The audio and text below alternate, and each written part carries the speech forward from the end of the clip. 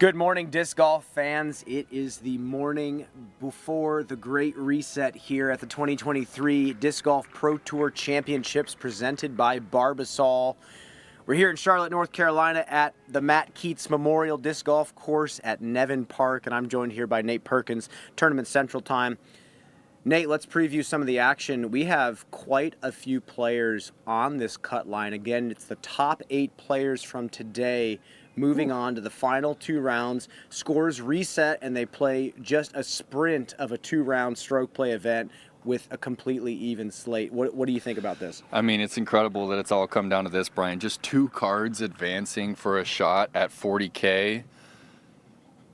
So the current scores, they include those starting strokes. So don't forget that when you're looking at those rounds. That's not necessarily what our players shot yesterday.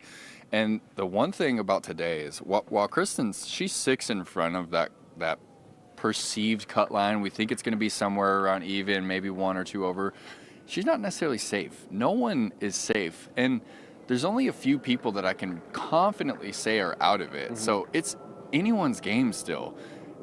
And it's do or die time. Like, there's nothing to lose. Like, you get paid for being here, mm-hmm. and if you don't make it, you don't have a shot at 40K. So people are putting everything on the line today, and I think almost everybody could go one way or the other today, and that's just a rare thing for disc golf. I mean, when we play a normal stroke play tournament, we don't have someone that's in 20th doesn't have the opportunity to still win, but because we have that great reset, Brian, they could. Someone that's 4 over today could qualify, get reset, and then have good rounds Saturday and Sunday and be the tour champion and kind of change their life. So well, and that's why we give the top competitors throughout the entire season just a few strokes of an advantage. I mean, I think it's perfect. Kristen getting 5 strokes here at Nevin, yes, gives you the comfort of knowing that you're probably, if you shoot okay, going to move on to the finals. Which, if you won, this many events that she won this year, you should be in the finals. Mm-hmm. But she still has to earn it.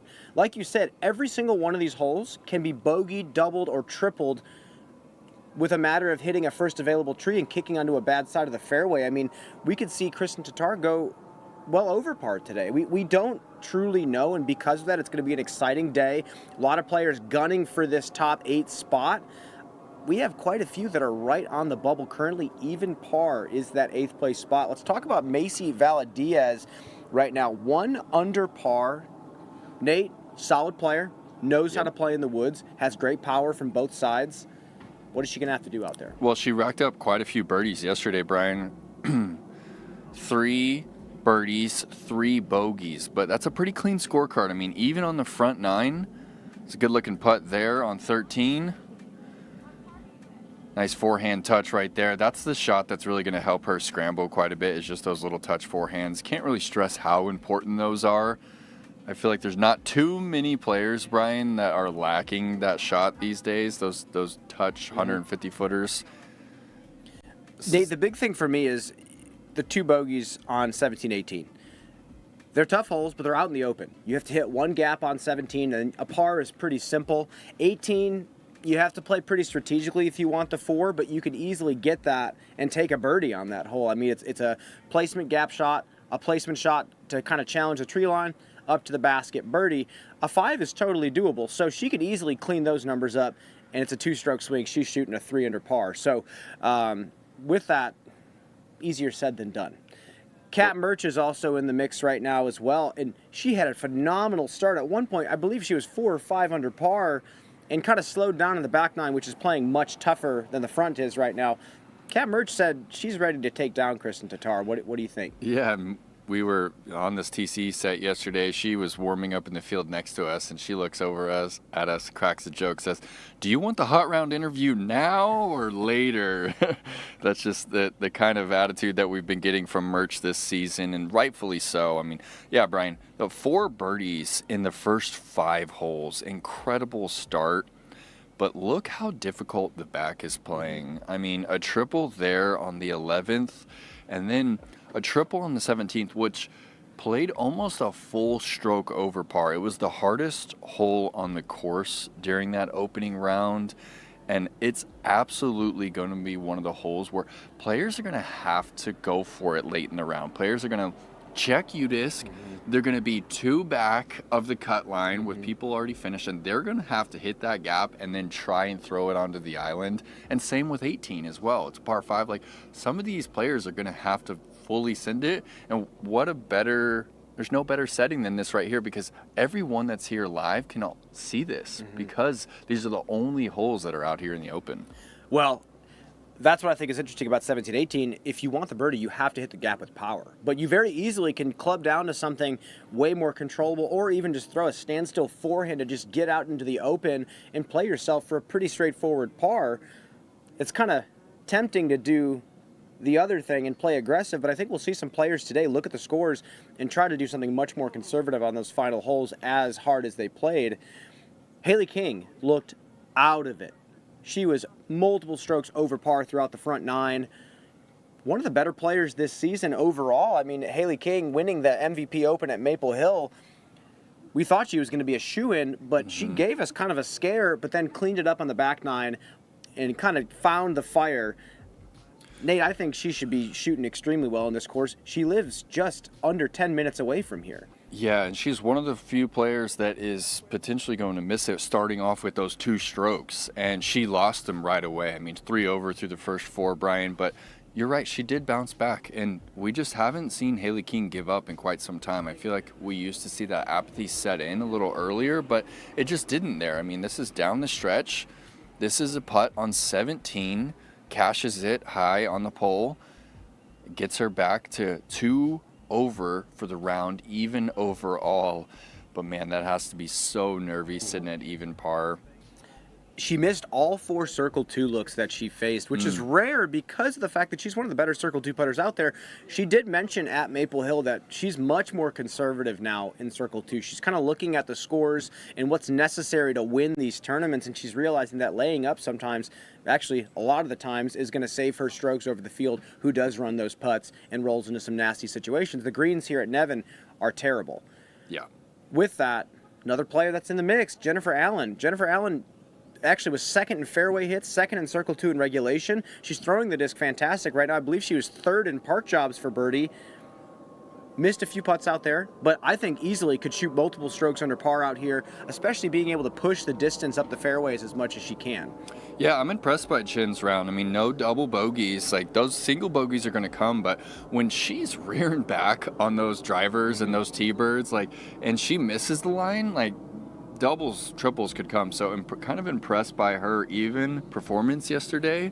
And when she gets those T-birds online, Brian, I mean, you said it, she can get so far up the fairway that she brings birdie into play on some holes where other FPO players like aren't necessarily even attacking. She got a great birdie there on the par 5, number 6.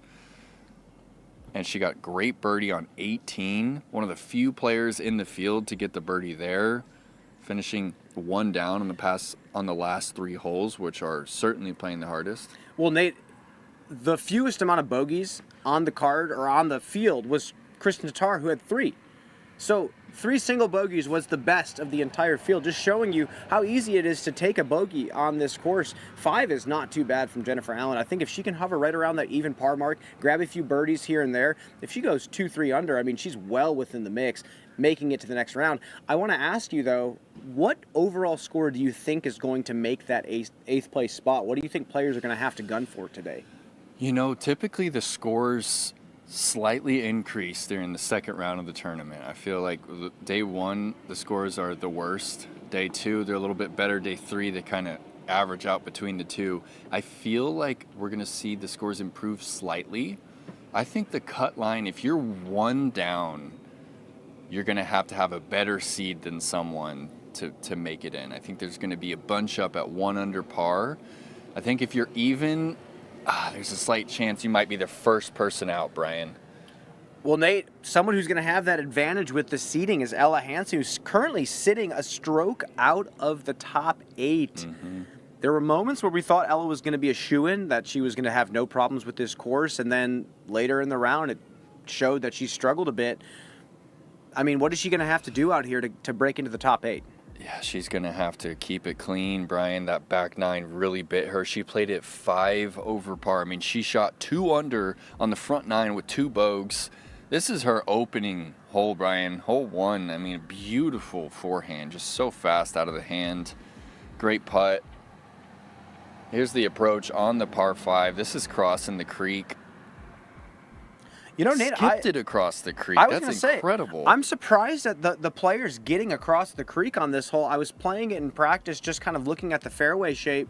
It's hard to access that gap, and players are getting smart and pushing that second and third shot on the right side of the fairway, and Ella was able to do that really well. This is the downhill number 8. Look at this.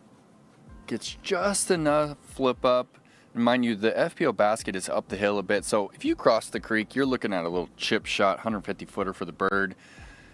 I mean, Nate, backhand timing looks fantastic, especially with the slower disc out here. You wonder if she's going to change the strategy or if she's going to start clubbing up to some faster drivers to kind of get aggressive down these fairways. I think it's been interesting to see the 2 different schools of thought of how players attack this course. Slow disc, try to control all of your bad luck, or just throw caution to the wind and roll the dice. And I feel like both of them have played pretty well for a lot of different players. Final player I want to talk about, Jessica Weese, had another really solid start. It looked like she was going to be one gunning for that top spot, and then had a tough finishing stretch. I mean, she had the bogeys on 13 and 14, had I believe a triple bogey on 17. What is it with his back nine, Nate? Oh, it's just that gap on 17, Brian. I mean, it's brutal. It's why it played almost a full stroke over pars, because there isn't you can't play safe. Like, it's maybe a 12, 15-foot gap at the 80 feet down the fairway, and then there's the out of bounds. So you can't just like pitch it out to the right. Like, Weese is probably trying to fit the backhand in, and for most of the round she's throwing these super extreme flip up shots, but here you need a little bit of stability. Like, we saw a little bit of head left to right yesterday. This morning it's kind of calm, but you can't read the wind when you're up on that tee pad. And we saw yesterday Owen and Kristen both out the gap, and then the wind just kind of bled their shot OB right. Then you have to make the decision, am I laying up short or am I going to go for that blind green? I mean, it's a phenomenally designed hole, and it's giving them a lot of trouble. Weese also kind of lost her putt on that back nine. I mean, she's kind of been struggling from deep in circle 1. So if she can get those like extreme flip up, I think she's still throwing the Vulcan on those like forehand flip up lines. Like, if she can get that dialed, and she needs some of those shallow circle 2 putts and those deep circle 1 putts to drop today to give her that chance. Well, I'm interested to see how players adjust their strategy going up to 17. We might see some players leaning back into some comfort zone type shots, even if it might not be the optimal shape for the fairway. Whatever hits the gap the best might be the option for some of these players. With that said, we haven't even talked about our leaders yet in Kristen Tatar, Missy Ganon. We're going to talk about them on the other side of this commercial break.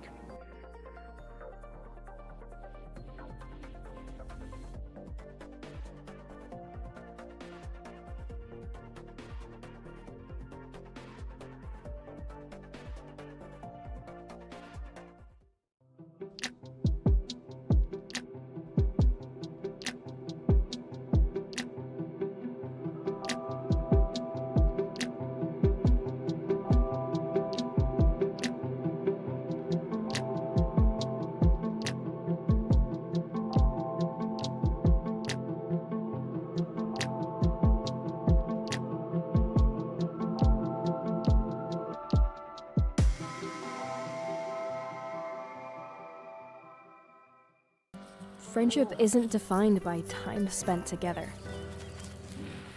but rather by moments shared.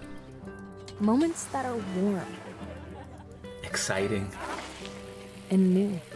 When you're outfitted for all that's out there, even the ordinary becomes extraordinary. So here's to taking a moment to appreciate every moment, made outside together.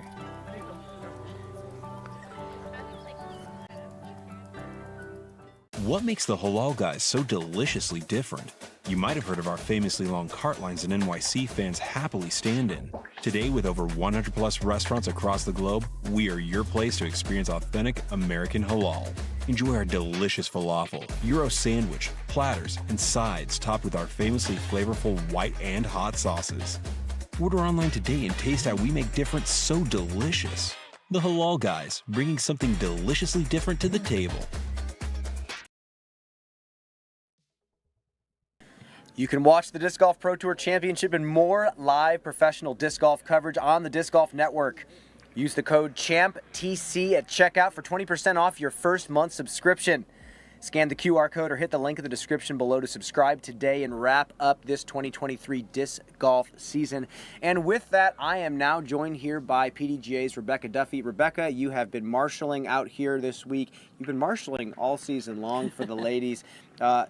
Before we talk about this week, can we just reflect on this incredible 2023 season and kind of what you've witnessed so far? Well, the PDGA has wrapped up their season, and we decided we wanted to support the Disc Golf Pro Tour Championship. That's why we're here this week. We always like to support our partners. But we have had an incredible season. There has been highlights of, record-breaking numbers and record-breaking payouts. And, we had a couple winners that decided to win 2 of our majors this year. So, it's been phenomenal, and it's so great to finally see the season wrap up, but I'm looking forward to the next one already. Well, now we're here this week at the Tour Championship. You're marshalling. You're making sure all the players are playing by the rules and making good calls on each other. What have you witnessed about the players playing this really treacherous Nevin course? Well, as you can see by the scores, there's been a lot of strong front nines. They get to that back nine, and some of them have a little bit of trouble, and they have to crowbar their way out of that score. And, it's just...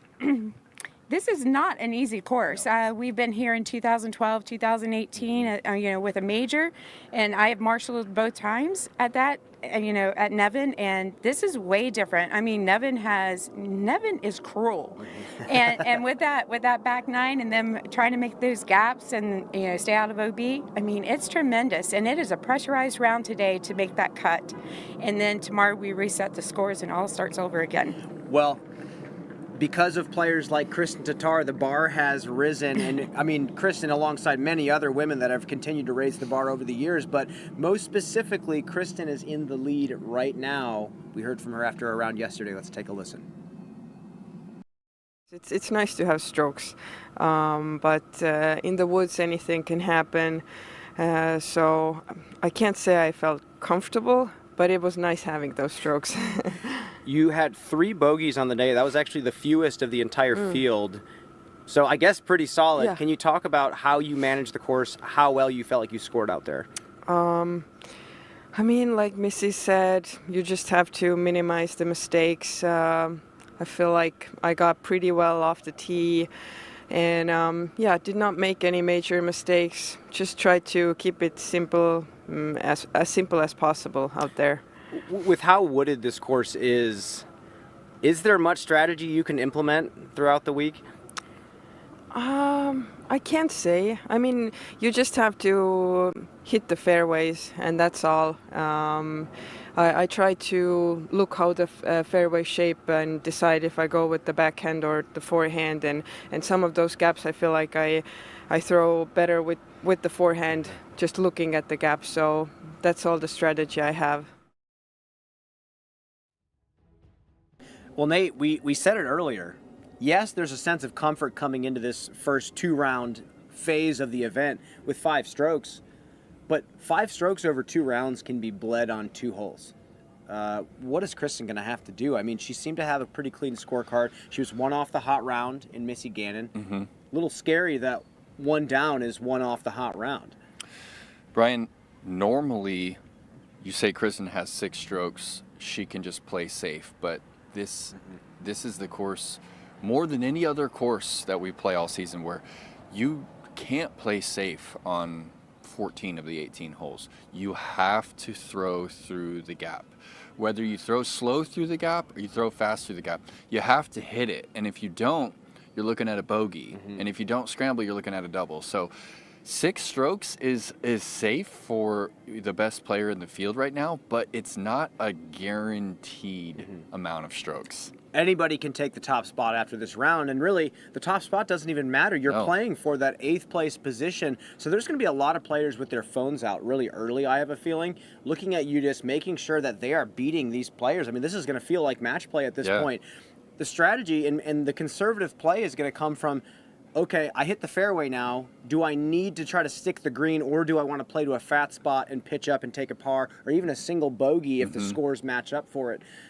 Playing safe or playing aggressive out here are not straightforward. It's very situational, and it all starts with hitting these gaps. I mean, this is where a player could go 5 under par or 5 over par. I mean, it just depends on how you're feeling on the individual day. Yesterday, we talked to Gannon Burr, who looked absolutely deflated, who felt like he threw the disc phenomenally well and did not get the landings that he wanted.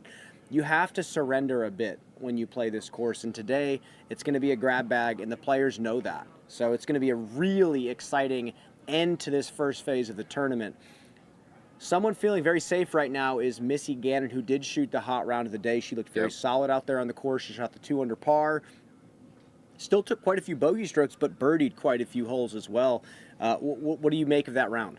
Well, it was an amazing round. I mean, I think that I felt like Missy looked the best as far as like the lines that she was able to shape. Just on paper, she matches up great with this course. I mean, the Thrasher on Baby Annie that's going to drag off to the right a little bit, finishing flat. The Mantis flip-up shot that she has, the little turnover with that. And then the situational putting. Here she is on the downhill number 8. But the thing is, Brian, is there's a few different ways that these players can think about these rounds. I mean, they could think about it as I need to make it, or they can think about it as I need to dial in this course for the next 2 days. Like, they could already think, oh, I've got 6, I'm gonna make it, and then just play with confidence today. Be like, I need to prep for the Great Reset, prep for the 2-round tournament for 40K that's coming up. I think that that's kind of the attitude that we're going to see. I don't think we're going to see Missy change up her game plan or dial back any of the shots. She's sending it through the gap because she wants to be prepared to take down Kristen and the rest of this field this weekend. Well, you're right. I think it could be a simulation for what's to come Saturday and Sunday. So instead of, like you said, letting some strokes bleed on purpose just to feel safe, it might just be, hey, I'm playing for that top spot because I want to see if I can do it when it matters most on Saturday, Sunday. We did talk to Missy after her hot round. Let's take a listen to what she had to say. I tried to make sure I thought as if it was a clean slate and just try to shoot the best that I can today and not think about the stroke advantage, because come the final 2 days, it's not going to be in existence. So as long as I can keep that mindset, I think it'll be good to just build off of that. I feel like the bogeys just kind of creep out of nowhere. You like, even if you advance up the fairway a bit, you might have just a weird tree in your way or stance problem, and just makes it a little uncomfortable out there. So scrambling is huge, but as long as you can minimize the mistakes and keep them to singles, you're still going to have to get the birdies, though. So, Well, let's zoom in on that 2 under par. Satisfied with the number? Yeah, pretty satisfied. Had a couple of late, couple of bogeys sprinkled out throughout the round, but was feeling really good about the birdies I was picking up. So even surprised myself a little bit on some of those harder holes, but I feel good. Yeah. Well, we talked to a lot of players during the press conference about this course, and they said, you know what, it scores really well for an FPO course. They are very satisfied to see how it's playing. I love seeing a scorecard like Missy's where there's quite a few birdies, but there's also some bogey strokes. But it's worse to see a 2 under par with 16 pars and 2 birdies. I'd rather see something with this type of color and this many birdies as well. So the course is clearly playing well. Players just need to clean up some mistakes. A player that I think can make the fewest mistakes of anyone in the field, who looked at one point like the best player on the course, was Scoggins. She looked fantastic out there, Nate, and she looked so comfortable throwing those forehands. She was obviously in pain, but at this point she's totally surrendered to it. She's working through it. She's taking the ibuprofen. She's getting massage. She's icing after her rounds. She's playing at the elite level still, and she's jamming putts, 100% from circle 1, 33% from circle 2. Do you think she's going to last 4 rounds out here? Oh, she's a warrior. I mean, she's been in pain for 2 months now. She's an absolute warrior. In her 40s, I mean, she's an inspiration to any disc golfer, young or old. And yeah, Brian, the big question about Owen we both had was there enough space on these tight fairways at Nevin for her to use the flex? And the answer was yes. I mean, she was able to dial down the extreme angle just a little bit. The thing about Owen is she knows all she has to do is give herself a look. I mean, this is hands down the most confident putter I've ever seen. man or woman. She knows she's going to bury the putt. And when she doesn't, it's a total shock to her. We're talking 60 feet and in, and she was burying them yesterday. Oh, Brian Earhart with the dodge, my man. Terrifying moment, but yes, like you said, the confidence from Ona is incredible. And the desire to continue to work and keep the putt not just fresh, but above fresh, natural and unconscious, so to speak, is admirable. And I'm looking forward to seeing how she lasts over 4 rounds. I mean, they went through the gauntlet this year. They played so many 4-round tournaments in a row. They played Worlds, Maple Hill, U.S. Women's. They're here now. Throw Pink. I mean, come on. And she's still here competing at this level. Incredible stuff. We talked to Ona after her round as well. Here it is. What expectations do you have when you play out here? Can you even have any with how wooded this course is? My expectation, actually today even if I shot just even, I'll be happy. I was thinking about whatever you do, just shot even today. And -1 was like pretty stoked for me because compared with my drive today was like, it can go more wrong than this. But like I said, the putting was like pretty awesome today. Upshot was like here and there, and then went OB like I think like 1 or 2 times, whatever, and hit the tree. That's normal. I thought I had my remote control will work today, but it's not. I mean, looking for tomorrow. I forced myself to putt more this weekend. I should not. But because I feel like it's so important. Come on, guys, it's 40K. I was like, normally when I playing, and I'm not putting. Last week I'm just kind of like chill, but this week I forced myself. Okay, practice and go putt. Yesterday I'm probably do like 50 or 60, and and it's hurt. It's hurt. Like the day before, 2 days before too. Like I said, after this one too, I have to like force myself to putt. I know it's not healthy for my arm, but I feel like I have to. This is too big. Then I could not think anything else. So I whatever I have to make my putting solid, I have to do it. Always an inspiration to listen to Ona talk. She is so committed to her dreams and goals and taking down this title. She has so much belief in herself. But another player we have to talk about, Holland Hanley, who, again, it's a common theme out here. This front 9 looked fantastic. Look at the back, Nate. Well, how do you clean up the back 9? Can you even make a conscious decision to do that? Well, it was like a switch flipped with Holland. I mean, so much confidence, and then boom, she lost it on 12. And it was like she was struck with it and wasn't able to find it. She was just like questioning herself. That can't happen today, Brian. You can't question the confidence regardless if you get those bad tree kicks or you find yourself OB. We're going to wrap up Tournament Central, Brian. We got to get out there. It's a perfect day before the Great Reset. Thanks for tuning in. We're going to send you down to the broadcast. FPO is teeing off right now. Brian Earhart and Nate Perkins. We'll see you soon. Feeling great starts with a great shave. Today, the world is in the palm of your hand. Or at least this can is. For over 100 years, Barbasol. It's a can of can-do. Hello, we're Kenna. We're a Dutch growing company. We love plants, and we want to tell you some cool things about them. Just like humans, plants can communicate. They can sense when another plant is close. Plants look out for each other too. They warn neighbors about nearby threats by secreting substances. And studies have shown that plants love a good tune. We love and understand plants. Let our passion excite you too. Repetitive stress injuries are one of the most common reasons that disc golfers have to take time off from playing the sport they love. With the average disc golf bag weighing up to 25 pounds, this can add up to over 2,000 pounds of accumulated stress on your body during a single round. A cart gives you the ability to bring what you need on the course without the repetitive heavy lifting.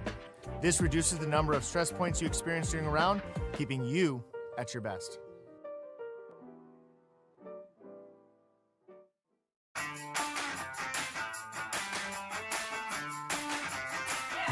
Just the way you like it.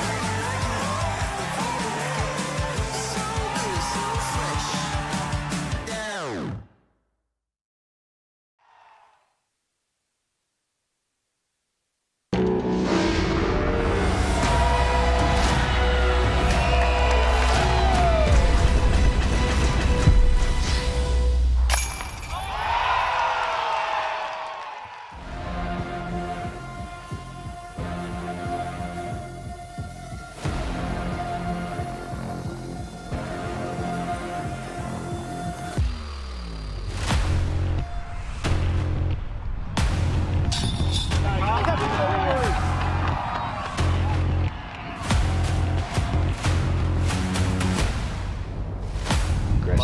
for Gannon Burr. Good. That's fantastic.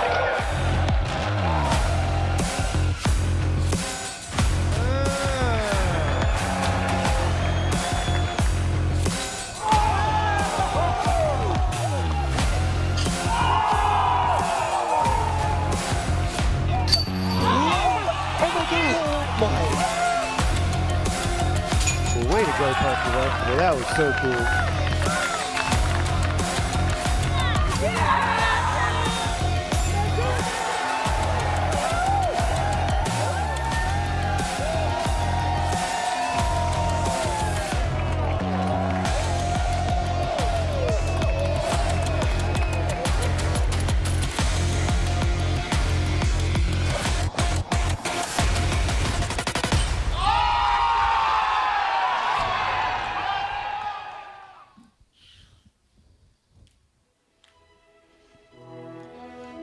Good morning and welcome to the Matt Keats Memorial Disc Golf Course in Nevin Park in Charlotte, North Carolina. We're here for the second round of the semifinals of the 2023 Disc Golf Pro Tour Championship presented by Barbasol. Our current conditions show us a temperature of just 58 degrees, humidity up at 93%, wind at 6 miles per hour coming out of the north.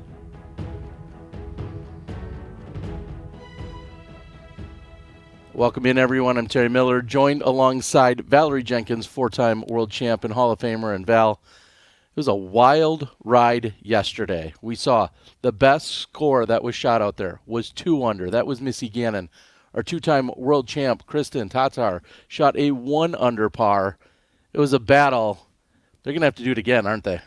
They are, and hopefully they took a deep breath after the round, were able to relax after the round, because it's a stressful course to play because you are just riding the edge at every single hole. You have to throw really good tee shots, and there's a lot of par 4s and par 5s where you have to accurately just stay in the fairway. Anything off the fairway, more tree kicks, more trouble. There's a lot that can happen. You have to play them all. It's so difficult, and closing out on 17 and 18, not an easy task, as the scorecards were showing us yesterday. Here's what we're doing for the format. It all comes down to this. We have 20 FPO players today that are playing 2 rounds. This is the second of those 2. 8 of them will move on to this weekend. That would be the finals, both Saturday and Sunday. The tour points that they've accumulated is the tiebreaker. And for the finals, the scores will completely reset. So after today's round, if you make it into the top 8, everybody is back at 0. And then we'll determine a tour champion after 2 more rounds are played, both Saturday and Sunday.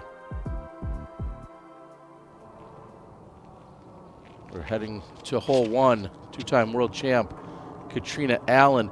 Yesterday we saw the roller resulting in a near park job. Today, even closer. And the result is the same, just barely squeaking it in, but Katrina Allen opens with a birdie again. She's got hole 1 dialed in. And Ella Hansen, who is fighting to move into this weekend, has taken a double bogey on hole number 2. We're going to keep our eyes on each and every one of those players right near the cut line, and it's going to continue to shift. We saw yesterday 2 under, hottest score on the course. Right now, when we look at our totals, Kristen and Missy both sitting at 6 under, Scoggins at 4 under, Holland Hanley at 2, and we see Even is actually in a pretty good spot right now. Keep in mind, the seed is the tiebreaker, and you're seeded by the overall tour points that you accumulated here in the 2023 season. And looking at Stacy Ronsley, Ella Hansen, Allie Smith, all right now closest to that cut line. And we also had taken note that Maria Oliva did not finish. She has withdrawn. Hopefully everything is all right. I'm not sure if that's injury. We don't have an update as to why, but we did not see Maria Oliva on the course this morning, so she is officially not competing and has ended her Pro Tour season. FPO chase card. Up first, please put your hands together for Miss Macy Valdes.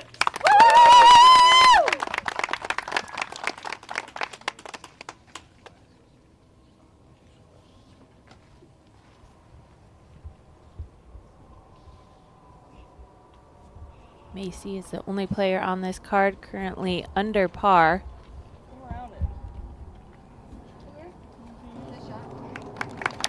Macy also started with 5 consecutive pars yesterday and then got a birdie on the 6th.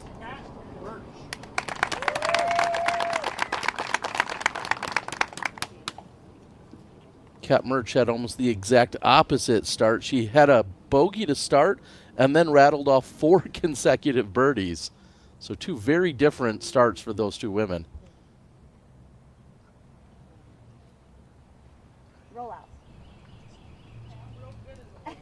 Ooh.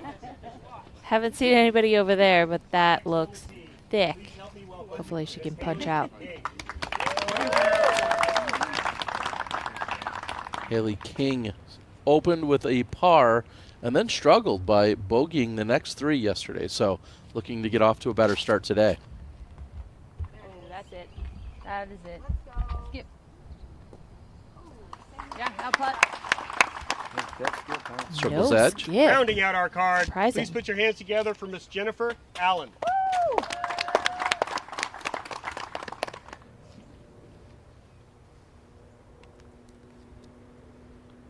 Jen also picked up her first birdie on hole 6, so she'd like to get off to a little hotter start today, and this looks beautiful.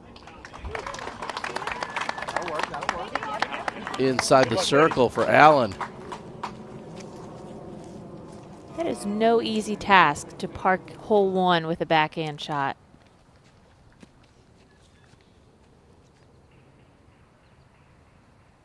Jessica Weese on hole 3. Ouch. That looked uncomfortable. Hopefully she didn't hurt herself. Got full power out of the shot, though. Oh my god. Are you okay? I'm good. Gracefully sticking the landing as we take a look at our U-Disc course close-up here at Nevin Park, Charlotte's #1 disc golf city in the U.S. on U-Disc Places. Make sure you check that out. You can read all about it. In fact, 21 courses, 26 leagues. So much disc golf in this mecca. This is the Matt Keats Memorial Course. It's a par 69, 9,445 feet. And this year we have new holes on 1, 17, and 18 that enhance the spectator experience. They cleared out nearly 4 acres of viewing area, more than 5,500 feet of space that people can now view from since last year. Go out, download UDisc, the app for disc golfers.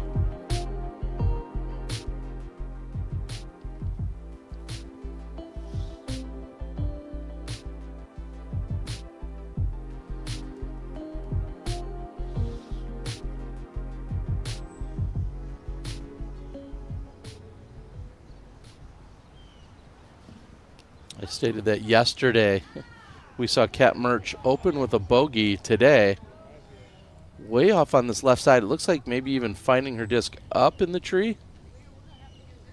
There's no 2-meter rule in effect at this tournament.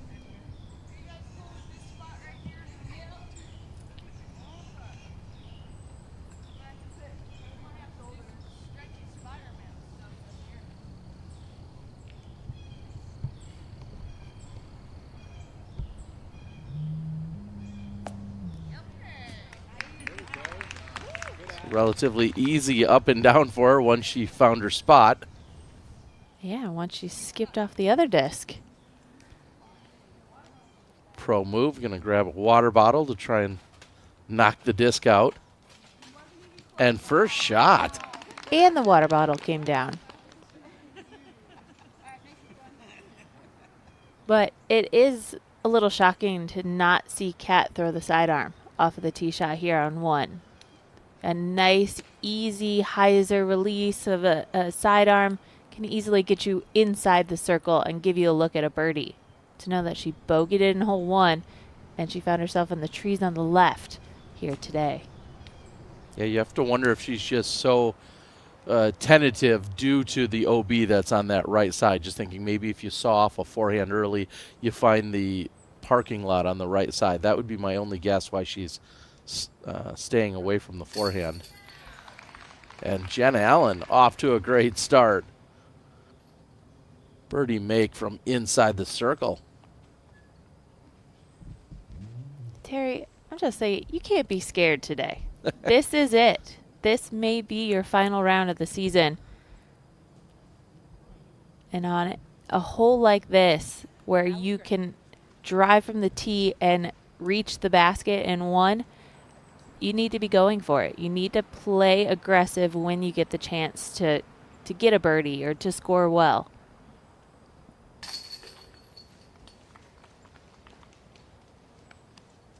Valdes in for her par.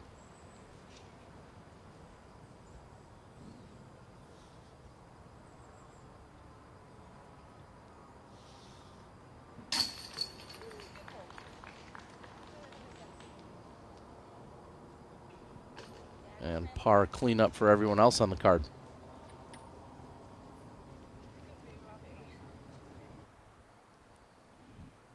Jen Allen off to a great start.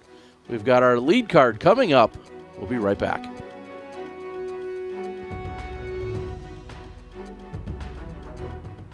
Feeling great starts with a great shave. Today, the world is in the palm of your hand. Or at least this can is. For over 100 years, Barbasol. It's a can of can-do. Billy Rossini and I go back to 2007, I believe. Billy was one of the guys that was actually sponsored in Charlotte by Innova. He said, hey, here's my product, and I was already in. All the scoring that we do in our sport now is all digital. Having some sort of backup power source is going to be really important. We feel that it's good quality product. And having a stash pack that holds the cable that connects to any device, it just works. It's not just my business partner, it's my friend. And so that's why this thing really works for me.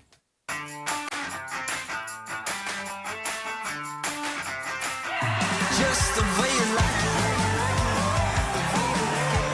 So good, so fresh. Down. Get ready for an electrifying fusion of disc golf and art.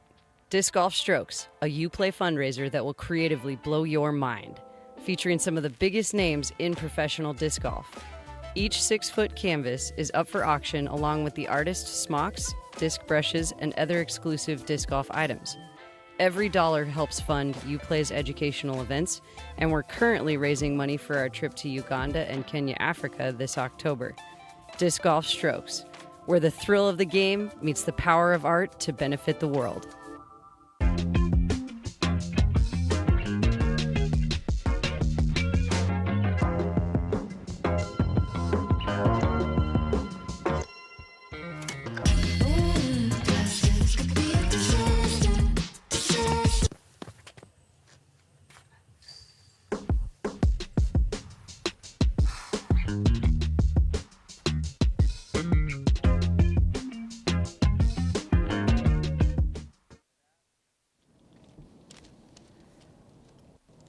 Welcome back. Jennifer Allen on the tee of 2.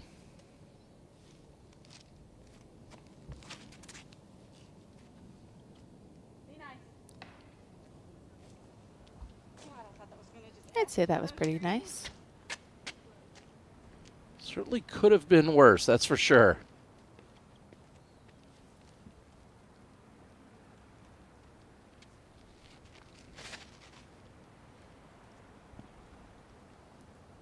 This is more of a straight shot. You do want the disc to just finish carrying forward.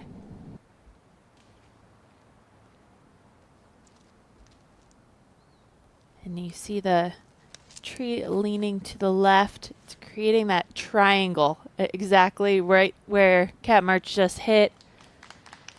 But unfortunately gets the tree hit as well. She's off to the right.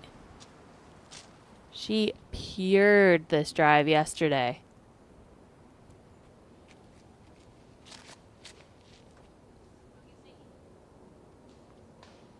And wider than she was playing for. And she's going to find still somewhere near the fairway, so not too punishing for being off her line.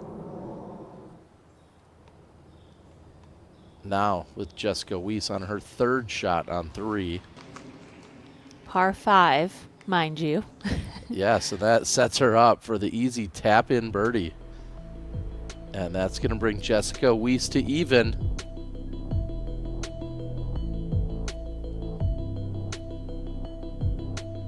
This is going to be pretty exciting, watching these players fight to be in the top 8, to fight and get a bigger paycheck, to play in the finals, and maybe be our Tour Championship champion at the end of the weekend.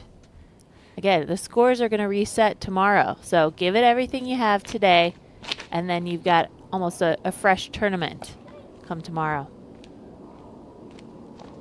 Inside for Weese. It's a kick to the left that will not be helpful. Now King going with a forehand approach.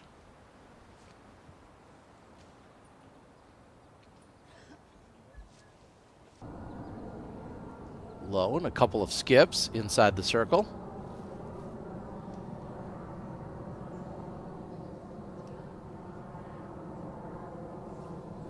Because if not, I'll move it.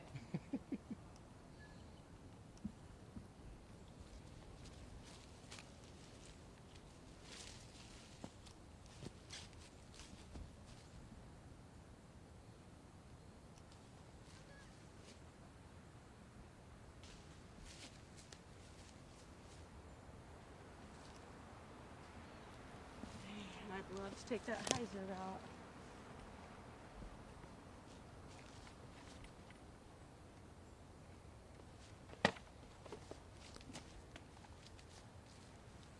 Jen Allen makes our job easy. She's always a good commentator. Lets us know what she's thinking. She's got a choice of 3 or 4 different routes here. She said she'd love to take the hyzer route, but she goes with the Anheuser, but doesn't get over on it enough, and that almost lines up instant bogey with that early tree hit. She'll have a long look to save par. Still possible. I don't see her being too aggressive, though. Owen Scoggins making her arrival. Not fast enough to like make me one picture. I know. Right? You need to learn. Owen's got instructions for her husband and caddy, Justin. I'm guessing Justin had some work to do yesterday in his own professional life, as he was on the bag for only about half the round. It was kind of surprising to me, but I know Justin also does work remotely, so I'm guessing he was pulled away. It's a good call. His boss might be watching the Disc Golf Network, and if he sees him caddying and working on the course, he might be in trouble. I'll see if Jen's going to be aggressive with this. No, she's going to come up short and have the easy tap in, but that's going to be a bogey for Allen. Hole 2 is playing very difficult today. Over 80% of the field has gotten the par, no birdies, and 18% bogey. So playing it for par is not a bad idea today. Weese finding the fairway, trying to recover, possibly still get up and down and save par.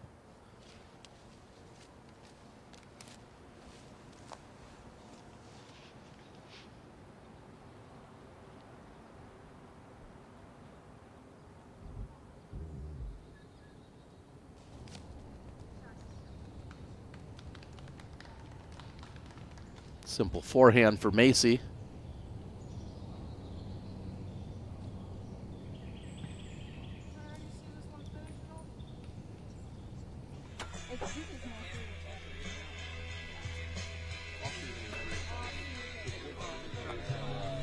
Our throw pink champion, Holland Hanley, making her arrival.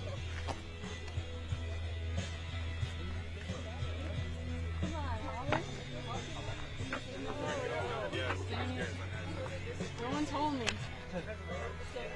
I want my blue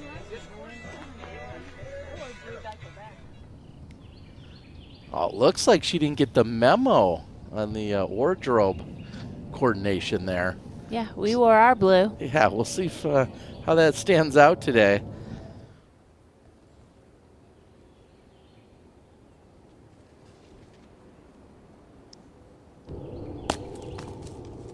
Merts with her second. She goes deep, but she's inside the circle. That'll be almost 25 feet to save par.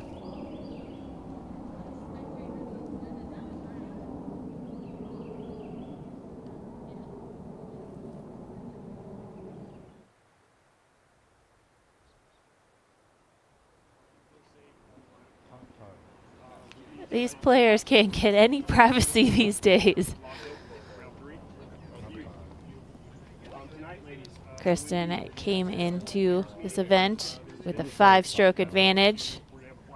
Our #1 player after the tour season, and remains in that first place position, tied up with Missy Ganon currently. She shot 1 under yesterday. Hottest round on the course was a 2 under by Missy Ganon. Kristen's 3 bogeys were the least of any woman in the field. And speaking of bogeys, that's what's in store now for Kat Merch.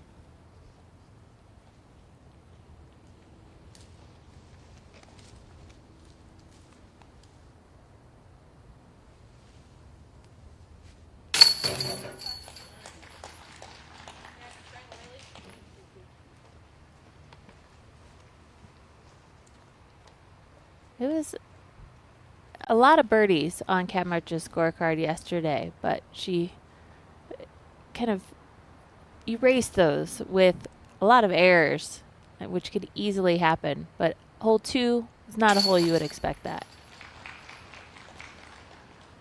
So Macy is in for par. We saw Haley King in for her par, and now Kat Merch with a bogey and Jen Allen with a bogey.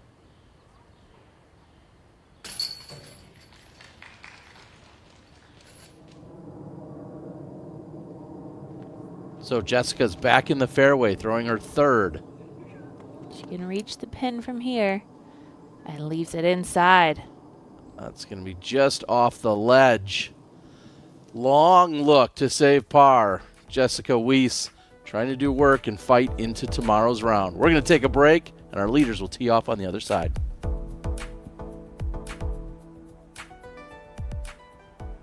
Friendship isn't defined by time spent together, but rather by moments shared. moments that are warm Exciting. and new. When you're outfitted for all that's out there. Even the ordinary becomes extraordinary. So here's to taking a moment to appreciate every moment, made outside together.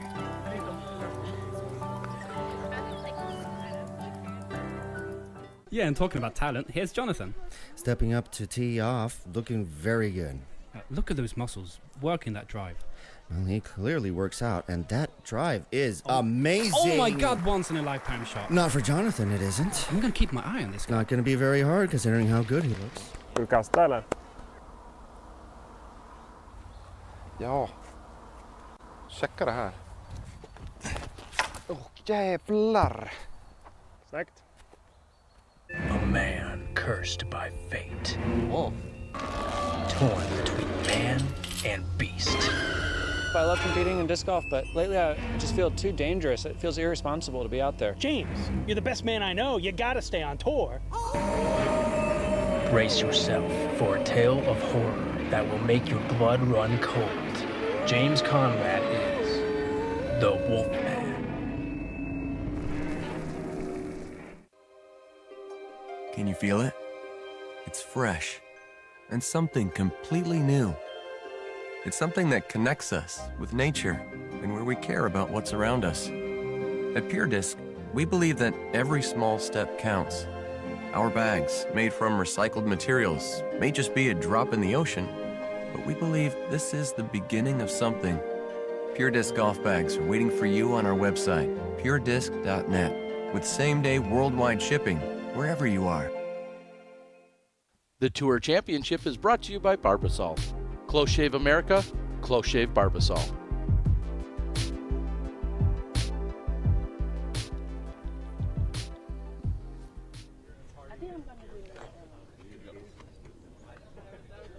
morning, everybody, and welcome to the 9:55 a.m. tee time, your FPO lead car.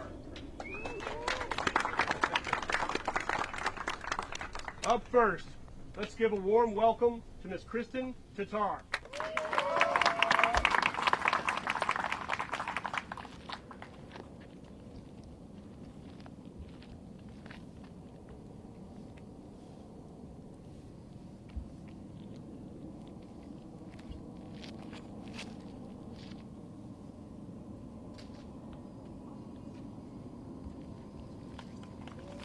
Those branches were helpful, keeping her safely in Next on bounds. the tee, please help me welcome Miss Missy Ganon.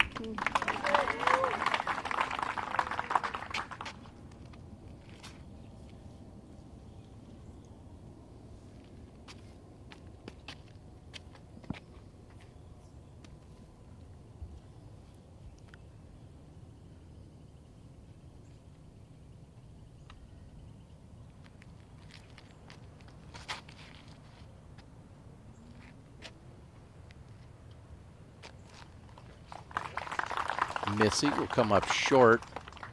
Up next, Really trying to please play put your that hands left together side and for drag Miss it over to the right.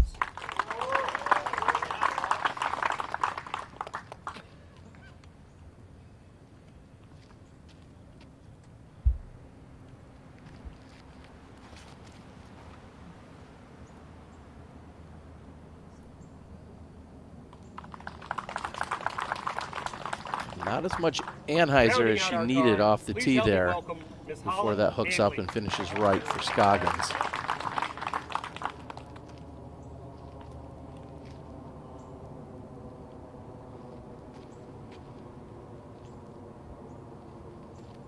Very different looking forehand coming from Hanley, more of a low line drive.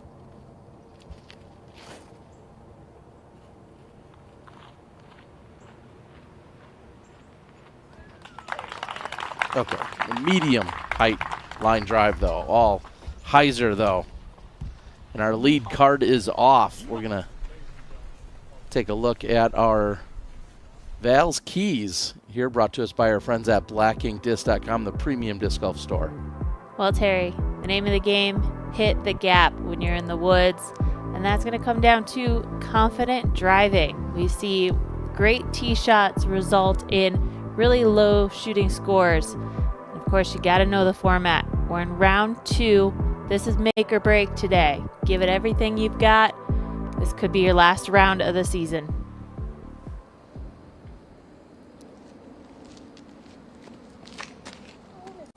Jen Allen misses the first tree on the right side, but hits the second. She's currently inside the cut line. And Weese will pitch out. That was her 4th. Bogey in store for Weese.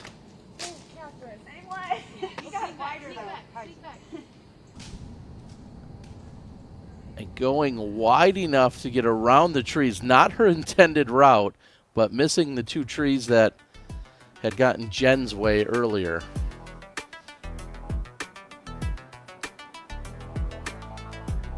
We can see that Kat Merch and Jessica Weese are tied up when it comes to the scores. However, Kat, if it ended right now, Kat would get in because she finished higher in the tour standing. She has more tour points. So those ties are going to be crucial in how many tour points you collected this year. Yeah, you kind of get 2 advantages to playing well through the season. You not only can get the starting strokes that we see from our players, but also having that tiebreaker advantage as well.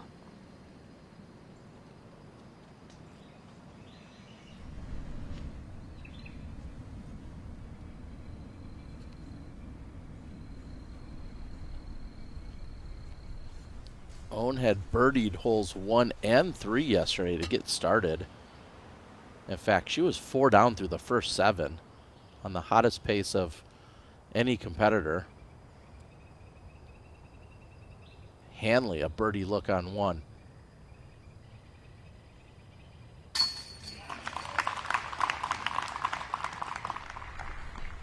And like yesterday, opening with a birdie.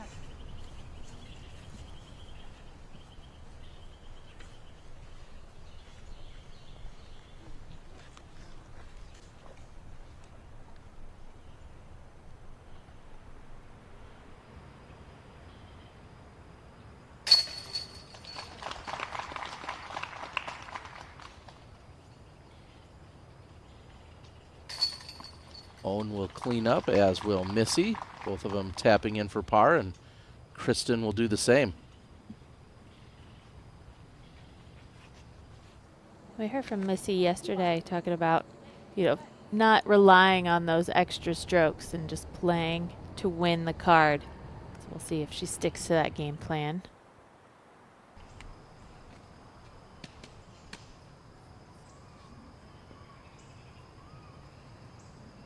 Joining Ella Hansen on the 4th. This is her look for birdie. She had a double bogey on 2. Oh, but that one falls in for her. Ella Hansen picks up her first birdie of the round. Ella just shy of the cut line. I didn't see a finish, but that did not sound good.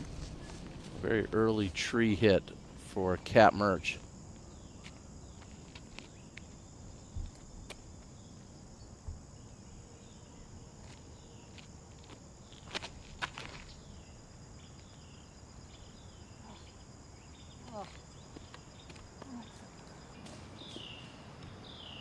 Weese misses everything and pushes to the right side of the fairway. Not quite ideal positioning, but she'll probably be able to make something work with another forehand. Merch with her 3rd.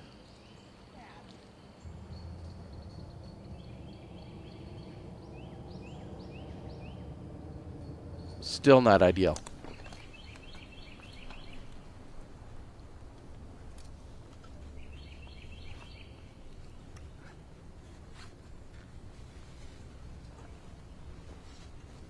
As I mentioned, hole 2, birdie free today. Second card was left, right, all over. Nobody got inside the circle. You release on that perfect line, you can easily reach this pin. 366 feet.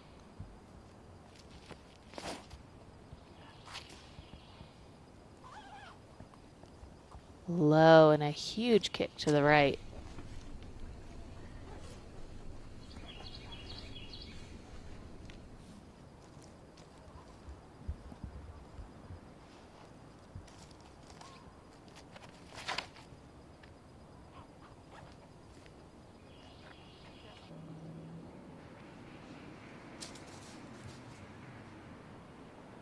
And somehow missing all of the trees. Kristen gets to pin high and will have a birdie look.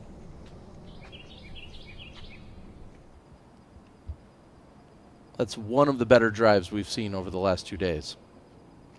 Now Ganon.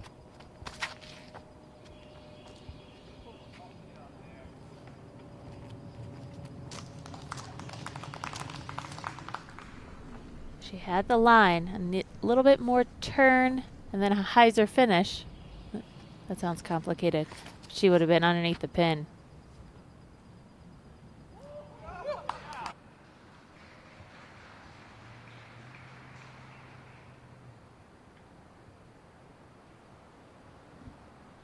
Low for Scoggins, but carries most of the fairway. That's what's most important here.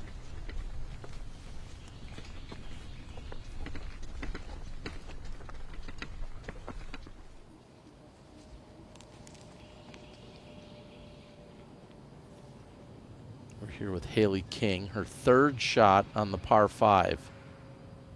And that is a spectator rope, so no fear of OB there. And barely fights into the fairway.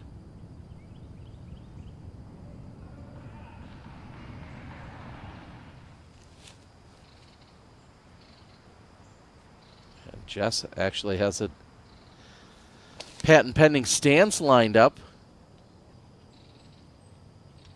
A slight slope near the pin. She stays up on the high side on the left, but she'll have a decision to make. She's going to go for that putt or not. That'll be a long look for birdie if so. Here's Merch. This is her 4th, so still an opportunity to get up and down and save par.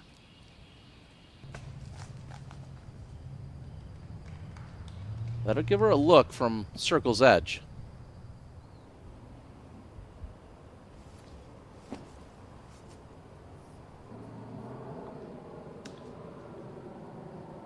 Oh, and a good tree kick this time for Hanley.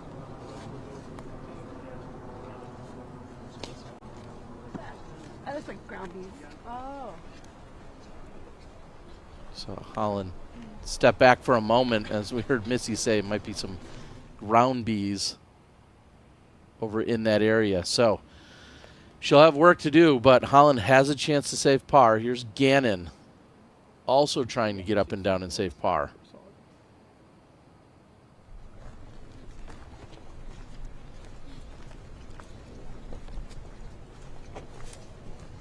And that should be the name of the game.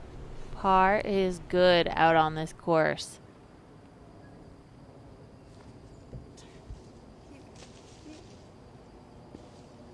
Jen Allen throwing her third, so she'll still have a look for birdie.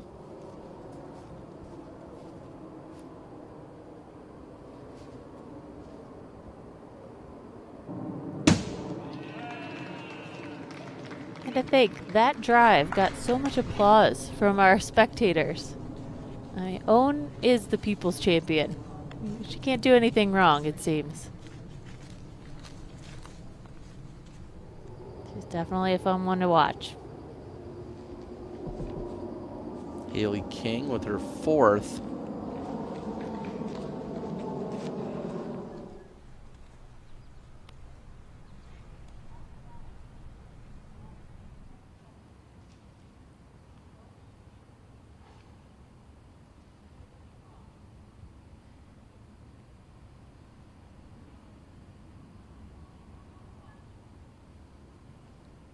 Hanley to save par from circle 2, but she doesn't draw medal.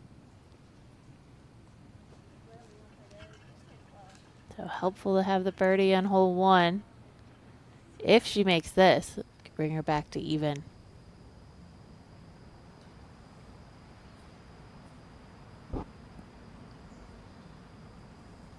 Stay up, stay up, stay up! Oh. Dang.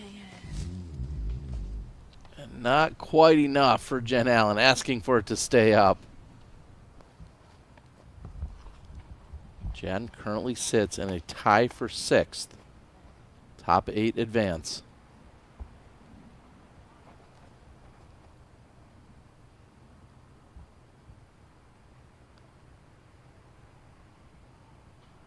Look at this wide stance for Missy. She's going to require a lot of upper body power. Oh, just a little bit too high.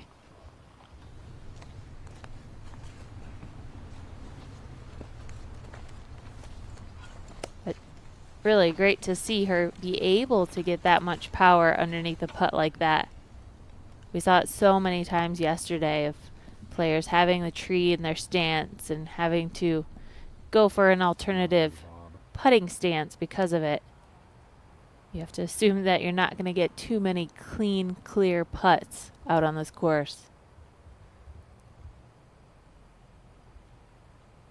Kristen with an opportunity to give herself even more breathing room on top. And that will be short, so she'll have to settle for a par. It'll be the easiest par in the group. Her and Owen will be able to both tap in stress-free, but a couple other bogeys likely coming for the other competitors. Here's Merts. She's got work to do for her par. Making it look easy, though.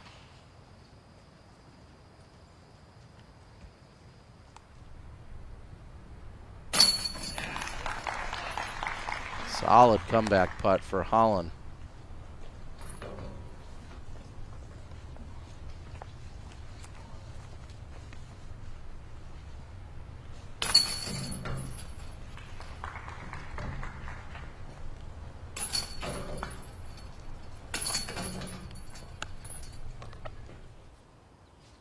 Ganon in for bogey, Kristen for par.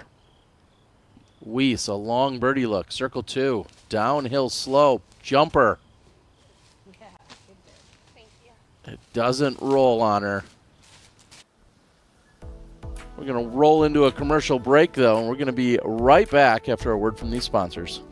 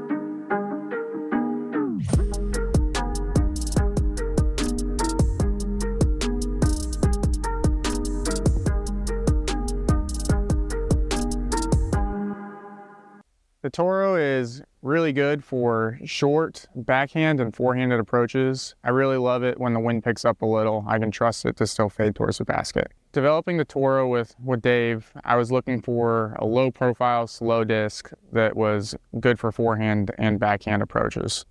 And through several iterations, we finally landed on this disc. You know, having my name on it, it's just, you know, the cherry on top. TeamDiscraft.com. All the team favorites on one site.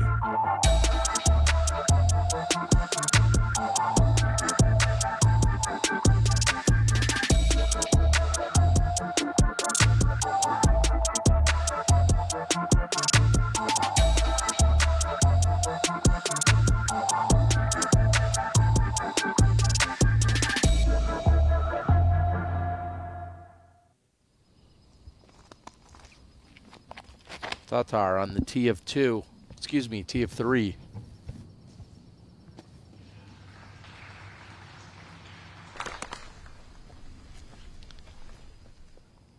Clean drive again for Kristen.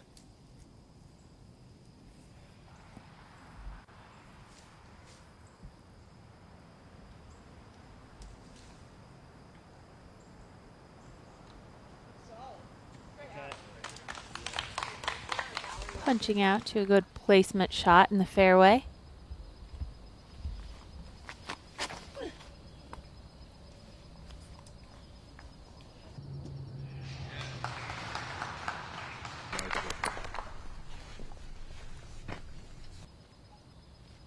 Oh, continuing to hold the arm, massage it, keep it warm.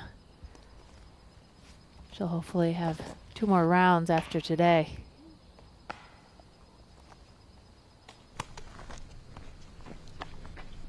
Again, an early tree hit for Hanley. This time puts her right in the center of the fairway.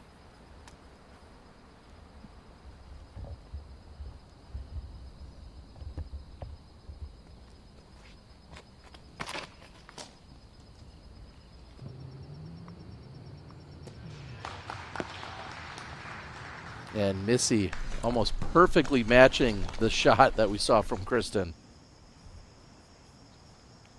Weese, tee of 6. Weese currently tied for 7th. It used to be 18. It was last year. They've lengthened the hole and made it actually the easiest hole in the course.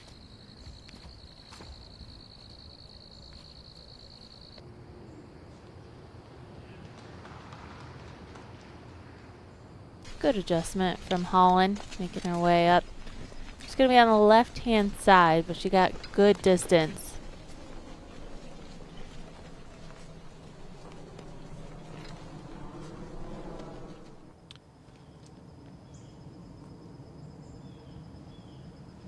Currently, as we've been watching, Kat Merts, Jessica Weese, and Jen Allen, all 3 of them are tied for 7th. Jen Allen is outside of the line due to the tour point standings.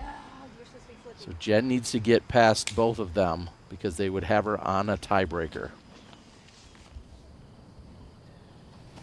Back with Scoggins.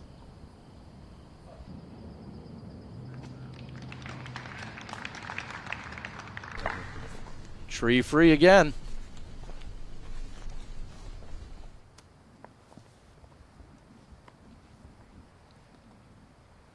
So you can see the back edge of that tree line. That's when the fairway starts to shape off to the right.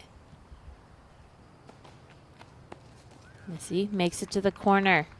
Another great placement shot. And we're fortunate enough to have Brian Earhart out on the ground as he's also been working at Tournament Central. Brian, can you tell us a little bit about these drives and how well placed they are? Yeah, I feel like this hole here is such a good example of just the themes of how to play Nevin. It's really not enough to just hit fairways. There are so narrow of these little green strips down these fairways that'll give you these good angles at birdie. Kristen and Missy actually are in that perfect spot, but it's so hard to find them. I mean, it's not easy to have a second shot on a par 4 where you actually have a stock shot to the basket. So nice fortunate lies there for the two players right there. Yeah, appreciate the insight, Brian. Now we'll see Kristen lining up a forehand for her second.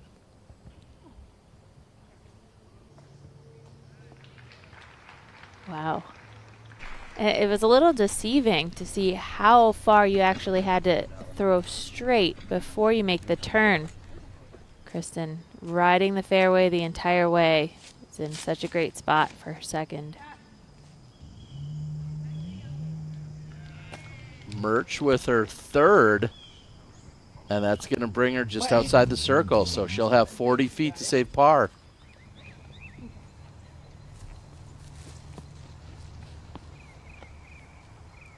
You looked a little shocked that I said this is one of the easier holes on the course yesterday, but this is the only hole that we did not see a single bogey.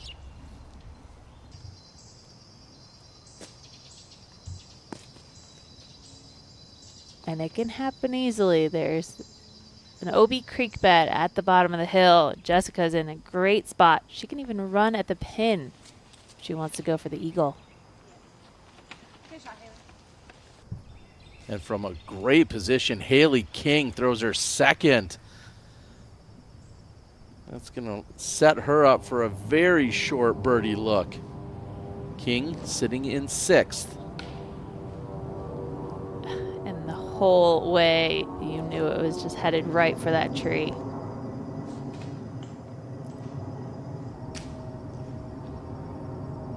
And Jen fighting from the far left side of the fairway. And she's going to be circle's edge. With some awkward side hill footing.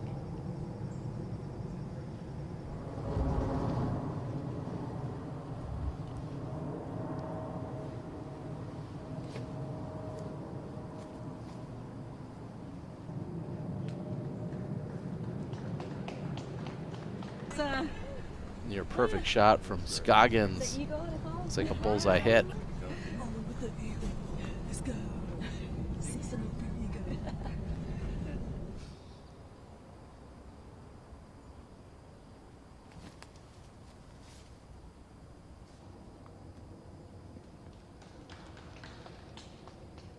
Still not quite parked for Hanley.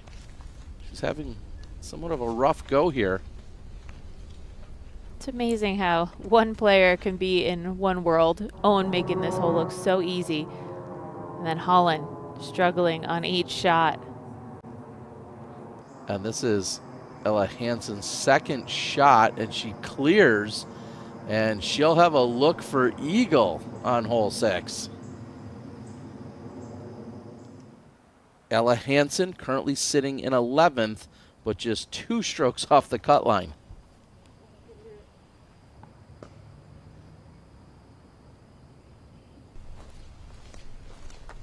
She could have done without that last tree. Gonna have a tester putt coming up for birdie.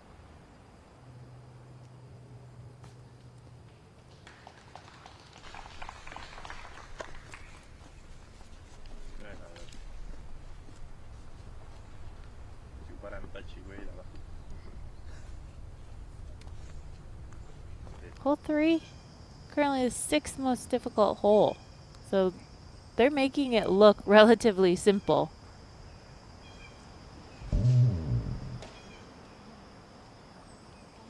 Jen, deeper than I realized, and that's going to be right next to the basket. Cat Merts trying to save par.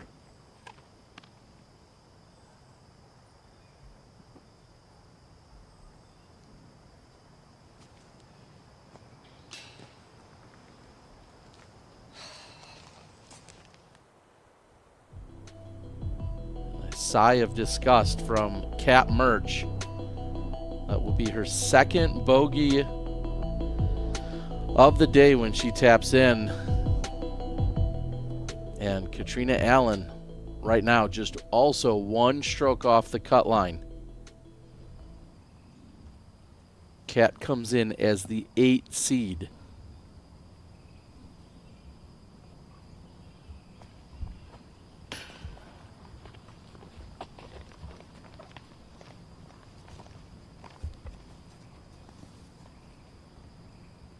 Just one shot less than perfect for Missy Ganon, giving her that circle edge putt. She'll have a par coming up.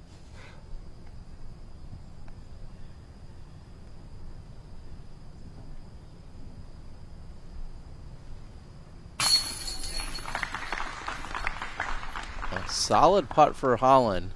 However, that is for bogey. So she moves to 1 over on today's round, 1 under overall, and a tie for 4th. It's going to be so important for Holland to keep her emotions under wraps, to keep cool. Don't let the frustrations build up. Everyone on the course yesterday carded several bogeys. So you know the errors are going to happen, but can you keep your mind in it and get back to focusing on the shots? Take each tee shot as a fresh start. Ella Hansen's the 5 seed, currently sitting at 2 over. If she converts here, she's inside the cut line.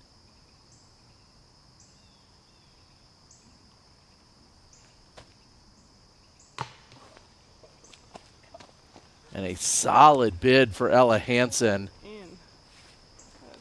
She thought it was in, and it was a very good look. Chandler Fry on the bag. Katrina Allen opened with the birdie and then puts in the birdie on 6. And just like that, Katrina Allen is in a tie for 8th and is on the top of the cut line due to the tiebreaker. At this point yesterday, Katrina was 2 over through 6 holes. So different story today, moving up 4 positions and above the cut line.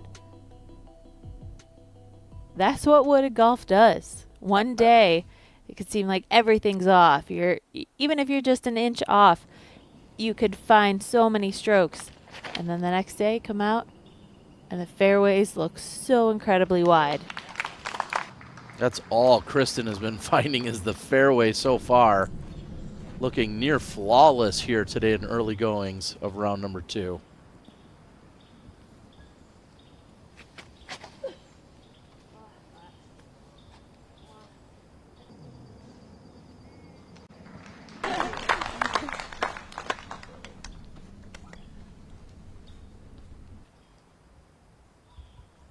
Owns off the fairway on the right side. Now Ganon.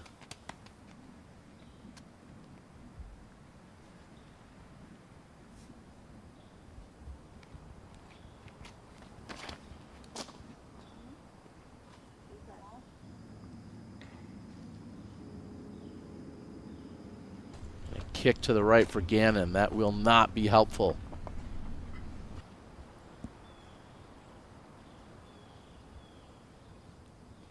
And this fairway rides that backhand hyzer line the entire way. Par 4, 640 feet.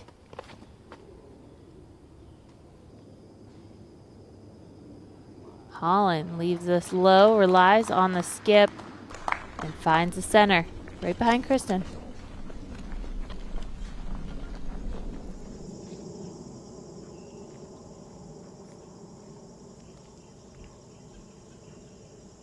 Kat Merch at this point yesterday had 3 birdies already on her scorecard. Today, she's sitting 2 over with no birdies and is outside the cut line.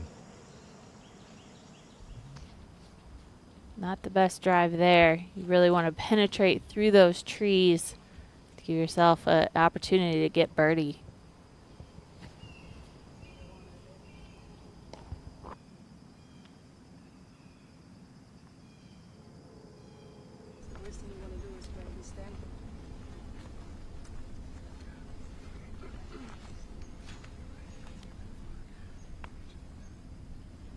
Oh, and still with work to do to save the par.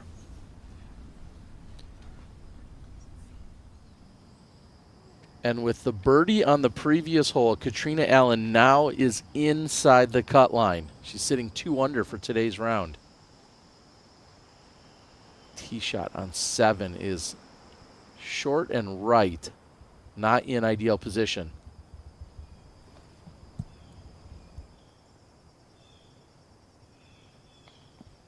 Well, she hit the gap.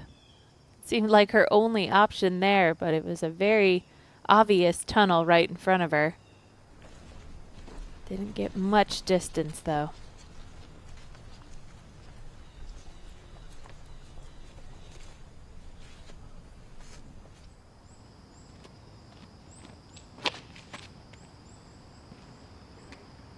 And what a flip up forehand here by Jessica Weese.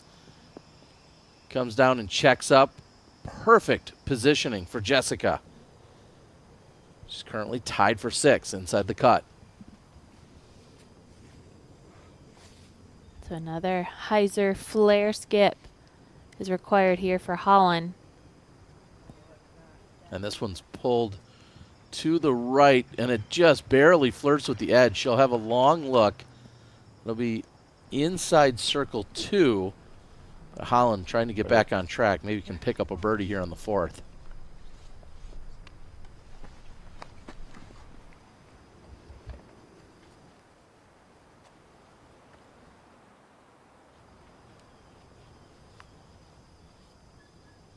I feel like this shot is almost identical to the tee shot with where she's placed herself. If she threw a carbon copy of her first drive, she'd find herself right next to the basket. Well, but this one's higher and wider. Yeah. Pick up the disc you just threw. Do it again. So a missed opportunity for Kristen, because that was prime position on this hole.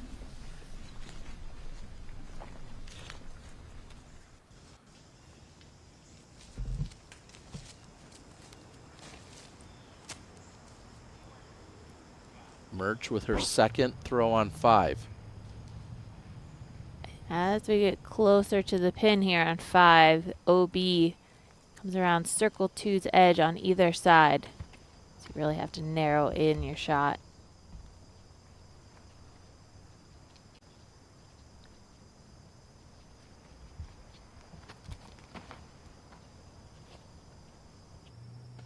Ganon has work to do to get up and down to save par, and it looks like she's going to do just that. What a recovery for Missy Ganon.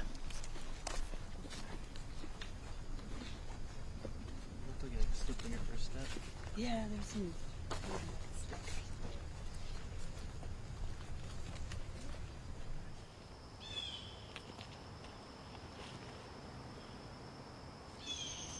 And Kat on the high right side, not really the intended fairway, but it looks like she has some room here. Standstill forehand fights through most of it, so she'll still have a long look for birdie.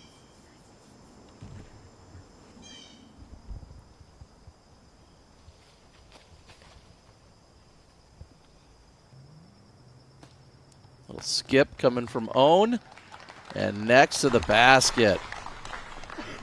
Scoggins will have a tap-in par. I mean, for me from here, I cannot just stand there. Oh, you will not hurt my arm. Yeah, I can stand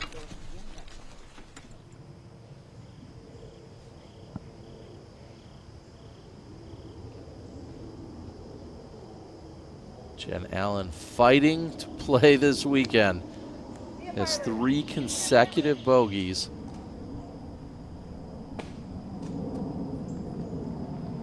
And that is her second shot, so she'll have a look at birdie. That'll be uphill, circle 2.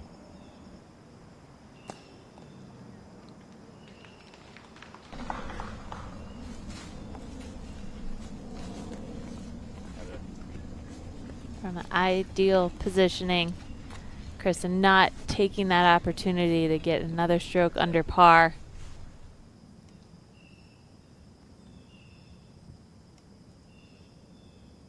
Let's see how bad Holland wants it. Birdie. About 40 feet.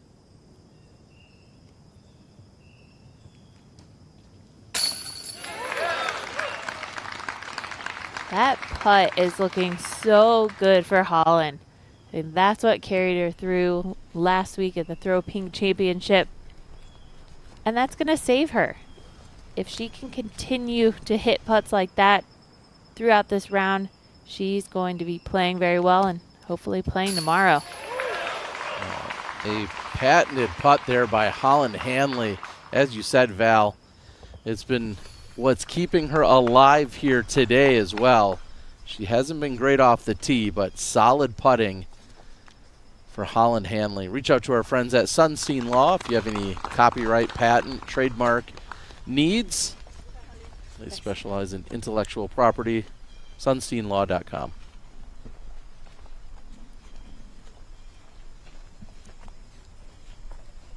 To think, Holland has not made a putt closer than 16 feet yet today through 4 holes. So like you said, the putter has been put to work. She's been put to the test, and she's successful so far.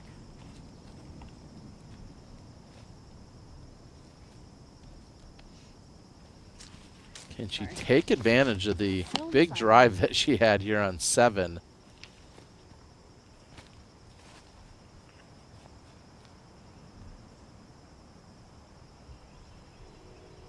Weese is an 11 seed coming into the weekend. She's currently tied for 6th. And she'll have a look for birdie.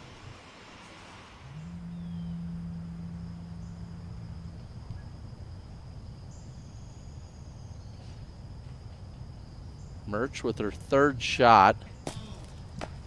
Oh, and just barely missing the basket.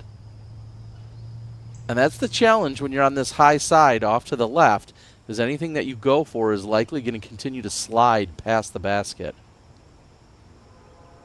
Cat from long range for birdie.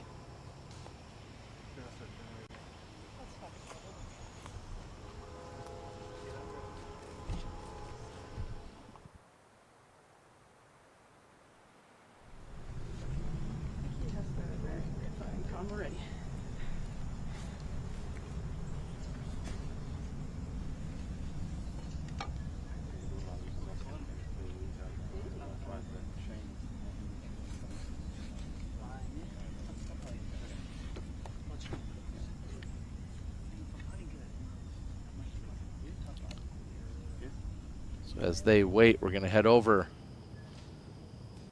Here's Merts. We just saw the approach that went long.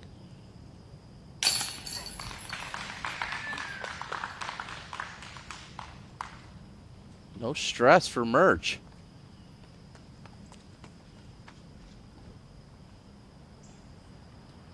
Jen from just a few steps closer.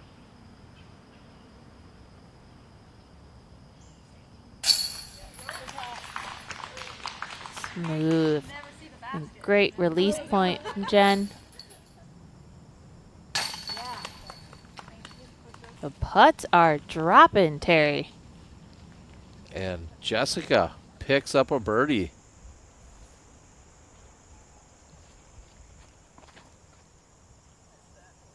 Like I said, you want to get inside the tree line. I didn't even see where that went. The tee shots for Holland have been a little rough. This is one of the more open tee shots, and still she is yet to hit the gap.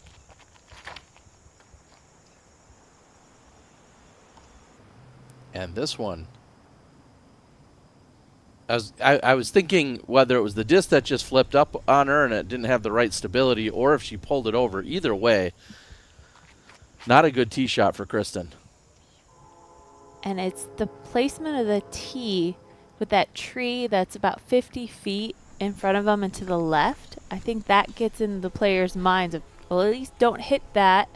Then they end up pulling it a little bit too late.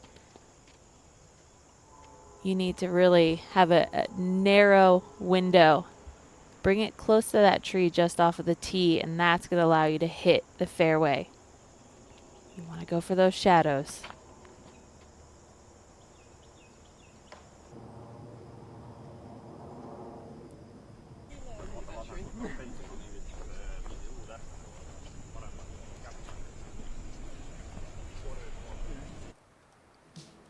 And we're going to take a look at our hole 5 flyover brought to us by our friends at LL Bean, who encourage you to get outside and any chance you can. They want you to be an outsider, as they've supported us not only here for the Tour Championship but also at our World Championships last month. Val, 630 feet, a par 5. It's all about placement here off the tee, isn't it? Yeah, be lucky to get inside the trees. We haven't seen too many players do that, but this is what you would have left for your second shot. You want to be lined up with a gap because there are so many trees if you are left or right on your tee shot.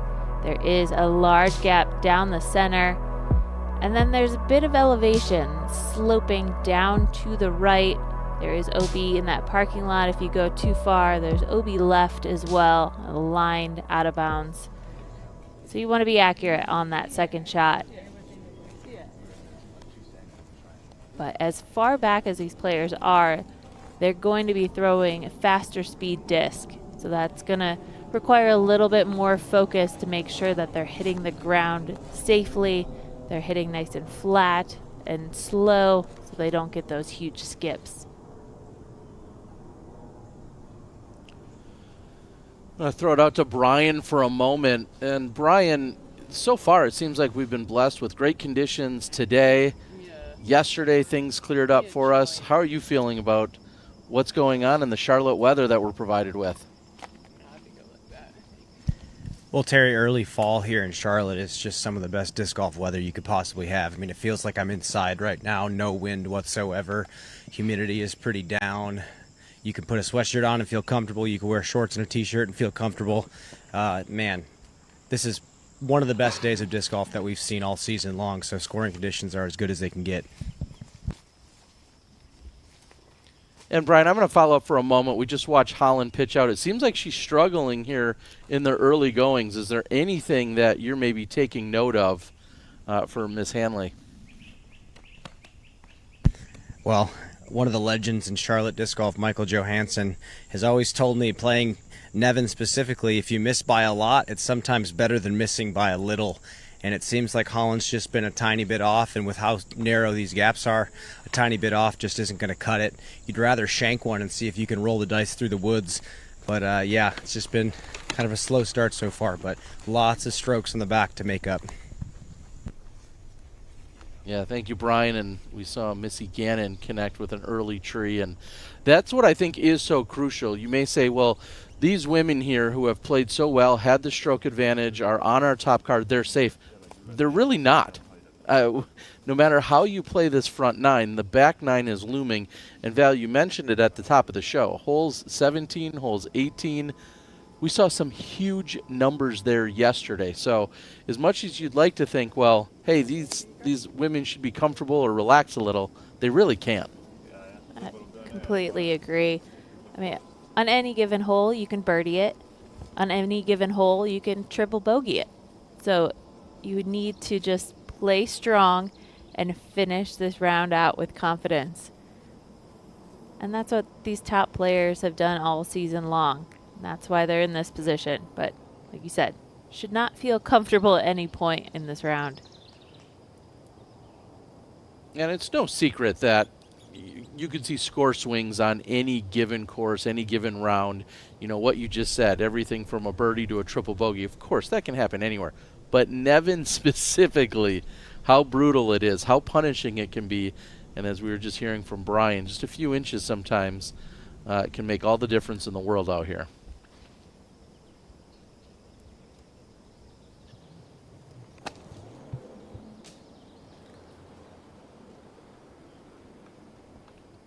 And incredible second shot by Hanley. Excuse me, third.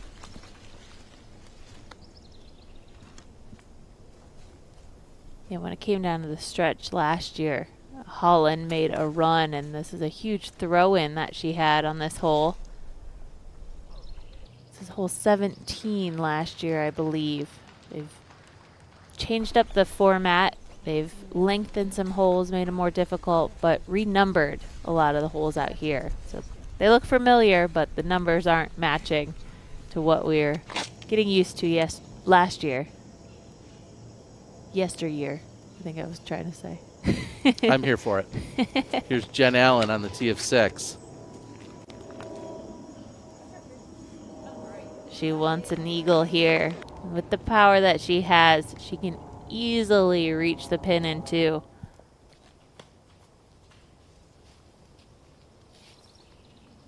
Jen Allen currently below the cut line. She's tied with Katrina Allen. However, Kat comes in as the 8 seed, Jen 14th seed.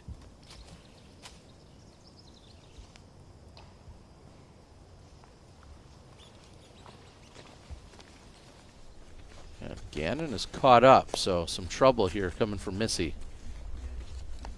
I don't know if it makes the players feel better, but seeing all these wood piles, it makes me feel better knowing that they did work to clear the fairways. They've cut down a lot of trees to make these holes, but they're still so tight, narrow.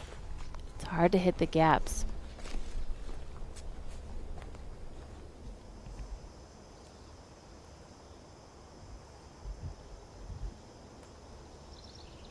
Jen has so much power, she's going with the standstill.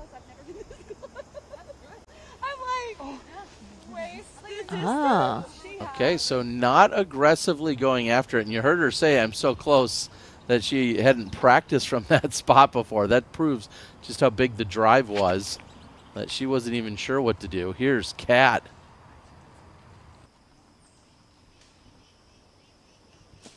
And does she get over? She does. Katrina Allen all the way over. She's safe.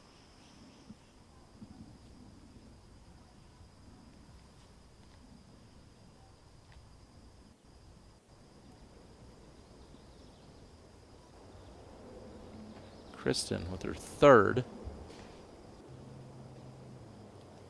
And a terrible kick.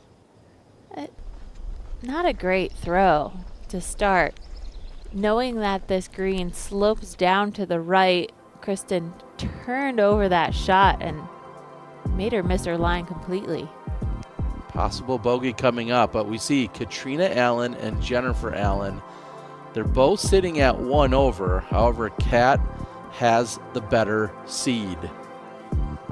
And in case you're new here, I haven't said this in a while, in case you're new here, no, they are not related in any capacity.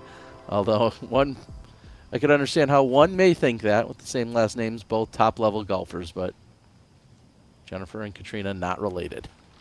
Those would be some proud parents right there. Certainly.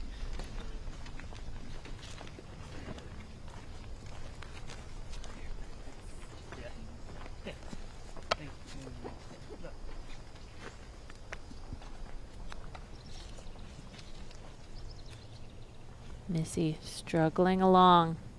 She's now inside the circle for her bogey look.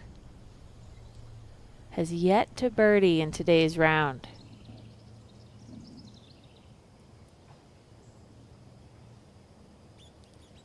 At this point, Kristen should be putting, but she still has an upshot left from the trees. You need to come in short and low and skip to the pin or get a little kiss off the tree. Either way, that's going to be a tap-in bogey. That was a similar position to where we saw Kat Merts a little while ago. She just threw it too hard, so that's why it carried all the way past, and she had to make a 27-footer coming back. Now Scoggins gets lucky to get past that. That was not her intended line, and she knows she got away with one there. Was that one of the instances? You want to miss by a lot rather Yes. than missing by a little? Yes, because that tree should not have come into play the way it did. Good call, Val. Terry, I'm so surprised that Jen is not throwing over the creek into. She has the distance. There's no OB beyond the basket, so she could just power it through. This is what she has left for her 3rd shot. And just an absolute gift to the rest of the field. As you said, there was potential for her to be looking for an eagle, and now she still isn't even over the creek, and she's going to be throwing her 4th. So now, at best, walking away with par. Hanley's putter lets her down for the first time today.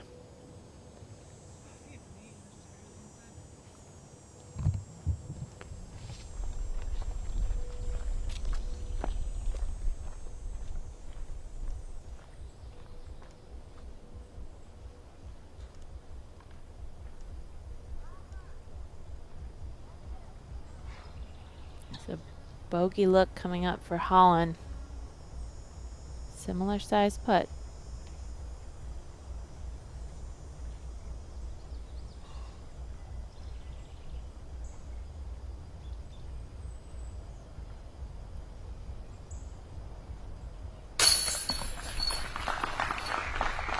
That one is dead center as Holland has yet to card a par today.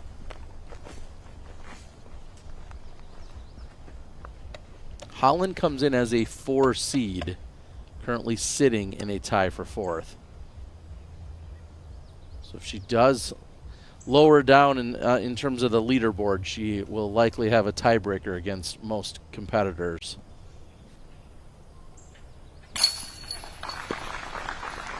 Good putt for Missy Ganon to save bogey.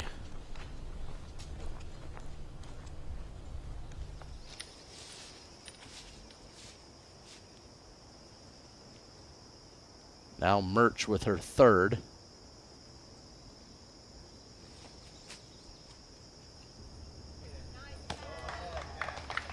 Beautiful shot for Kat. Remember, it was just a matter of a hole or two ago that Kat Merts was comfortably inside the cut line. Now she's sitting in a tie for 10th. She's going to need that birdie. And from one Kat to another, she still will have that for her birdie luck.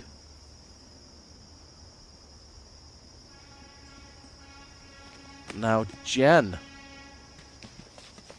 Long putt. Gets it to eventually sit down.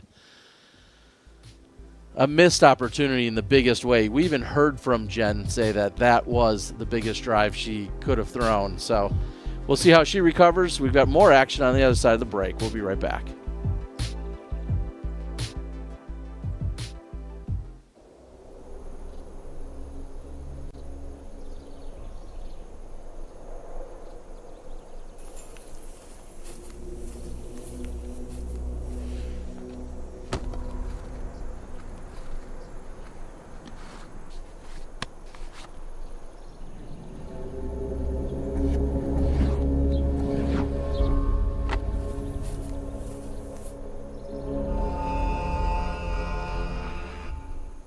Feeling great starts with a great shave. Today, the world is in the palm of your hand. Or at least this can is. For over 100 years, Barbasol. It's a can of can-do. Join the Paul Macbeth Foundation's Builders Club to help bring sustainable disc golf experiences to people and communities around the world. Your donation will go directly to making a difference. Together, we can make a big impact, one small donation at a time.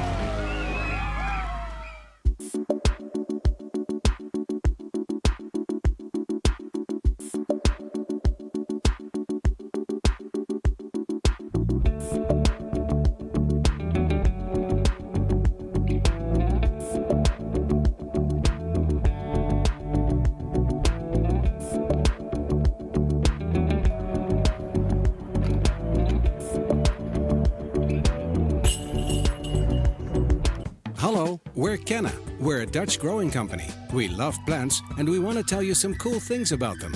Just like humans, plants can communicate. They can sense when another plant is close. Plants look out for each other too. They warn neighbors about nearby threats by secreting substances. And studies have shown that plants love a good tune. We love and understand plants. Let our passion excite you too.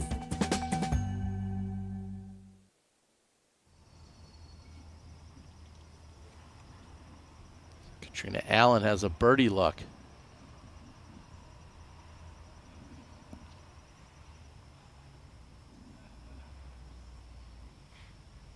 Kat, a very clean scorecard so far today. 2 birdies, no bogeys. Trying to claw her way into the championship rounds. And she's got the birdie.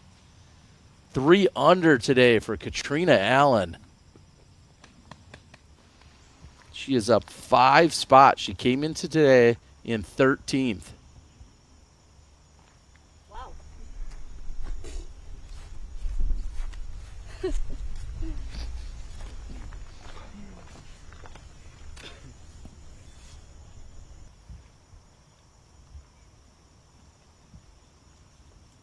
That's a good caddy right there.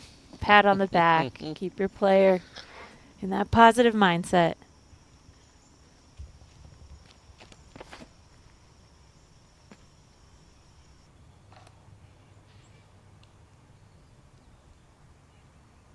And too high for Hanley.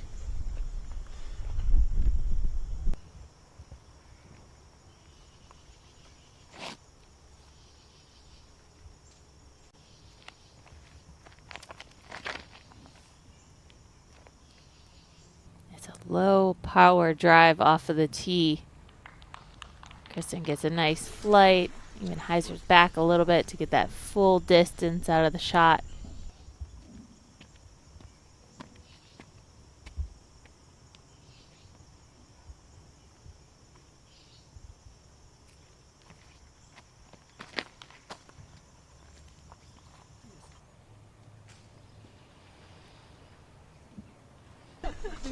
Also too far right for Ganon.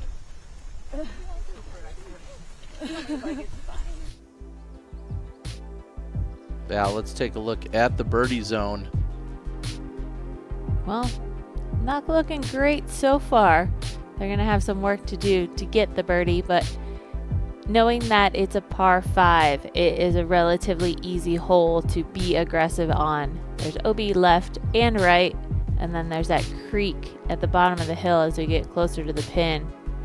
I think it's still possible, even though they haven't made it to the birdie zone just yet. Well, the Birdie Pro game is in stock now. You can build your player, use your skills at the right time, get a little karma, and hit the winning putt. Get your copy of the best-selling disc golf board game in the world. You can. Do it then if that's what you want. I just don't think it's going to go that far. Okay. Just keep it high and hype it. I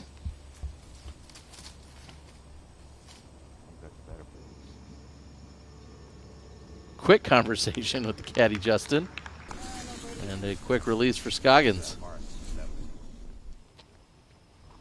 Choosing the path of least resistance. Going out to the left-hand side as opposed to the technical shot.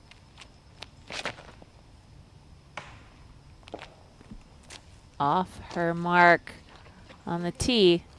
A pretty good kick off to the right, though. All things considered, certainly good positioning. Now Hanley.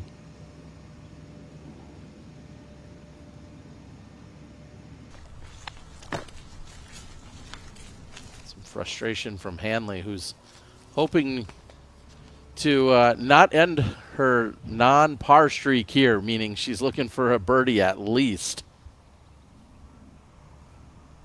Yeah, where that tree line is on the right-hand side, that is the start of the OB line as well.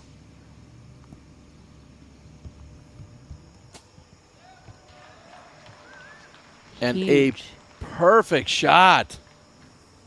What an awesome second shot from Missy. Getting the bonus skip all the way down to the bottom of the hill. If she has a clean look, she can give it a run for eagle. We'll see if she wants to be aggressive, or she may just pitch it next to the basket and have a tap-in birdie. Back with Kat Merch.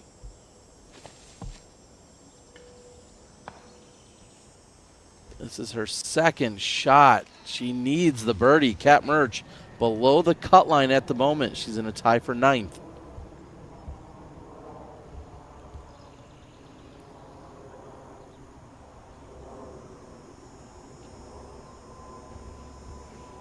Silver checking range for Kristen. Of course, Kristen looking to get as many strokes as she can. As we all know, the back nine's so brutal. I don't know if she necessarily needs to go after an eagle here, though.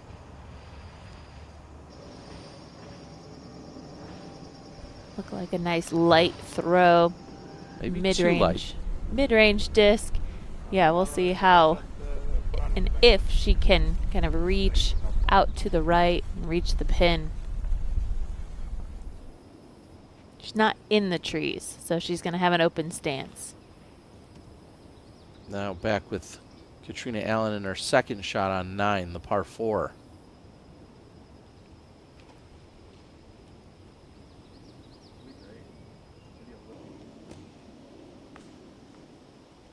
And very clean, although it pushes right side, but she could get up and down to save par from there.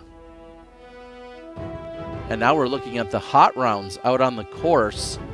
3 under, Katrina Allen, as we mentioned. 3 birdies, no bogeys, fighting for par on 9. Lisa Fakis and Jessica Weese also near the top of that board. Those are the hot rounds of the day. And both Lisa and Katrina had rough rounds yesterday. Katrina finished at 5 over. So making huge improvements. Lisa, 7 over in yesterday's round. Today, just different story for those players. So Holland is out of bounds. And right now, Holland's sitting at 1 under for her total. She's tied with Haley King and Jessica Weese, where she has the tiebreaker. However, she's just 2 strokes from being outside of the cut line. And she's not taking advantage of the relatively easy par 5 at the moment.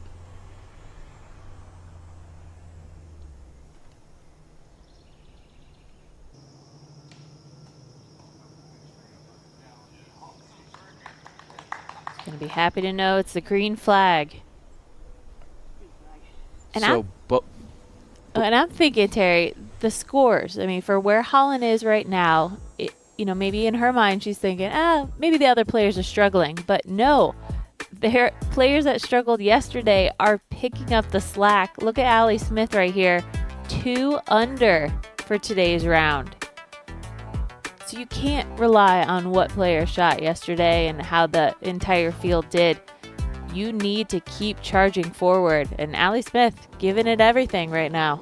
By the time that we see Holland Hanley done with this hole, she's going to be tied with Allie Smith.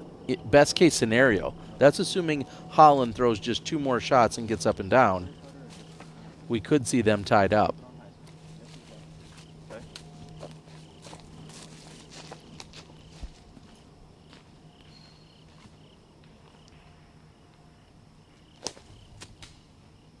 So Kat, not quite as clean of an alleyway as I thought she had.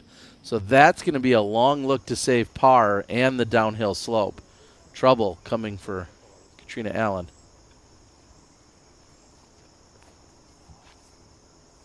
Kristen has to be careful that if this isn't clean, she could kick into the OB.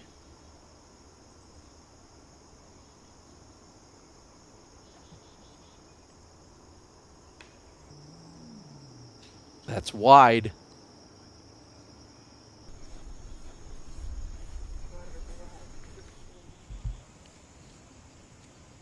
And Kristen is out of bounds. Here's Macy Valdes.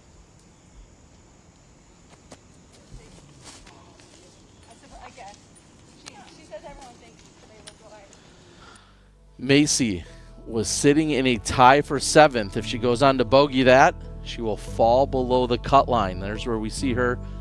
She's looking at a bogey, though. And we are getting through the front 9, and it's really the back 9 where we saw tons of strokes happen. So this is a time to shoot low. Get as low as you can. Give yourself a little bit of insurance as you head into the back.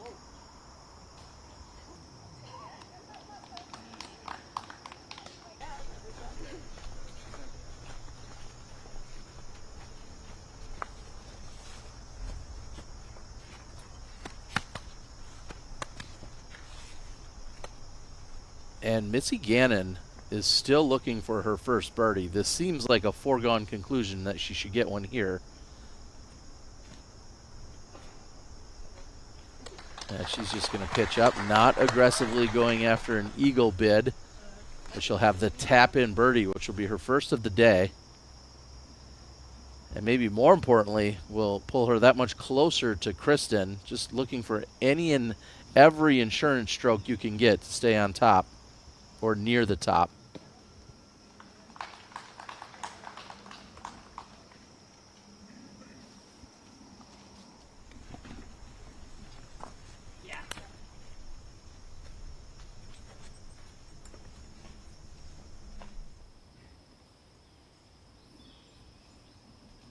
Downhill slope. Cat usually has hyzer on the putting angle, and if ends up checking up, she doesn't grab any metal. Well, that will be Cat's first blemish on her scorecard today. Yeah, so far Katrina's been 100% in the fairway, 100% with her putting inside the circle, not having to scramble at all.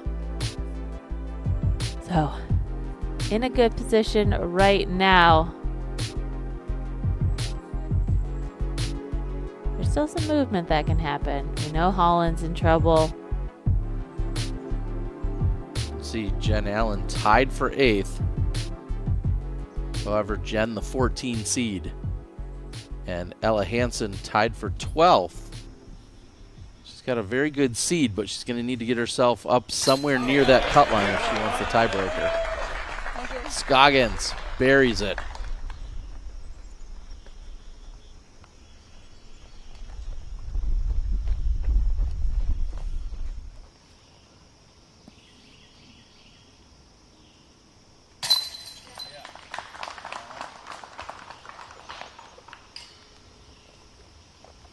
So on a hole where distance is such a huge advantage, or an additional advantage, I guess I could say there, Holland ultimately is going to walk away with a bogey. She needs to tighten things up. All the way down in 13th. Ella Hansen's 2 over par. So she's just 2 strokes back. Moves can happen if you're not paying close enough attention to what you're doing.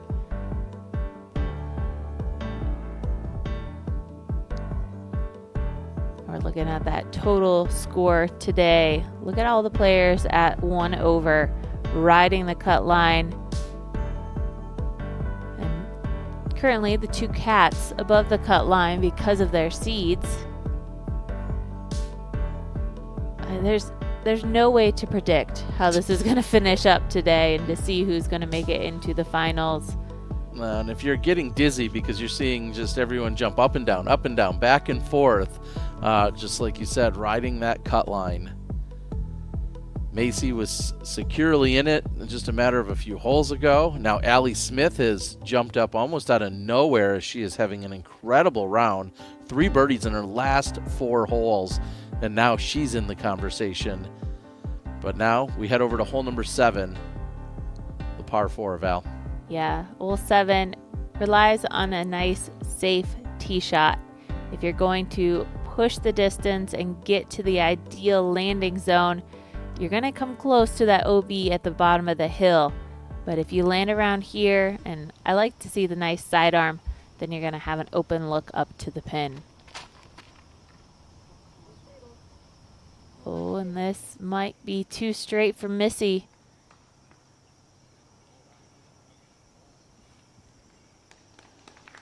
A lot of ground action, but she gets a green flag.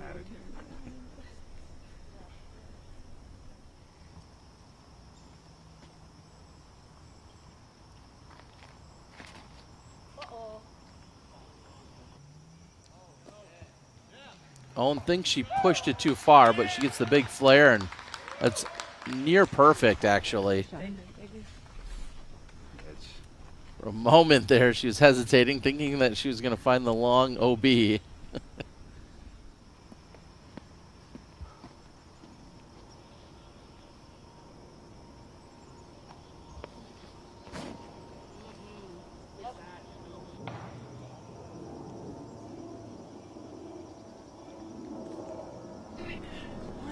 Tree hit for Hanley.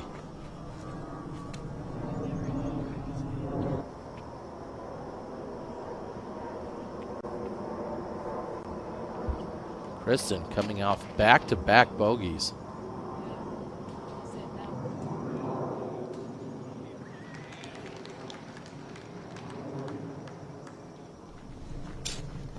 Gonna be some work to do from there.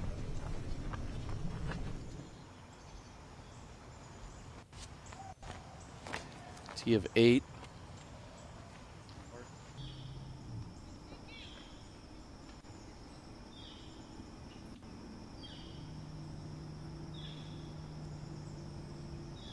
Kat Merch, your 6th seed.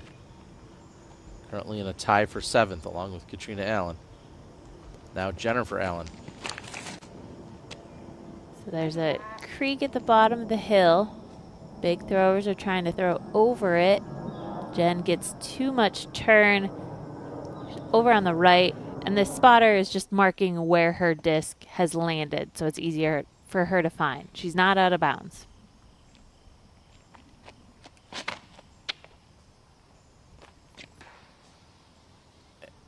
And Katrina Allen's pulled that inside. This is an easy hole, one of the easiest on the course. And Kat off the mark with the drive.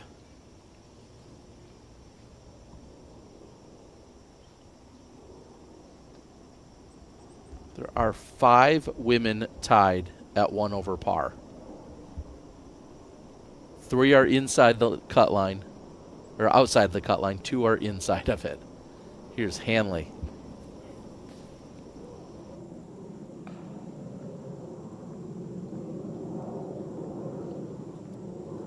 Chipping off some distance. There's still a wall of trees in between her and the basket. Not likely she's going to be able to putt from there. Stacy Ronsley is going to need one of the best rounds out of all our competitors today because she comes in as the 15 seed, and a park job like that's not going to hurt her effort. In many of the tiebreaker scenarios, along with the women in front of her or near her, she'd likely lose those. So she's going to have a pretty good outright score because the tiebreaker not in her favor.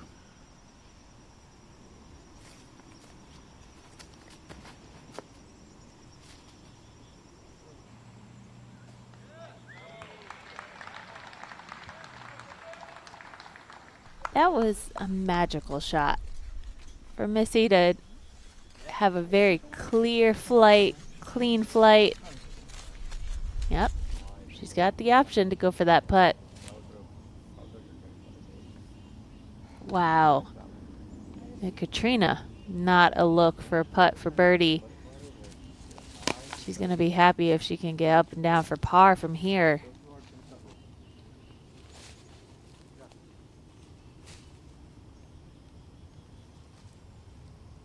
You see the angle that she's lining up. It's just a matter of can it also come in flat. Instead, she hits the tree directly in front of her. And you talked about saving par. Now very unlikely for Kat. As we head over now to Kat Merch. And Kat Merch makes the mistake that she couldn't.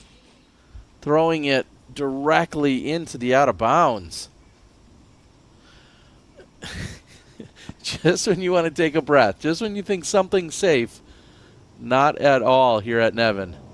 Wow, this is just, I know it's rough for the players at the moment, but this is so entertaining because you just can't take any shot for granted. Insane shot there from Kristen. Not in the best position, but finds her way to weave through the trees. Holland can appreciate it. Now Katrina with her 3rd. And that'll leave her next to the pin. So that should be a tap-in bogey, but you cannot be bogeying the easiest hole on the course. Stacy Ronsley's feeling pretty good underneath the pin.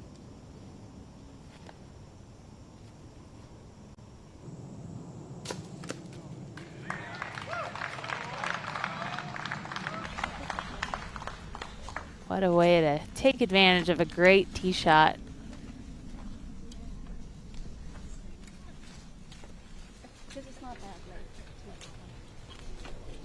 own Haley King remain bogey-free in today's round. The only 2 players on the course. Stand still for Allen. Trying to fight up the hill, but she pulls that into the woods line on the right side. See how obstructed the putt is, but a par likely coming for Jen Allen.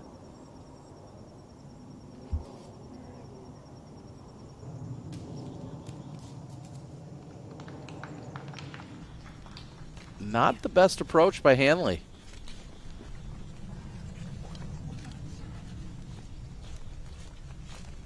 Thinking she wanted to hit the gap left of the tree that she had missed. And Hanley still has a tester. Ella Hansen. Oh, and misses the Mando. On a tee shot and a hole that she aced in practice. From what were some of the best memories on tour. Could be one of the last times we see Ella this season. Oh my gosh. And Katrina Allen not only just barely makes the Mando, but then gets the best possible kick she could have gotten to find herself in the fairway. What did we just see? Wow.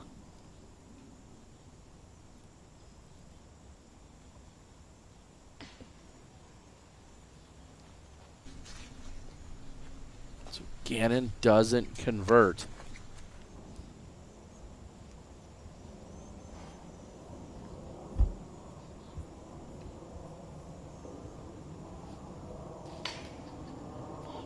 And a miss from Holland.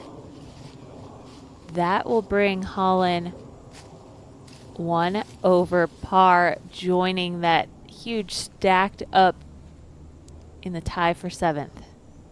That cluster is about to expand at 1 over. Meanwhile, Kristen picks up the birdie, a bounce back after the back-to-back bogeys on 5 and 6. So she's back to even par for the round.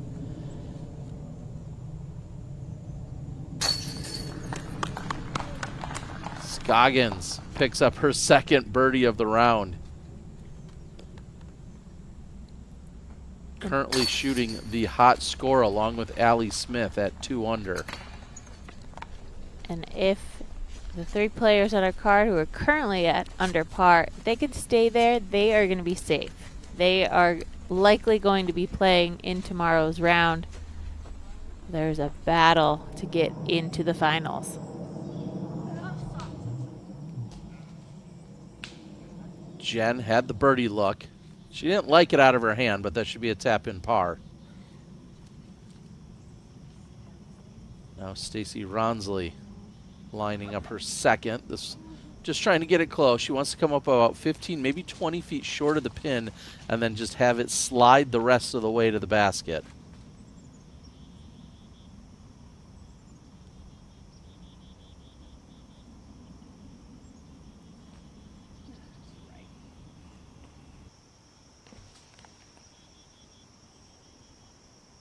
Keeps her level with the basket, so it's not a downhill putt, so to speak.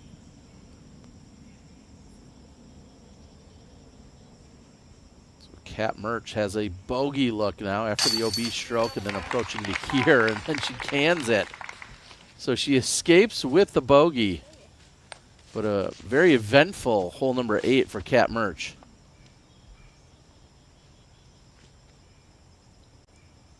And Macy Valdes has a birdie luck. She's without one today so far.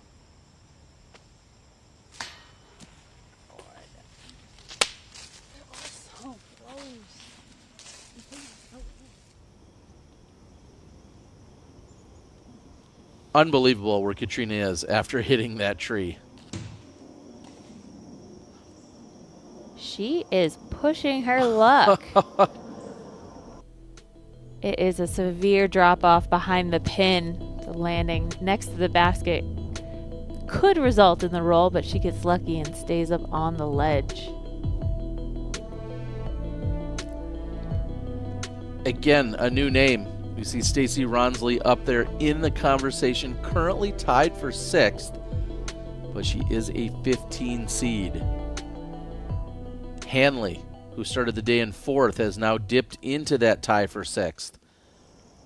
Her livelihood certainly on the line.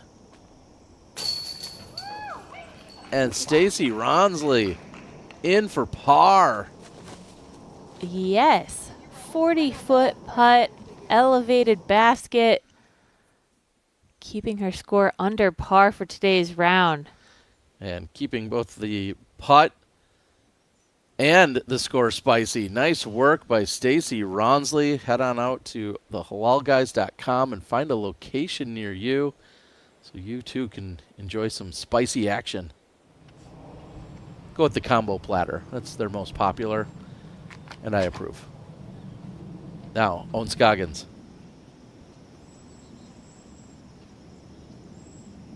An improvement on yesterday's tee shot.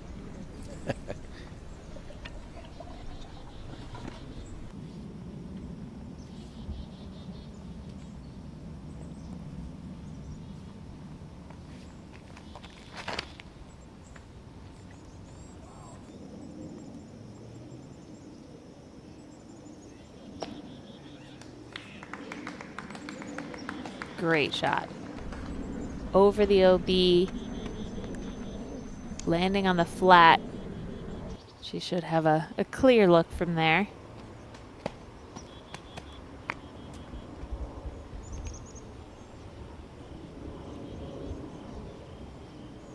Ganon on the tee of 8.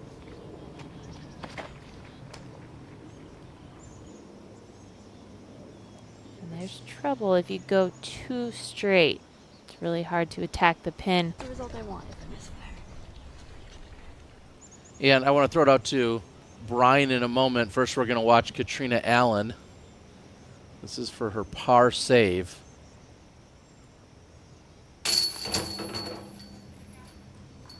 And with her putting stroke and the angle in which that is, not an easy task. But Kat somehow escapes with a par on 11. Brian, we're over on 8 watching Holland Hanley, but talk about the strategy of laying up or going over on this OB. Is there any reason someone would try to lay up? Is that a common play? I think a lot of players are kind of looking at just getting across the creek if they can. I mean, yes, the creek is OB in the middle, and if you try to lay up, you can catch edge on this downslope and roll into the out of bounds anyway. So I feel like a lot of players are just looking to take driver and blast it into this backstop here. And it's worked out pretty well so far. It just feels like the fairway shapes up for it. Appreciate it, Brian, as we're going to head over now. Jen Allen. Currently now inside the cut line. She wasn't just a few moments ago.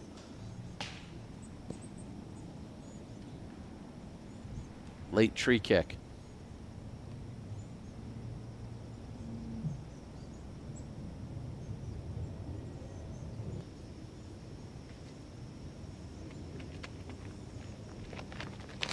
Macy currently tied for 5th. She's a 10 seed. Oh, and I think that was helpful. She was cutting to the right-hand side a little too early, although it is a dog leg to the right.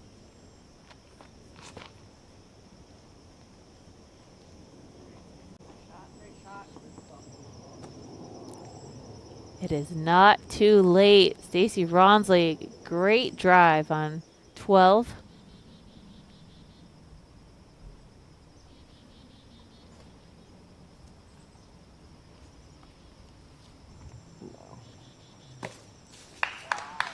So although improved on the drive from yesterday, still wasn't great, but it's not going to matter because Owen Scoggins has a birdie look.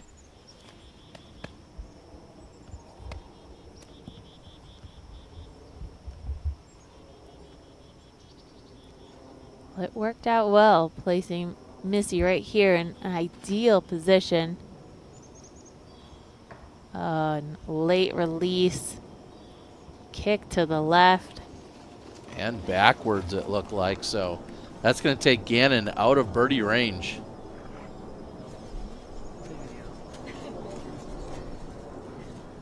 It was a difficult shot for a backhand thrower. Valdes still hunting for her first birdie of the day, and she's not going to find it over there.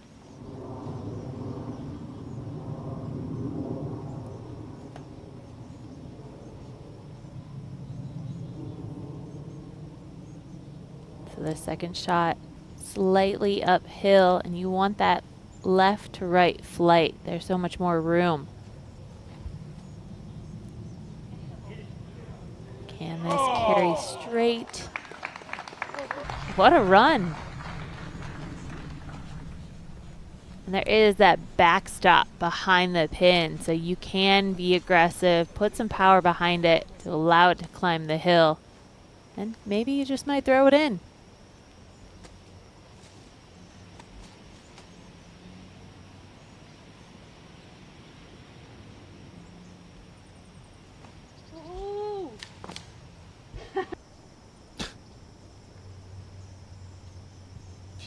Unexpected reaction off maybe the second or third tree there. Jen currently has the last secured spot inside the cut line at the moment.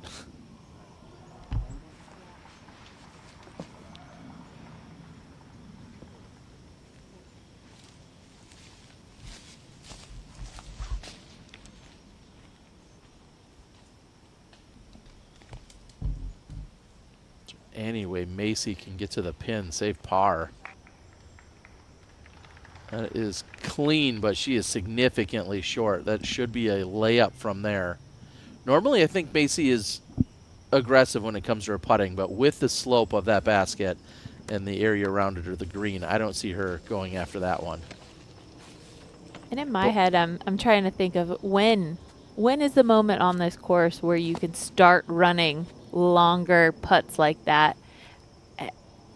I don't know. Every shot can be very scary, and even those last few holes can make or break your round. Looks like Stacy had short armed that one, and that's going to push her to the short left side. Now, what a drive by Kristen. That is one of the best drives that I think we've seen all weekend. She would be happy to take that in rounds 3 and 4 during our finals. Yeah, at this point, Kristen is looking very secured in her positioning, and so it's about getting that practice in, the competitive play practice that is. Line her up for the finals. Oh, she's getting ready for the finals too. Great putt. Yeah, she is technically our outright leader now at 7 under for the moment. 3 birdies, no bogeys for Scoggins. On pace for hot round. Here's Ganon.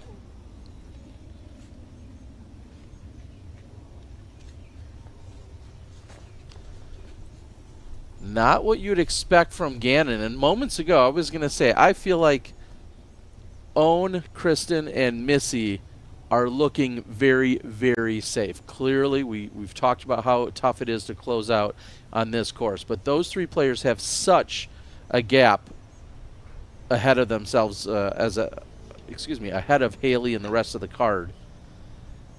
They're in good position, but Missy gonna pick up a bogey.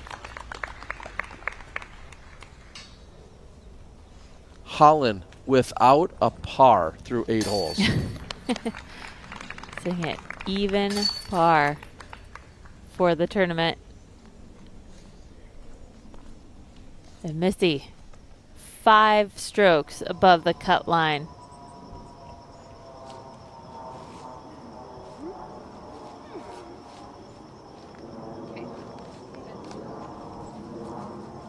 This is Jessica Weese on the 12th, throwing her second. Again, looking back just a few holes ago, we thought she was relatively safe and secure where she was, but she's been struggling. That will not help her effort.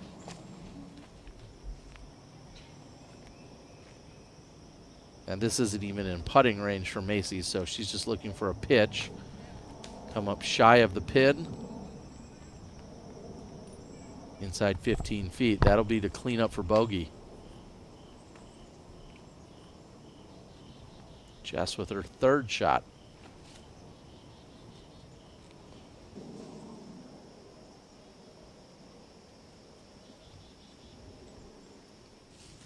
Getting slowed down by the ditch just in front of the pin. And this is Jen Allen for par.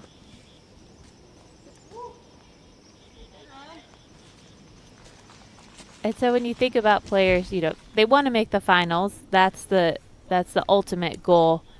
But when it comes down to it, this could be their final round of the season. And regardless of how you finish underneath the cut line, you've all received the same paycheck at the end of the weekend. Everyone that's playing this weekend gets an automatic paycheck to finish off their season. Some young fans taking in the action. Valdes for bogey. So just moments ago, she was inside the cut. Now sits outside of it. Ronsley. That is her third.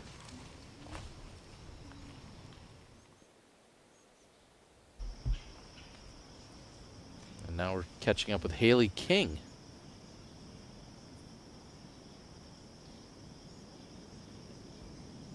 Haley, like Owen, has been bogey-free, and also like Owen, picks up her third birdie. So yesterday, when it was all said and done, hottest score on the entire course was Missy Ganon with 2 under. Right now, we have 2 women sitting at 3 under. Jen Allen falls outside of the cut line.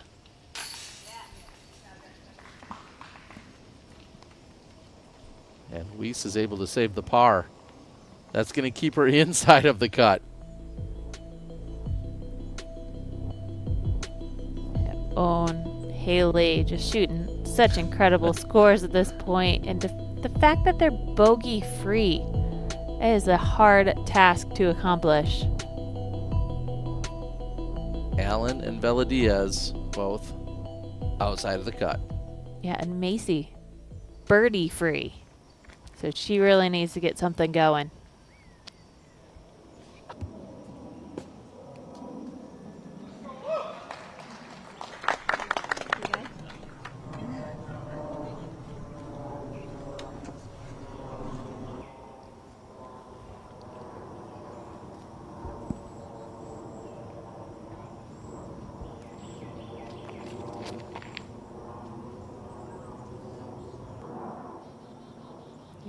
Stay out of the trees on the right. This one's just on the edge. The shape of this hole, it dog legs to the right, but they need to make it to the corner first. There's no cutting corners on hole 9.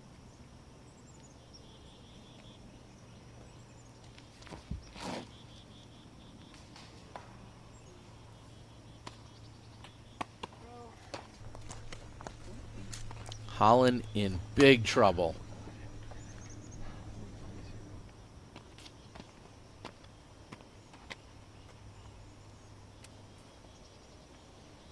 Holland is 3 behind Haley King, who sits in 4th, but more importantly, she's just 2 strokes from the cut line at this point. She has been continuing to slide. Ganon caught up. Not a bad tree reaction, however.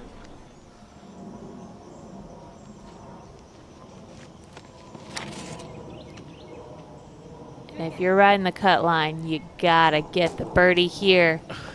And or Jen, yeah. Or an ace. Just buzzes past the basket. There is OB long on this pin. It's just 242 feet. It's uphill, so it makes it play longer, but a player like Jen, she's got to be worried about going long. And that doesn't even get to our catch cam, so Valdes off the mark on 10. Holland pitching back to the fairway. As I mentioned, you just can't cut the corner here on hole 9. 9 is about 600 feet riding the fairway the whole way. So in 2 shots, Holland is just halfway to where the drives should ideally be.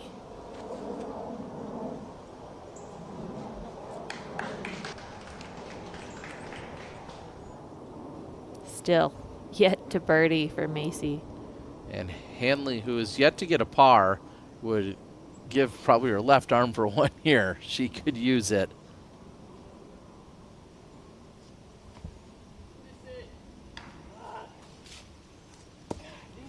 So good. That was raining on everything. Jesus Christ. Hanley feeling the pressure.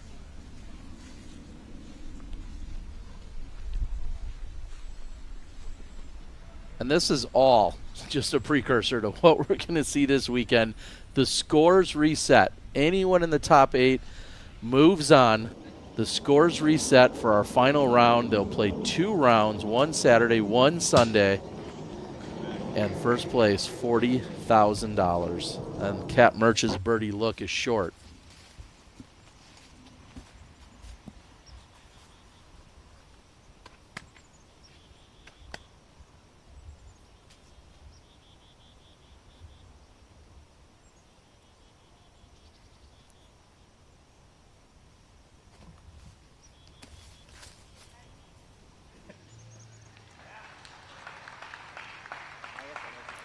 Any shot that's quiet like that is likely to be a good shot.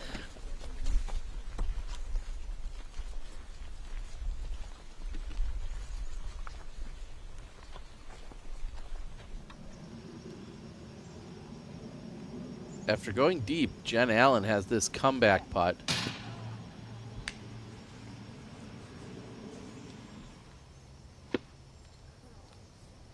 Jen outside of the cut line.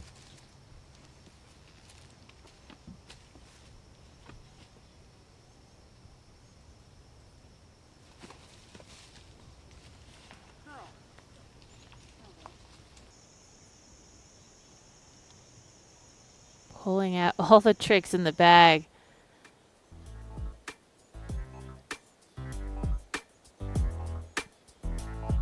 Allie Smith, who's tied with Jessica along with Stacy Ronsley. She comes in as our 12 seed. She's racked up 4 birdies on the round today. And tied with Allie and Jessica, Stacy Ronsley.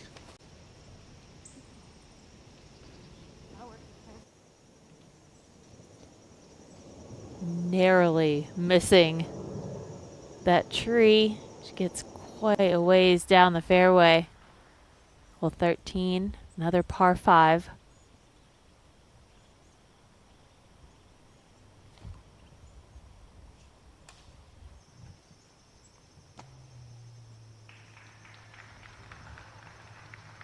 And Tatar is short of the log, so I would anticipate relatively low pitch. Just get over the log, come up short of the basket, have it slide to it.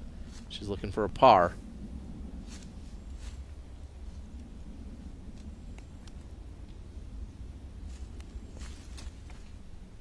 Hanley's chance to save par. But she's just trying to find her spot. Things are not going in her favor at the moment.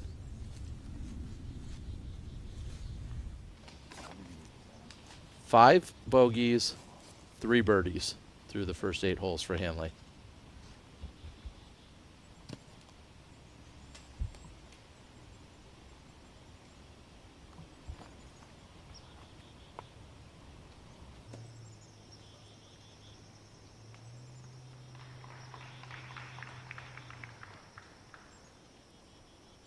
And our common landmark of that down tree out in circle 2.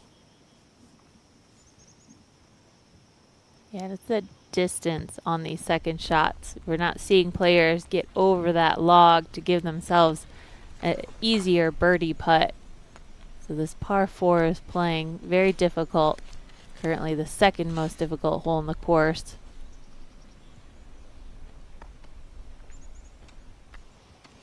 Haley King is the only player to have birdied it.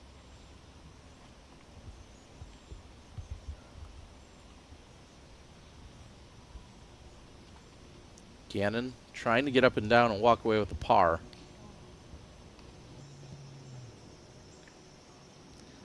And that is going to be difficult. She'll be in similar territory to where both Scoggins and Kristen are. Not a place you like to, you want to have to run a putt from. Yeah, not to save your par. Yeah. But they're looking at birdies from that position. Holland is looking to get up and down, and if she does so, that would be for double bogey. That would also bring Holland to 2 over and potentially have her outside the cut line, depending on a few other outcomes of the women just behind her. This is low. Too low. Holland still with work to do.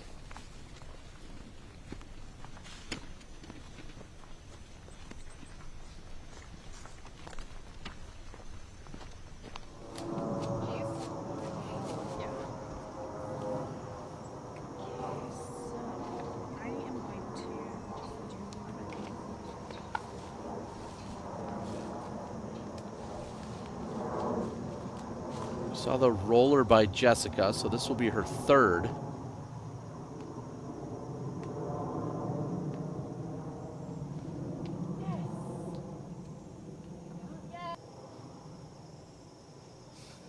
You hear the excitement from her. Every minute. That's what I came here for. And Weese will have an opportunity to still get up and down for par. Now Hanley.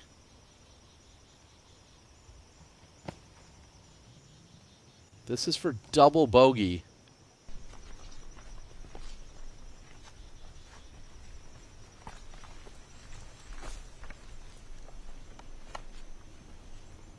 A triple bogey by Holland Hanley will push her outside of the cut line.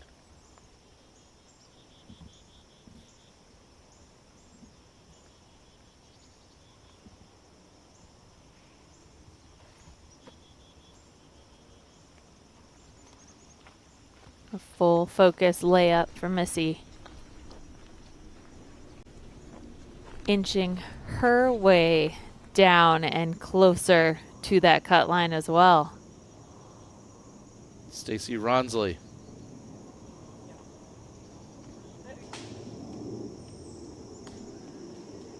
Wow. She can get so much power out of those sidearm shots. And that is her 4th shot, so she'll have a chance to save the par. Stacy Ronsley is up 5 positions into a tie for 6th. Currently tied up with Jessica Weese, who's also looking at a par. Holland Hanley will dip below all of them as she'd move to 3 over.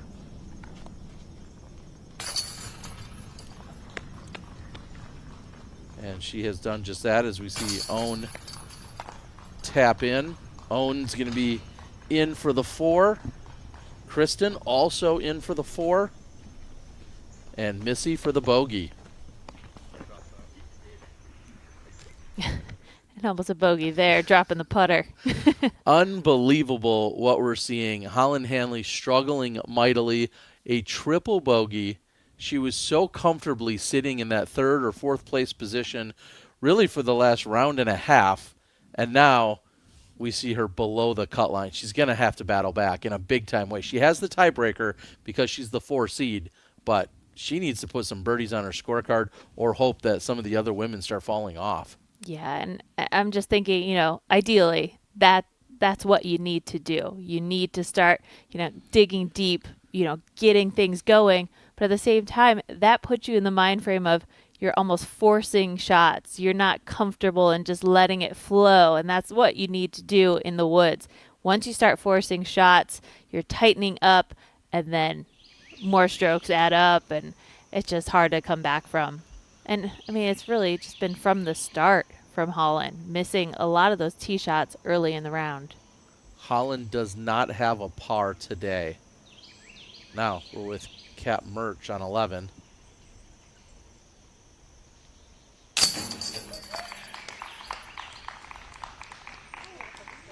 Merch is in for the par. Currently she's in a tie for 8th.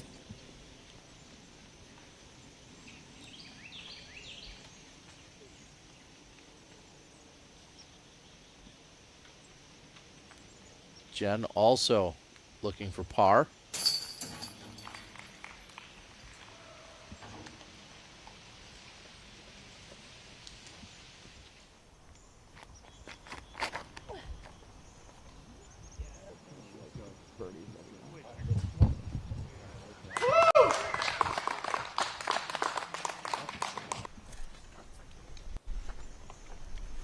Gallery loves the tee shot by Scoggins on 10.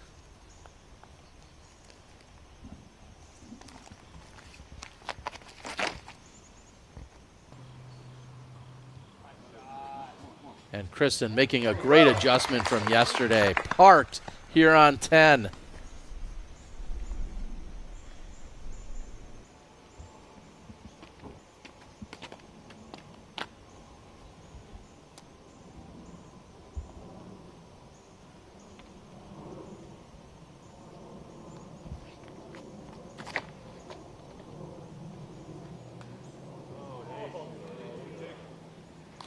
And not a bad tree kick, as Missy was flirting with the right side branches there, and it kicks her left, so she'll have a look for birdie.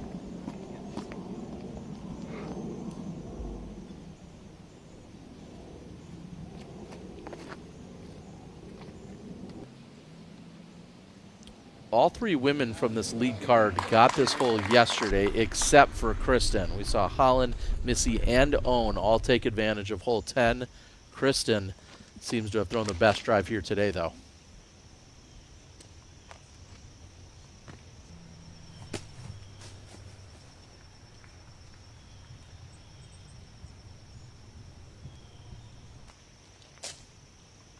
Jen Allen will be on the left side.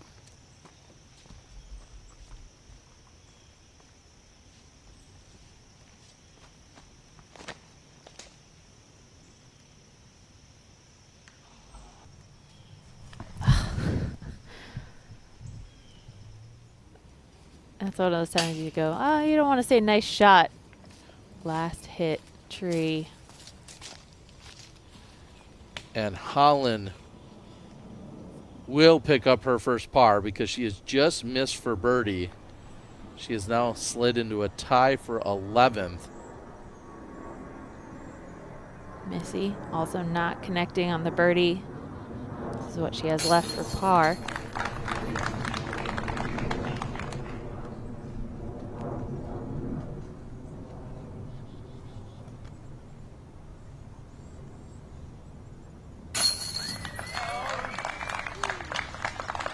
Scoggins, 4th birdie of the round. Also bogey free in doing so. Kristen picks up her 4th birdie. Every birdie you can get on this course secures your spot.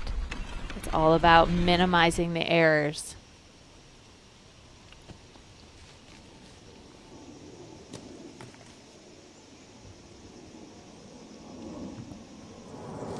And Jessica Weese would go on to make par from there.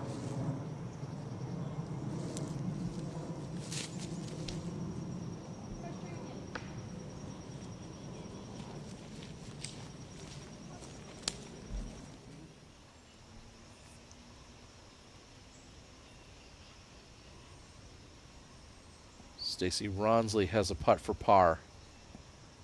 Ronsley has worked her way into a tie for 5th.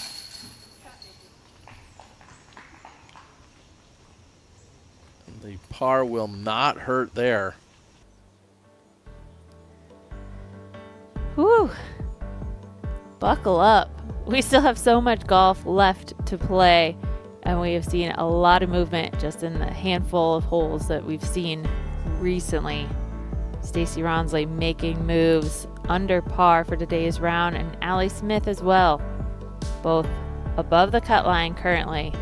And they're going to need a few extra strokes because Allie is the 12th seed, Stacy the 15th seed. So if they're down near that 8th place positioning and they're tied with someone else, they are going to lose the tiebreaker. So they're going to need a few extra strokes.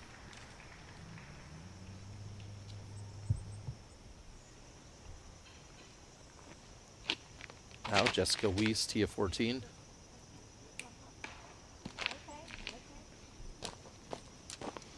And she connects left side, but gets a very favorable kick.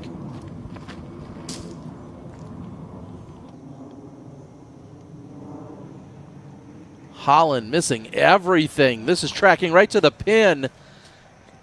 She needed it to hit the basket and stop, but it goes all the way to the bottom of the hill. So she'll have an uphill 40-foot putt for birdie. But not a birdie that we're going to assume she's going to run. It's uphill. If she hits any metal and doesn't stay in the basket, you could likely get a bogey as well.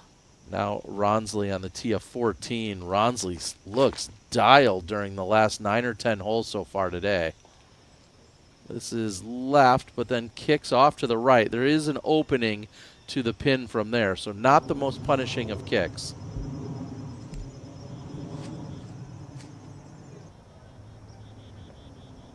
Merts with her second on 12, so par likely in store for Kat Merts. Here's where Kristen's drive landed.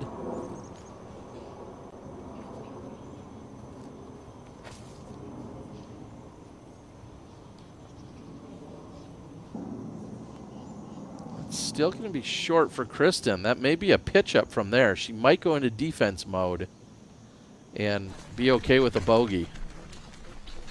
Now, Val, earlier you said it, you know, when do you start to charge? When do you start to go extra aggressive?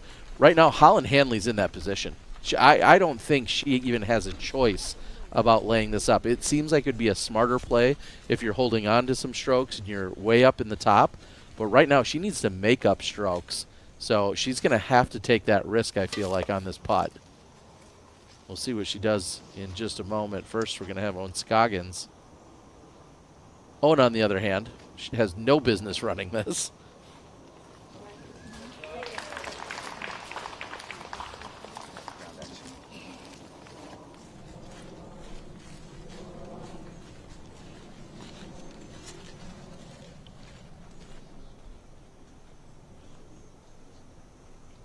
What will Kristen do? She's going to just pitch up, and understandably so. There's no safe putting area on this basket unless you're within arm's reach to dunk it in. Here's Jen Allen throwing her second on 12.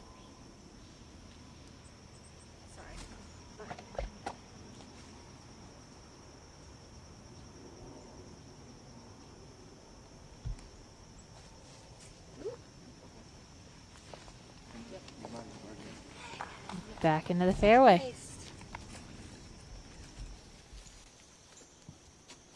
So, Brian, we're seeing some obstruction here. Does she even have a look at the basket? I mean, she does, but it's a really risky putt. I mean, you're hitting metal on that with hyzer. You're rolling back into circle 2, you know, way up the hill. So, I'm, yeah, fairly certain it's going to be a layup, no problem.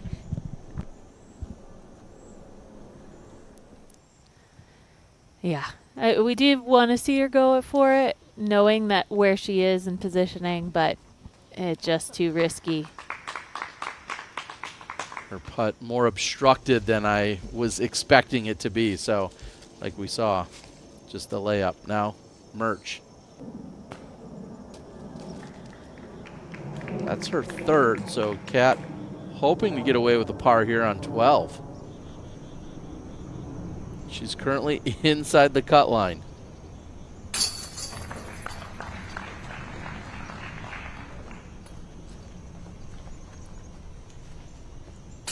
The par streak continues for Hanley.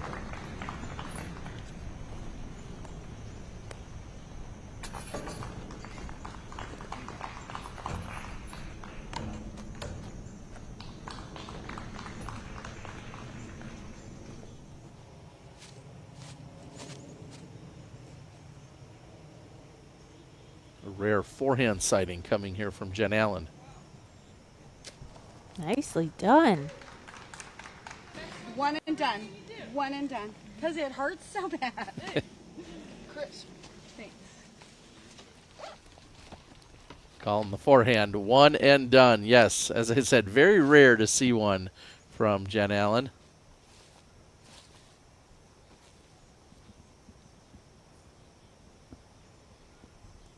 Stacy has some windows over here. And effectively pitches out right next to the basket. That's going to be a tap-in par for Ronsley.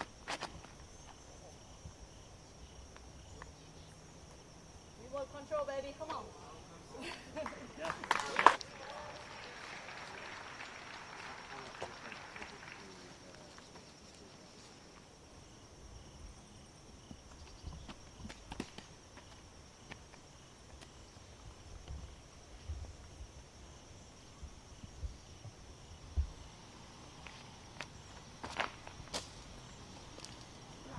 Missy is still 5 strokes above the cut line, although it's cooled off quite a bit.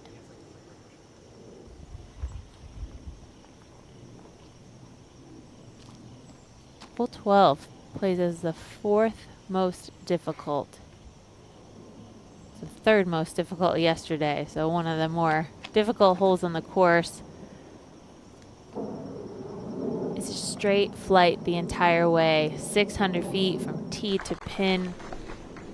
So you need to stay in the fairway on each of these shots. And the fairways, it doesn't allow a lot of space, a lot of room for a flight. You can see the wall of trees ahead.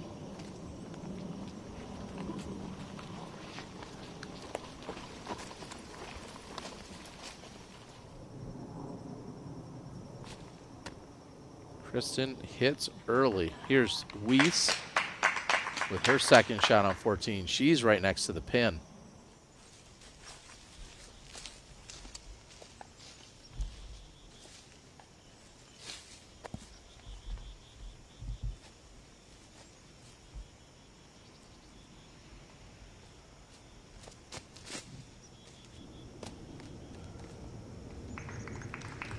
And that will leave her with a bogey look for Macy on 12.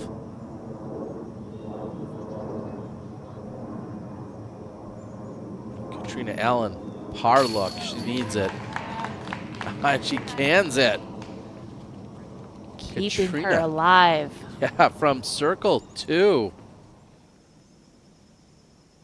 Kat is at 3 over, which is where we see Holland Hanley. Jen, 2 over.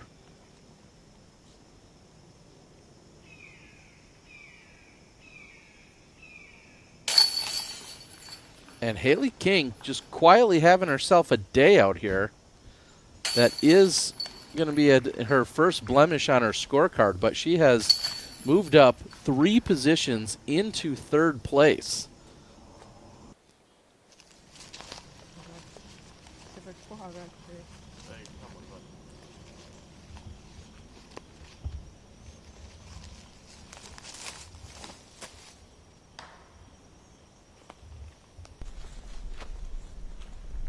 Ouch. Off the mark and a nasty kick to the right for Kristen. She is in big trouble.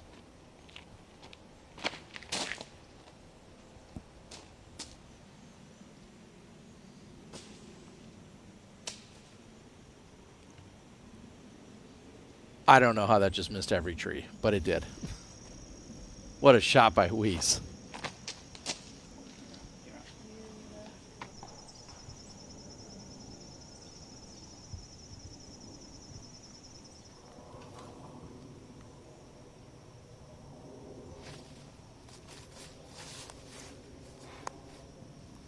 Holland can reach the basket from here.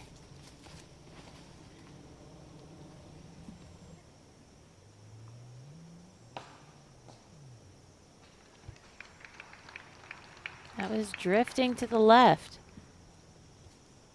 She might have gotten more distance without hitting those trees and been closer to the pin, but she could give that a run. We'll see if she does it on this one, Terry. Bet you she has a better line than she did last time. Yeah, a little less risky. She's going to need to get something going.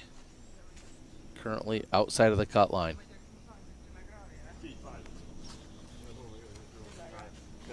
Brian, we've seen back-to-back errant shots here by Kristen. Tell us how bad this third shot is lining up for her. Yeah, I mean, this is just one of those shots you need to get back in the fairway. The corridor itself is still only 25 feet across at its biggest, so there's no point in her trying to do something heroic here. Taking your advice there, Brian. She's just back out into the center of the fairway. But another bogey likely coming for Kristen. Yesterday, she had the fewest bogeys of all women with 3. She currently has 3, but still has a third of the course to play. Big mistake for Stacy Ronsley.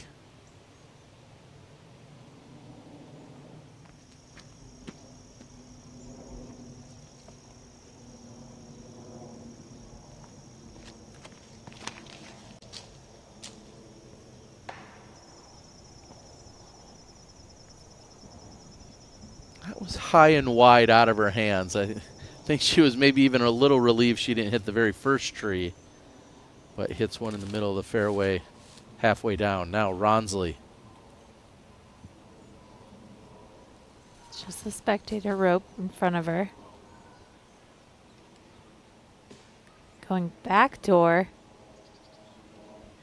Well, she'll have a par look from circle 2. And I'm really feeling like pars are going to be great to finish off these last few holes. That, if you're above the cut line currently, and if you can finish par, I think you're going to be in a good position. It's not going to be the most comfortable, but I think it will likely secure a spot because errors can happen. Katrina Allen needs a birdie. She's got a look from circle 2 and just off the top.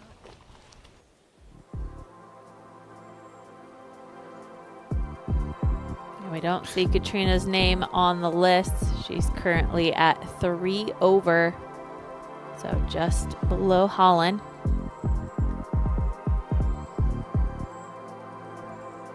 Macy Valdes also sits at 3 over. They're riding a fine line. If you're in the position where you just can't make a mistake, it's a tough position to be in, especially on the last 2 holes that we play.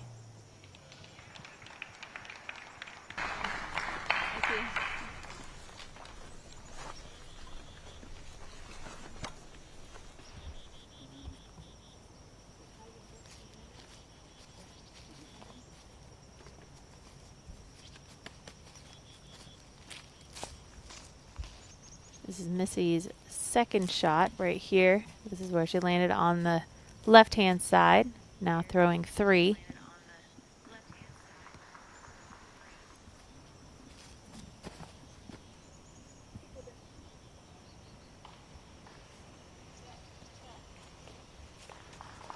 Need a little bit more forward progression, but I think she'll have a putt. It'll be also in circle 2 for her par.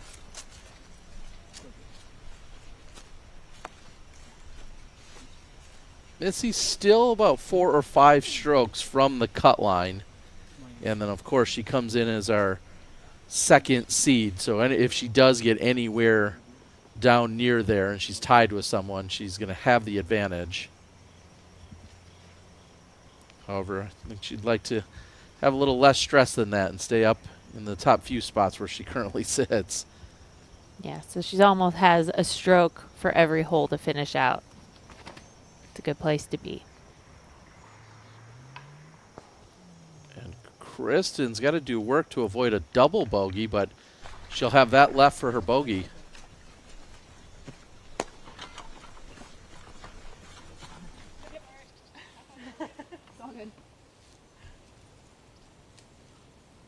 Stacy Ronsley has a long par look.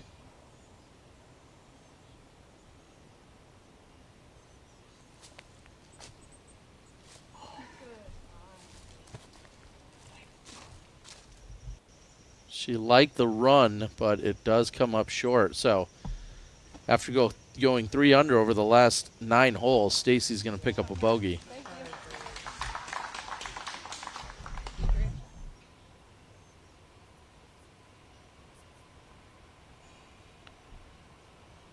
So this is her bogey look, just outside of the bullseye. Whoa. It is not a time to be missing short putts like that. Stacy was inside the cut line, and with a double bogey will fall to a tie for 9th. Brutal. Meanwhile, Jessica Weese taps in for par. 2-stroke swing between those two competitors. Unbelievable.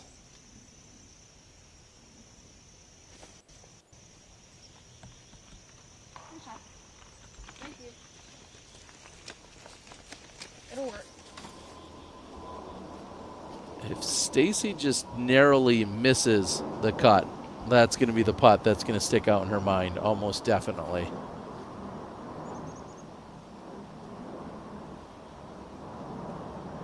Remember, she's the 15th seed, so she needs all the help she can get, and she needs to be up in there comfortably because she's not winning any tiebreakers with any of the women anywhere near her score at the moment.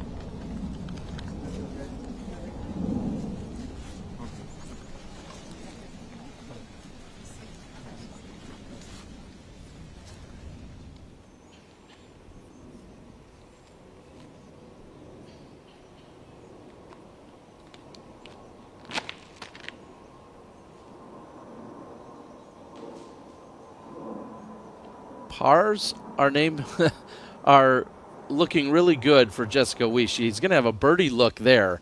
If she could, even if she goes par, her chances look really, really good to punch her ticket into the finals.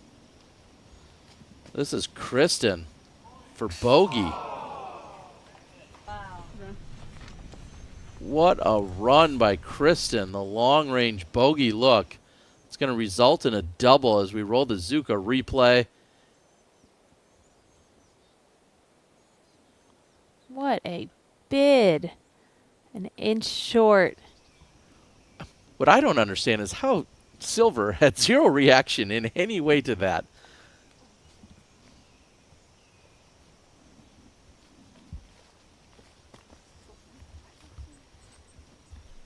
Missy, a very different story from yesterday. She had 6 birdies yesterday on her round. Today, she has just 1.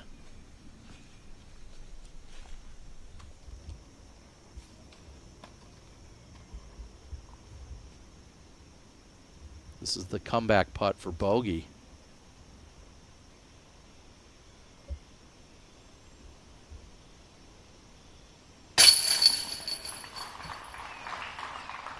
Big putt there. That bogey will bring Missy to 2 under. Tied up with Haley King.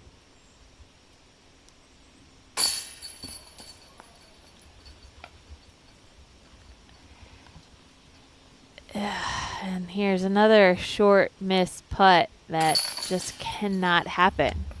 And I know it's been a long round today. A brutal and frustrating round for Holland, but she needs to know that she's still in it. And with as much as, you know, the strokes have been handed back and forth for all of our players, I'm sure it's hard to keep track, but they need to keep charging forward and keep that focus on. Cannot take those short putts for granted. Backward kicks are awesome. Jen Allen has moved into the cut line again. She's been teetering back and forth for hours, and now she's inside the cut line, but in trouble up there on 13. Jessica Weese. Long putt and in. Weese drains it. What? Jessica Weese charging forward to move into the finals. She is trying to close this out strong. This is our Barbasol close shave replay. From 50 feet. Trying to solidify her spot. And a birdie will do it. 2 holes left to play for Jessica Weese. She sits at even par. Huge putt for Weese, who's up 4 spots today. Allie Smith right behind her, up 6 spots. Now remember, Jessica, 11 seed, Allie, 12 seed. So if Kat Merch can tie either of them, Kat Merch would jump in front of them. Holland Hanley in big trouble right now. She needs to get something going to try and punch her ticket into the finals, and that drive is not it.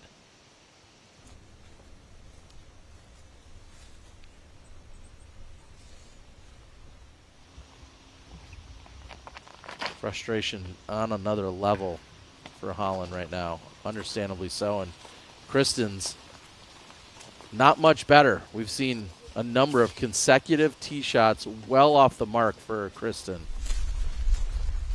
So while Owen and Kristen are very secure in their spot, you have to think about if and when they make it into the finals. These are the finishing holes. So Kristen really can't turn off her brain just yet. She needs, rely on these experiences that has the opportunity to build when it comes down to these final few days.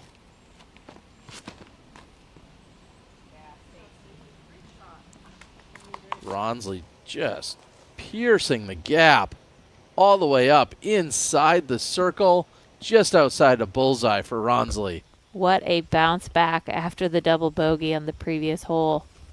Nice drive.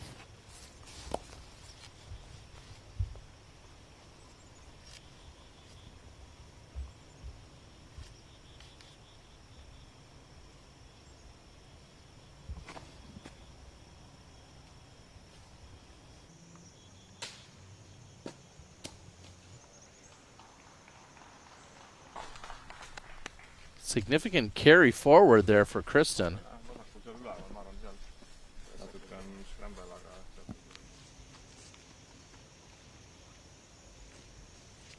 Kat Merch throwing her 4th shot on the par 5.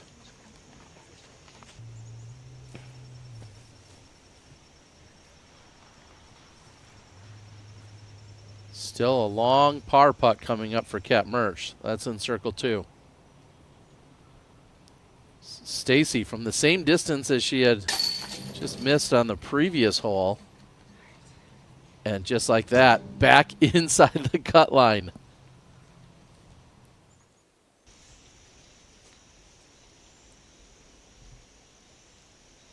Oh, this is a difficult angle for Merch.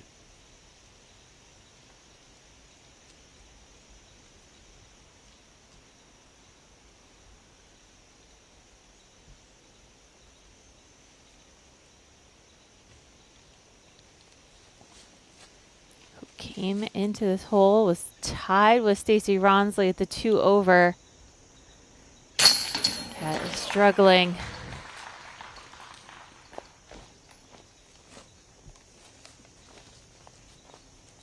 Haley was much more comfortable before the double bogey a few holes back. She is sitting at 2 under.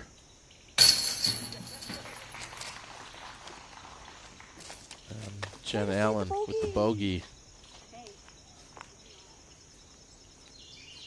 It's going to be very difficult for Jen to claw back. Not only is she outside of the line, the cut line, but she is the 14th seed.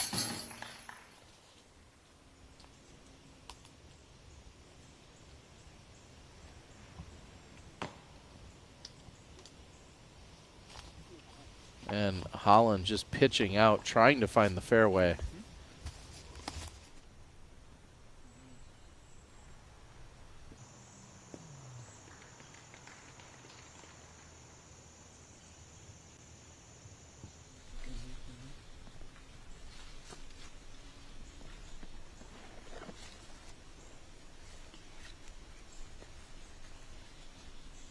And it has been a rough round for Missy, who's currently at 4 over, but 2 under in total.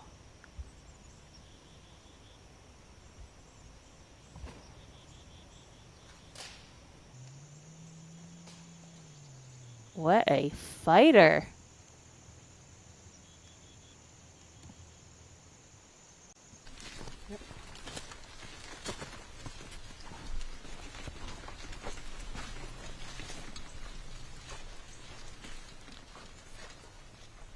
Even with Owen on the card, not a whole lot of positive vibes coming off of it at the moment. See a few struggles. Now Ronsley just barely hanging on right near the cut line. She needs to finish strong to have any chance. Then she'll have to sit back and see what the others can do. And this is an incredible tee shot for Ronsley.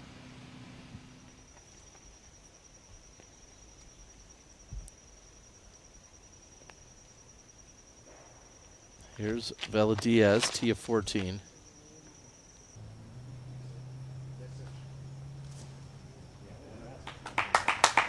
Give her a look from circle's edge.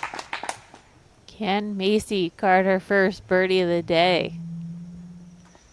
Yesterday, Macy had just 3 birdies on the entire round. Well, 11 was the last time she had one there. Kat Merch gets this to flip up. Rides right to the pin. Park job for Kat Merch. Kat Merch looking to secure just her 2nd birdie of the round. Yesterday, she had 4 of the first 5. Today, a much slower start.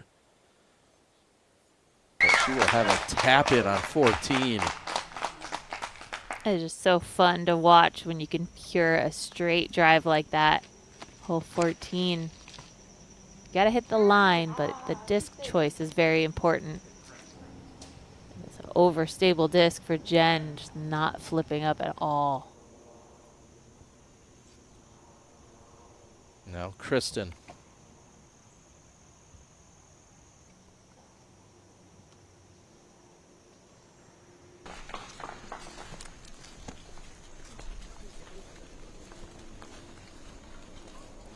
Kristen has gone 3 over in the last 2 holes. This is a point where I start to get a little cross-eyed, a little delirious in the round. I can only imagine what the players are feeling. They've had to focus so hard on every single shot. And as we finish off this round, these holes are so challenging.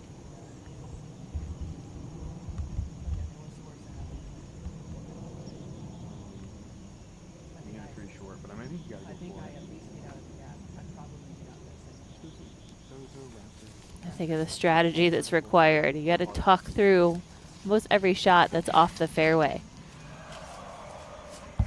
And Holland gonna go with a roller.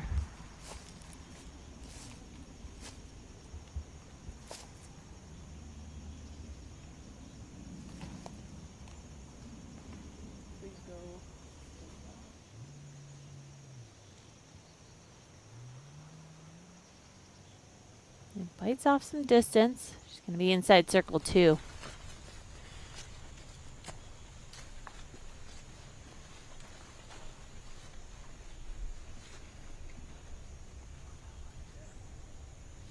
Holland yesterday shot 1 over for the round. Currently today she is 6 over.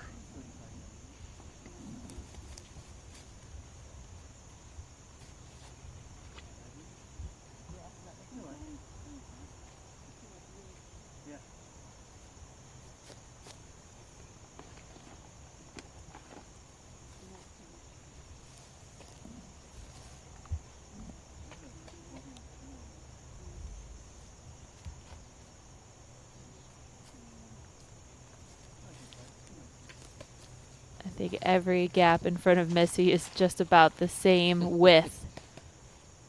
Like that wall of trees, all about 3 feet apart.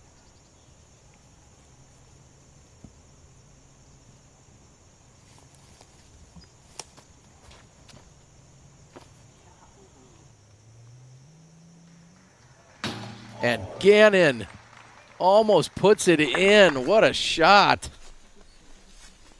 Missy, after contemplating the lines, hits it perfectly. Big smile coming from Missy. This is another Barbasol close shave replay. Tracking right toward the pin. And a beautiful shot by Missy Ganon. Almost ringing it up. We'll leave her with a birdie look.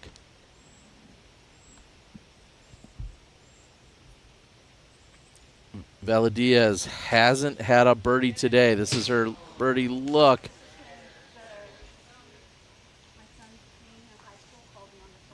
I was a little angry and drilled this putt.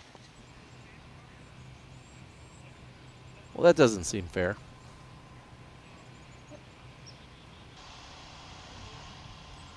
And after the huge drive by Ronsley, going with a very conservative pitch up there to lay up, here's Jen Allen.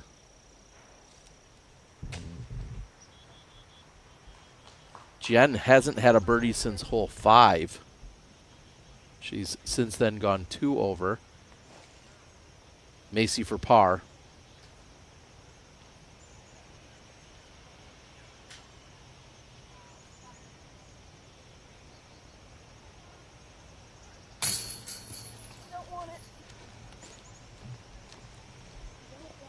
We hear Macy say that she doesn't want it. Well, she didn't want that one bad enough, and that's going to be very frustrating. And again, didn't seem all too fair, the rollaway that she got in the first place, but not able to maintain focus. And she's going to turn the birdie look into a bogey. That's going to make Macy's chances that much tougher as she's a 10 seed and is currently 2 off of the cut line.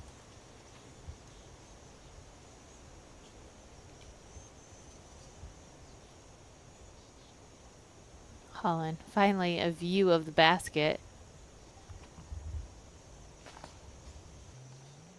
And leaves it short. That is circle 2 for Hanley.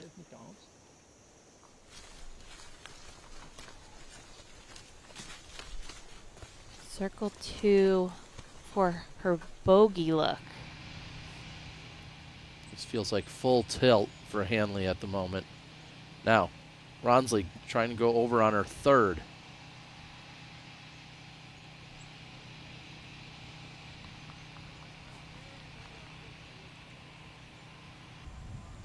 You basically have to land inside the circle to stay safe and just barely. The wall is just a visual and it's outside. It's actually in the OB area. Hanley for bogey.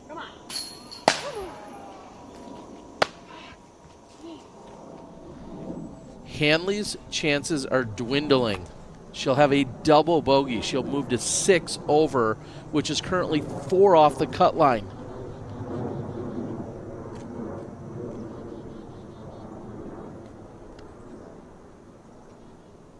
I'm sure she had such good feelings coming into this tournament, coming off of the big win, biggest win in her career.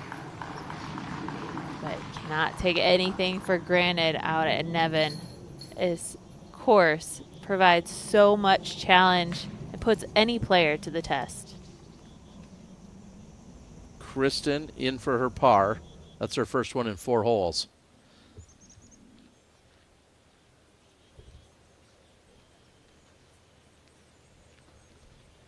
Allie Smith fighting for this weekend.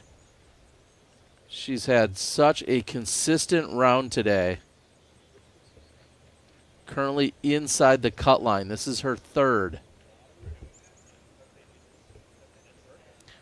And she's put it inside the inbounds area. There's a little cutout over in that general area that she's going to be safe.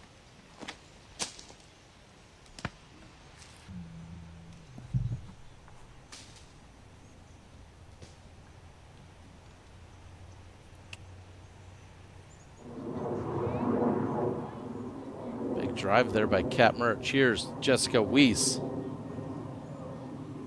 Weese currently in 5th.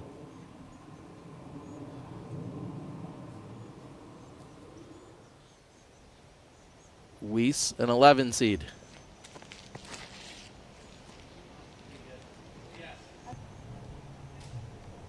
Jen opts for the Anheuser route, and it carries all the way past the basket, right side. Pure shot, missing everything.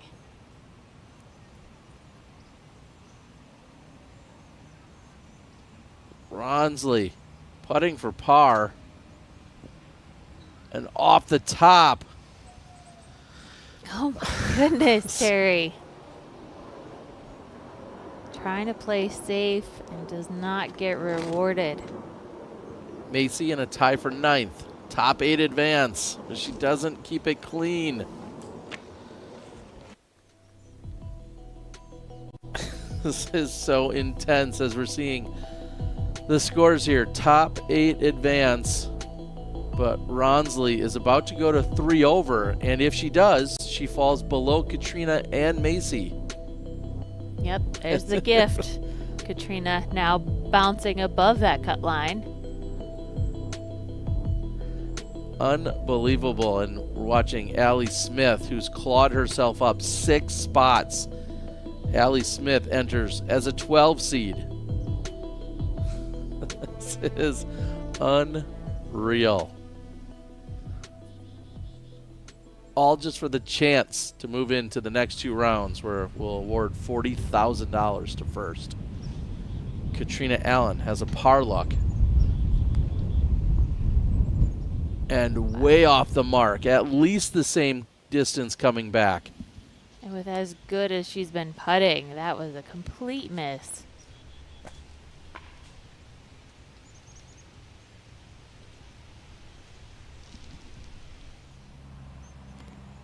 And you can tell the wind, it is a factor at the moment. Something to think about. Whoa. Katrina will be tapping in for double bogey on hole 17. Just when we thought she was in the perfect position above the cut line. Again, now she's off the list. Unbelievable. A double bogey will bring her to 5 over. Gosh. This is stressful, Terry. Just... And again, I don't know how involved these players are in the score at the moment.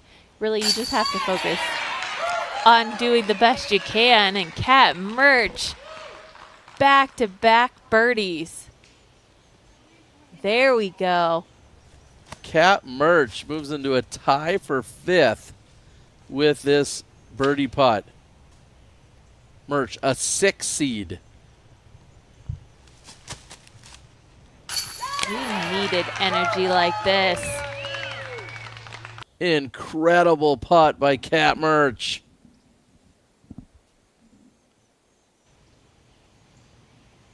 It's not too late. It's never too late. Now, Jen Allen, similar distance, but not with the angle or the line that we just saw from Merts. And so a par likely coming for Jen. Jessica Weese, our 11 seed, teeing on 18. She's at 1 over.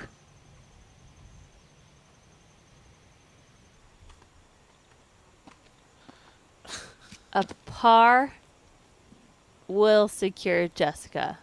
It's a great score on this hole, and that should keep her safe.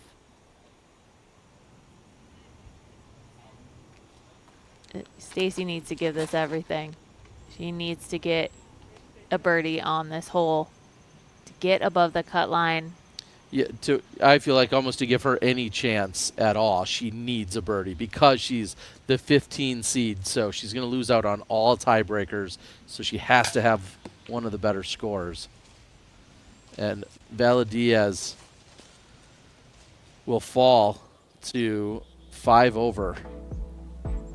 And for Stacy, this is a time to check the scores. This is a time where, you know, if you have the decision to lay up or not, knowing that her last chance, she needs to get the birdie, she needs to be aware of that. So hopefully her caddy can pull up the scores on UDisc, check them out, and give Stacy and give her player the best opportunity, the last opportunity to try and make it into the finals.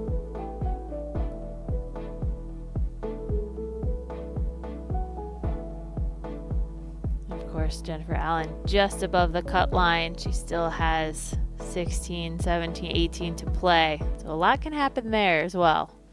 But Jen needs to take her future into her own hands. Hey, that's okay. That's okay. That's okay. Inside for Kat, but talking herself through it. She's saying that's okay. The kick wasn't too punishing or too bad. Now, Allie, way off in the corner.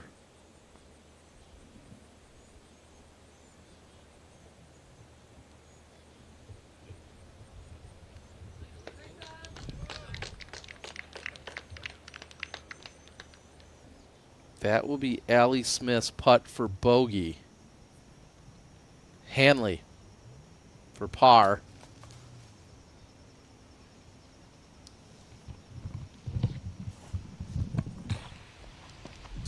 Hanley sits at 6 over and likely adding a bogey to that. Her chances are almost gone. Let's do the same here for Macy. This is a very reachable hole. 270 feet, but you gotta hit the gap. Just do what Jen Allen does, right next to the basket. Beautiful shot by Jen Allen. Again, she's at that cut line. A birdie is going to do her well.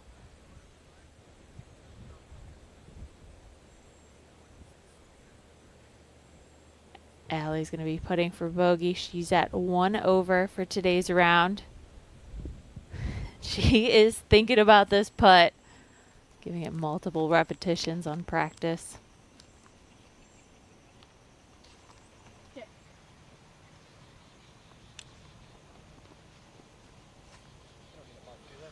And Jessica Weese has gone out of bounds. The wrong side of the rope. Players need to play the left-hand route the whole way. Weese comes in at 1 over. Currently in a tie for 5th.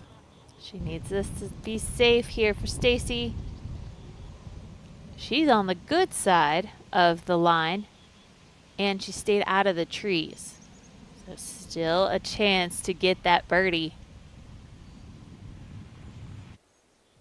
Needs to nestle that next shot underneath the pin.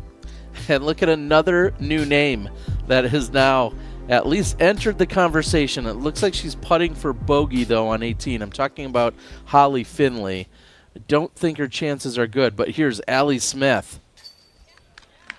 And she makes the putt.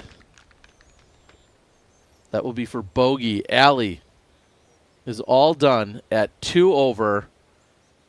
All she can do is sit back and see if she makes the cut or how she'll stack up against anyone else that may tie her. She is the 12 seed.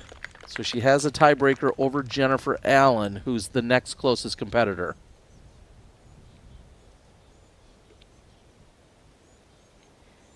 It's fun to look in the background. I mean, everybody on their phones checking scores. Allie Smith should be feeling pretty good about her chances right now.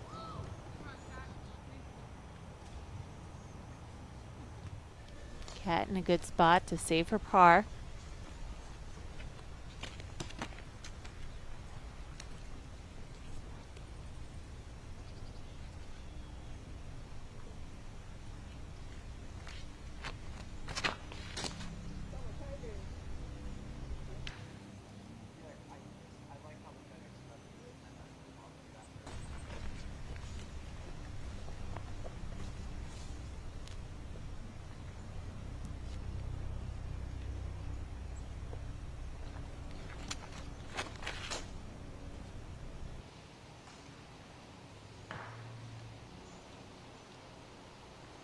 Clean for a majority of the drive.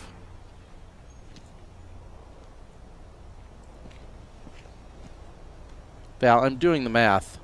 Uh-oh. I know, that's always dangerous when we're live on air, but Allie Smith is in my book. I don't see a way that she's not.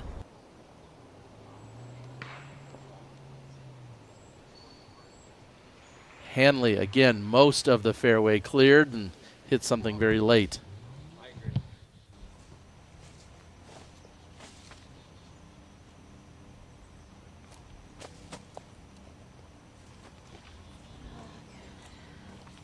And with that,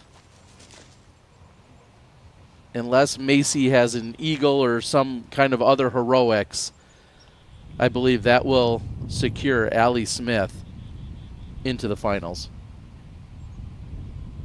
Here's Jessica Weese. After going OB,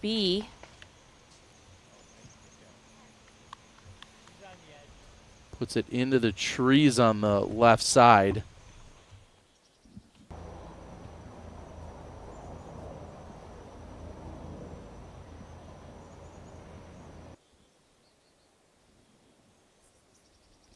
Jen has the look for birdie. And she cans it. Jennifer Allen. ice in her veins, basically frozen. She picks up her third birdie of the round.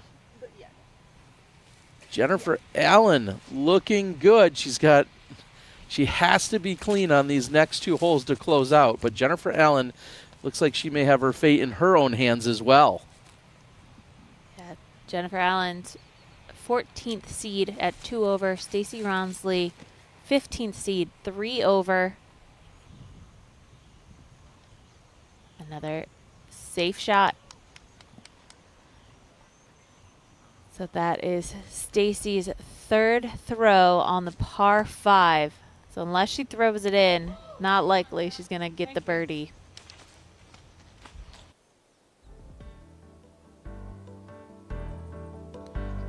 And Merts would go on to make bogey.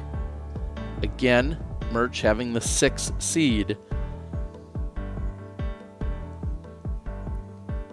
Well, all the players that are moving around, Kat Merch has the best seed of everyone in that 2 over score. So she will likely make it in, even if she ties Katrina Allen at 5 over. She will still make it in. So that advantage of playing well throughout the season could pay off in the name of Kat Merch. We're going to decompress and stand down for just a moment. We have more action on the other side. We'll be right back. What makes the Halal Guys so deliciously different? You might have heard of our famously long cart lines that NYC fans happily stand in. Today, with over 100 plus restaurants across the globe, we are your place to experience authentic American halal. Enjoy our delicious falafel, Euro sandwich, platters, and sides topped with our famously flavorful white and hot sauces. Order online today and taste how we make different so delicious. The Halal Guys, bringing something deliciously different to the table. Repetitive stress injuries are one of the most common reasons that disc golfers have to take time off from playing the sport they love. With the average disc golf bag weighing up to 25 pounds, this can add up to over 2,000 pounds of accumulated stress on your body during a single round. A cart gives you the ability to bring what you need on the course without the repetitive heavy lifting. This reduces the number of stress points you experience during a round, keeping you at your best.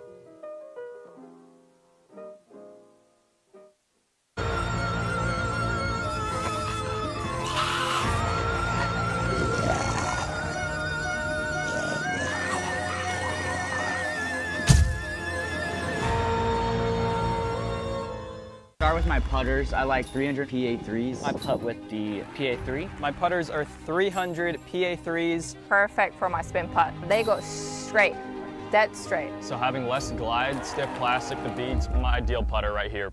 On this championship weekend, we want to thank the true champions. All the disc golfers that back the Mojo Riser. With their support, we're able to make the Riser a reality. To celebrate, we brought the little ones out to the pumpkin patch.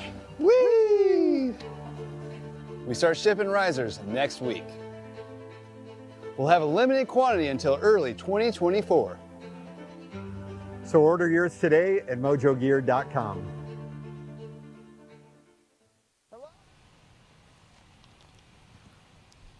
There's Jessica Weese. Is in a safe position coming into hole 18 and going OB on the tee shot. Hung up here on the left.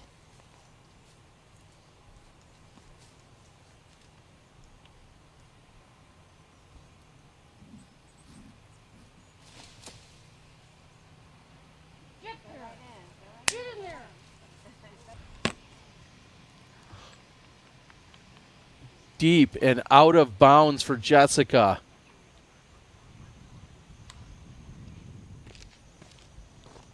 That will likely end Jessica's run to the finals.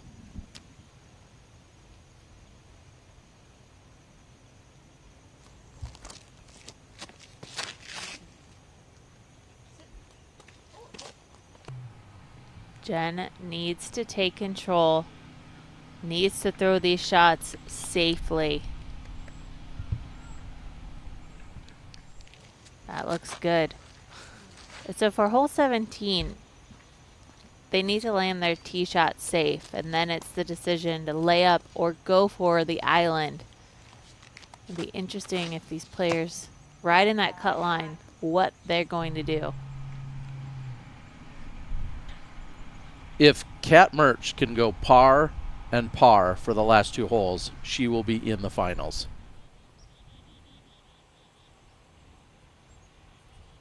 Stacy Ronsley.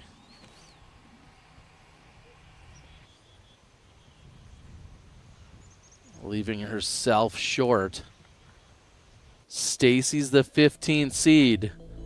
So she's going to need to make that putt and to try and keep the pressure on the couple of women that still have to close out on 17 and 18. And Jessica Weese is handing the competitor strokes right now. She's going to be putting for double bogey from circle 2. The double bogey on her scorecard, if she were to make it, will bring her score to 3 over. Stacy has a look for birdie, so if Stacy can birdie it and Jessica goes to 3 over, Stacy goes to 2, Stacy will be in, Jessica will be out.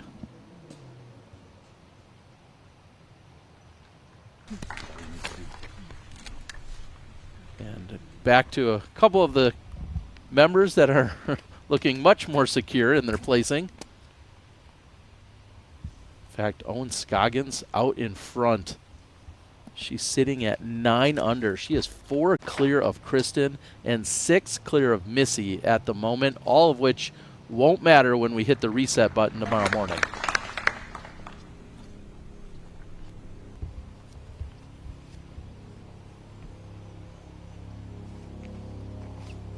Kristen's gone 3 over in the last 5 holes. And gets a good skip here that at least gives her a birdie look. Yeah, and with that reset, you have to look at the round scores. For Owen to be sitting at 5 under in today's round, compared to Kristen at 1 over, Missy Ganon at 3 over.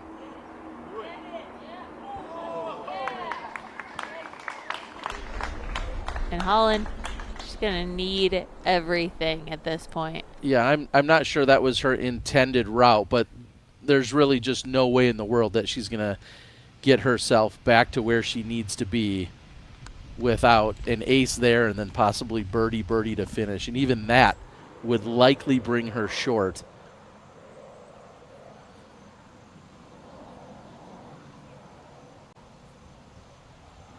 Stacy Ronsley needs this putt. This could potentially determine if she punches her ticket to the finals. Nothing. Doesn't draw medal.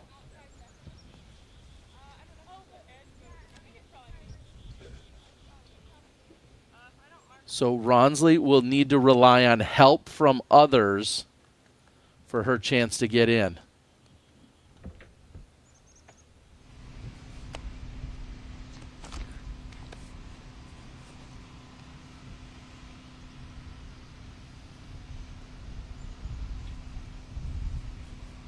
She's got a driver in her hand. She's going for the island, Terry. Normal OB rules apply, so she just needs to cross the island at least if she wants to take it from up there. And I don't believe she did. That was well short, far to the left. We'll have to see what the mark is that she receives. Now Jessica.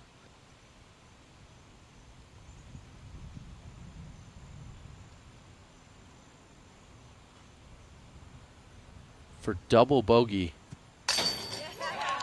And Jessica finds the bottom of the basket.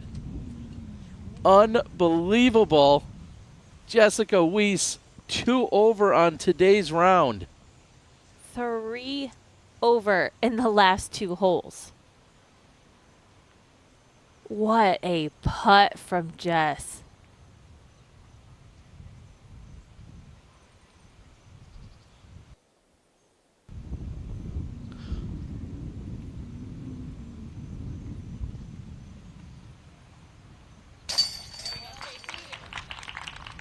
And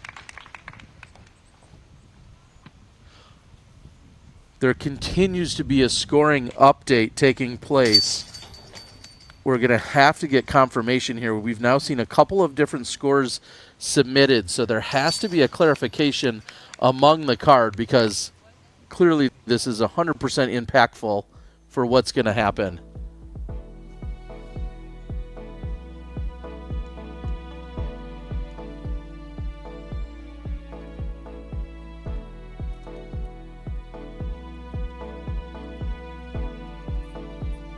So, they are still actually on Jessica Weese's scoring. 2 OBs on her card, or on hole 18.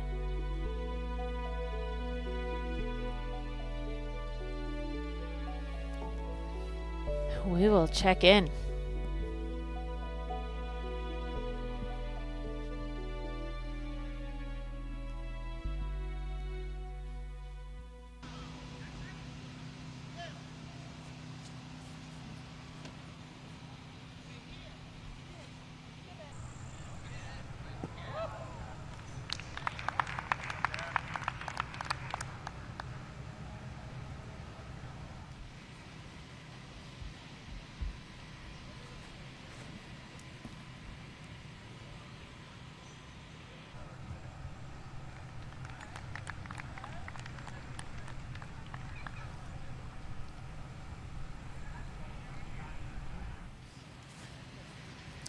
There's so much going on. We're breaking the internet at the moment. It is very stressful, and Jennifer Allen should be feeling that stressful pressure at the moment.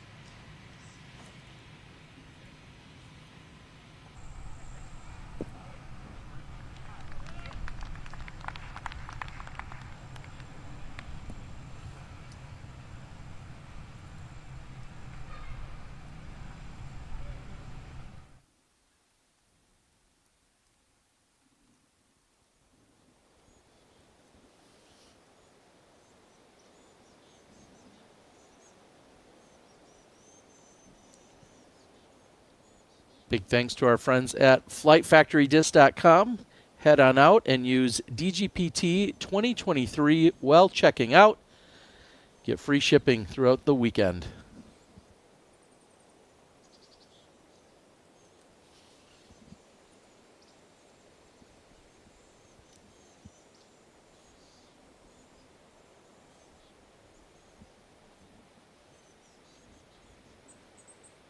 Beautiful overview look. Now, Cat Merch.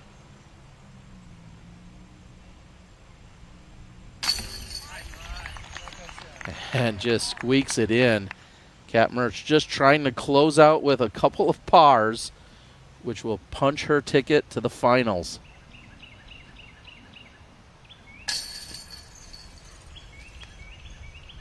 And Macy completely checked out. Will be the end here of her 2023 Disc Golf Pro Tour season.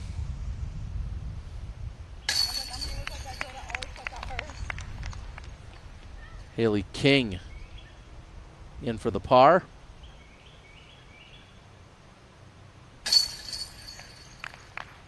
And Jen is in for the bogey. Jen Allen may need some magic on the 18th. We'll see what she can do when we return.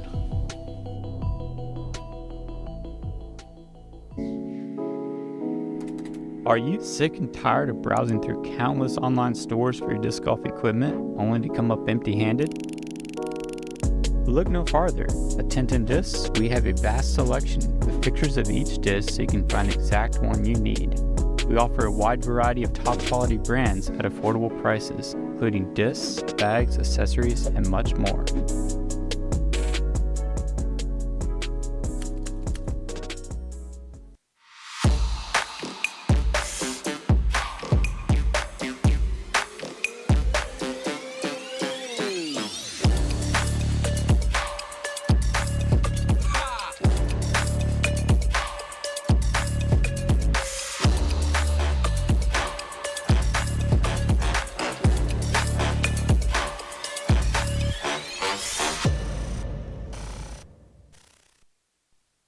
Be known for winning a lot of tournaments. You know, hopefully I get to a point where I can be dominant in an era with so many people coming up in the game. So hard to stay consistent at the top. That's kind of my goal, is to set the new standard for this generation.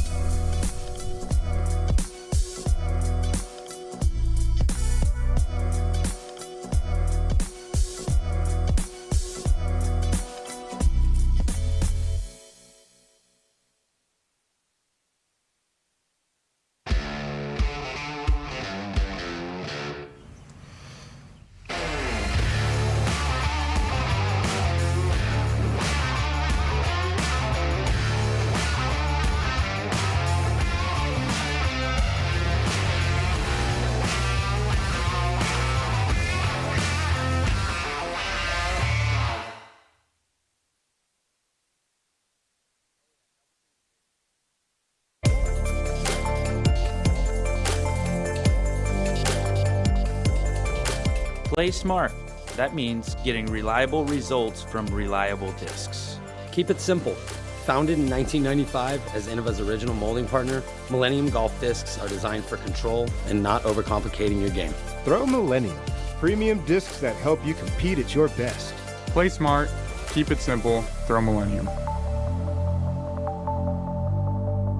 With a smooth, clean shave, every day is a clean slate. So who cares if you put all your money in crypto and called your boss an idiot? Barbasol. It's a can of can-do.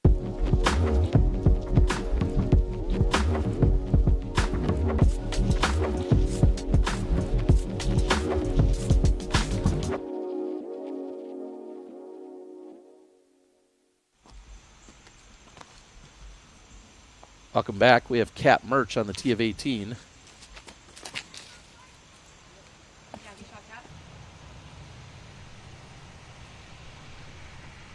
Kat sitting relatively safe.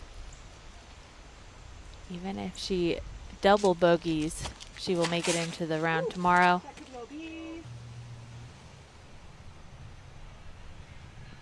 Uh-oh. Jen. O.B. If Jennifer Allen can walk away with a bogey on 18, she makes it in. But it is not a great start.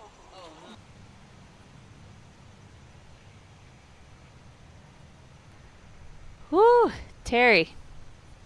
Not feeling so great for Jennifer Allen at the moment. These last two holes are so crucial.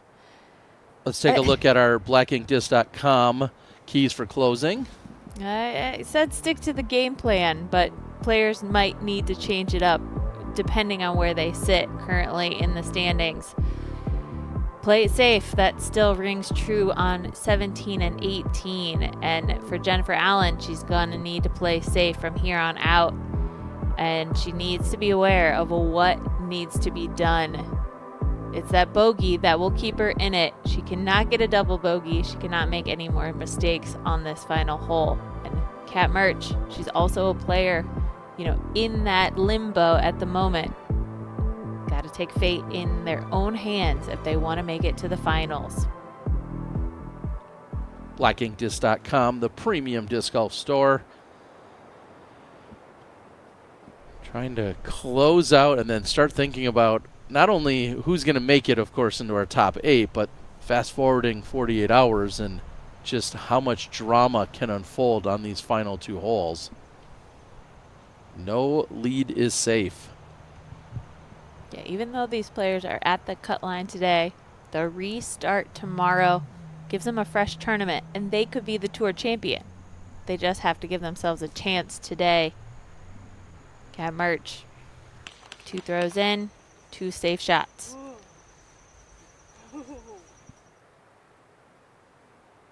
Hopefully Kat knows exactly what's needed here.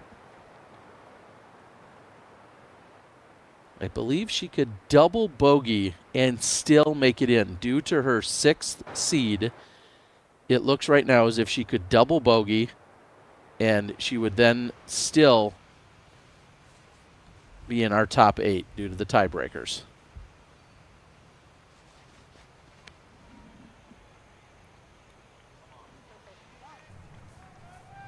Haley King with her 2nd. Huge improvement today compared to the first round out here. Now, Haley is likely lining up the 2nd best round out of all competitors for today. She's sitting 3 under.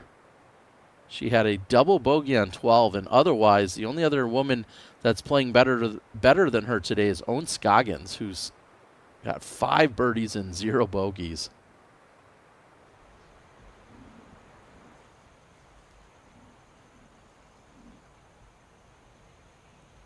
So the fastest way to a double bogey is multiple shots out of bounds. Jen lining up over OB the entire way. There's also OB long.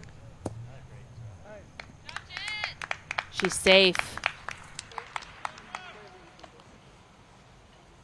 Jen has her own fate in her hands.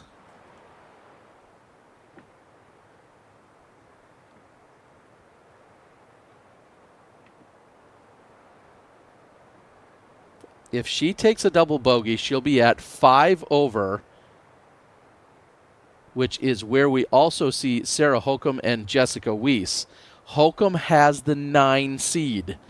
So if Jennifer Allen ends up taking a double bogey here and gets to 5 over, Sarah Holcomb will slide into the top 8. Missy Ganon, a par luck.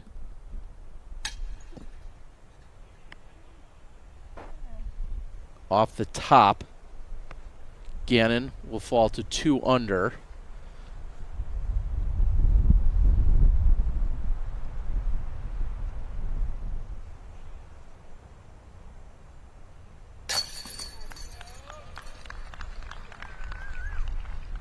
Scoggins still bogey free.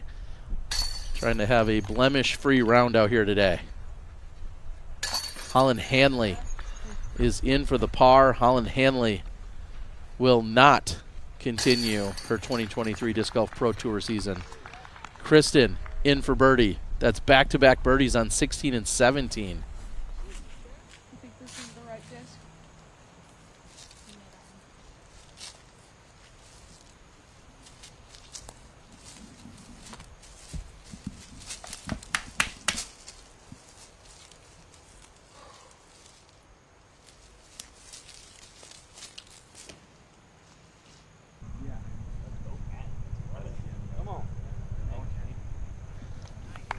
Beautiful shot from Kat Merts.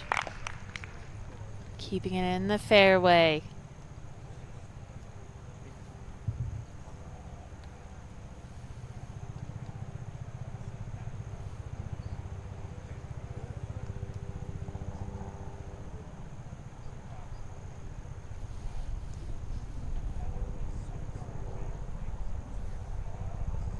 you just know Sarah Holcomb's on her phone on the sidelines, just waiting to see if she will be playing tomorrow.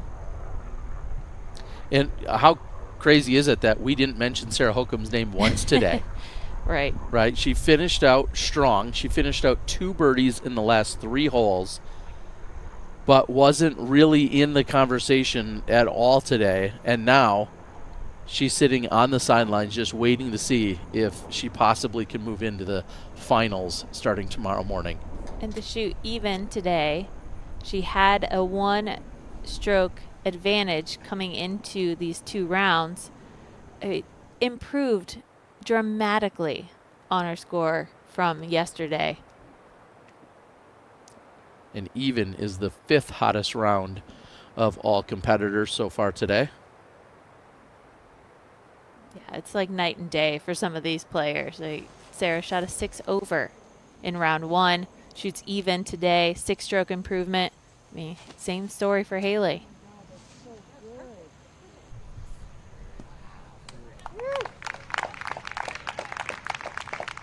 And Haley King should be closing out with a birdie after that.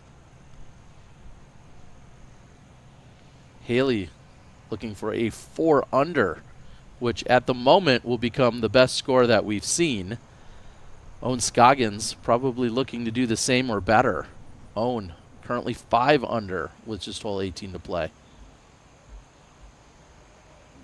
Crucial shot for Jen. She needs to get up and down. And Jen Allen is inside the bullseye. That should be enough for Jennifer Allen to move into the finals.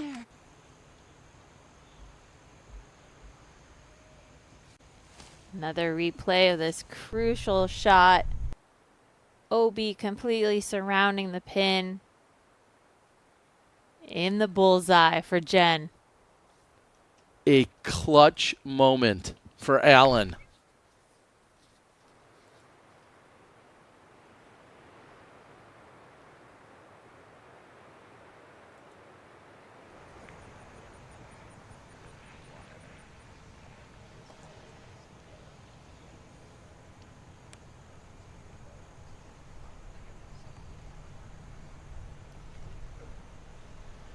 Again, we're always talking about, are these players aware of what needed to be done? And I'm not 100% sure that Jen knew the scores. She's just trying to finish strong.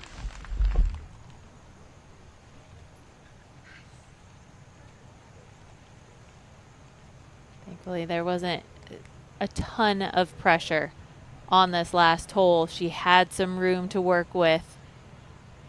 But after that OBT shot, I was getting worried.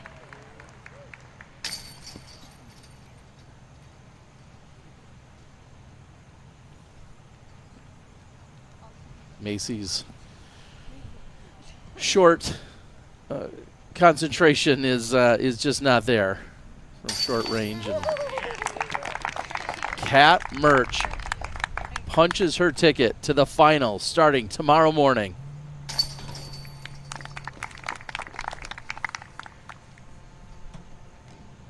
Valdes ends her season, and Jennifer Allen, the short turbo putt is in. Jennifer Allen moving to the finals along with Haley King. Yay! Dang it. That means I got to change a flight? Jen apparently not confident that she was going to make the finals. Well, it looks like it's going to pay off. Go change that flight, Jen. Don't change anything else, though, because we're going to be right back with the conclusion of our semifinals at the Pro Tour Championship. I just think the plastic is very premium. It's a high quality material. The way the disc feels in my hand. I think it's the quality of plastic. It's unlike any other plastic that you'll find in the industry. The quality is better than any other company out there. Again, just consistent plastic. It's something I can consistently trust on every single throw. There's so many discs to choose from, and I guarantee if you tried every disc in the lineup, you're gonna wanna put multiple discs in your bag. It's extremely high quality. You can only say so much, they have to eventually just try it themselves and see.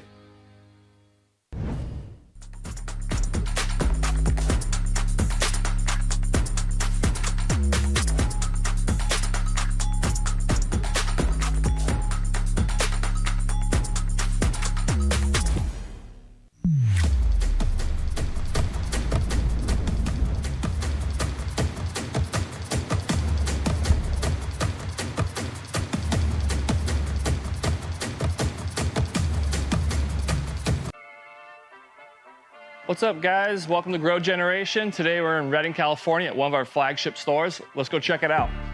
We are the largest hydroponics retailer in the country with over 60 locations nationwide. At Grow Generation, we carry thousands of products, from personal home gardens all the way up to large-scale cultivation facilities.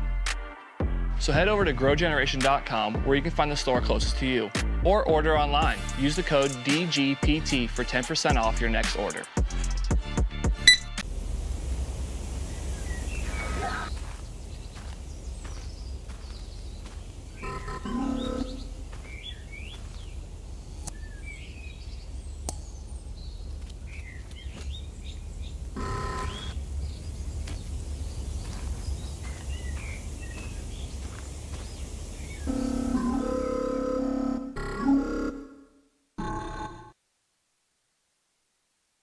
I know some fugitives in the past have been kind of a hyzer flip disc. This is going to be a good ideal disc for flex throwers like myself, or just hyzer shots that you want to go and carry pretty far left. Good grip, good profile. Supreme Fugitive is going to make the bag for me. Feeling great starts with a great shave. Today, the world is in the palm of your hand. Or at least this can is. For over 100 years, Barbasol, it's a can of can-do. My name is Garrett Gerthy, and I'm the founder of Double G Craft Jerky. I love the fact that it's resealable. I can just get a little bit, keep my energy levels up, but not eat like a half of a meal in the middle of my round. My favorite bag is the smashed cracked pepper. That's my perfect salty snack. This is my go-to, the Saxon Sweet and Spicy. If this bag gets open, there's no need for the seal, because I'm gonna eat it all.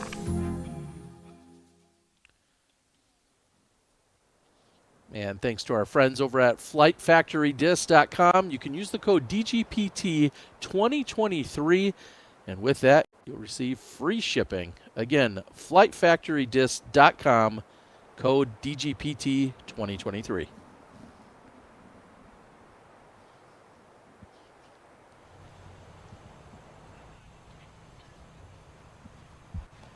Oh, and Scoggins with her third throw.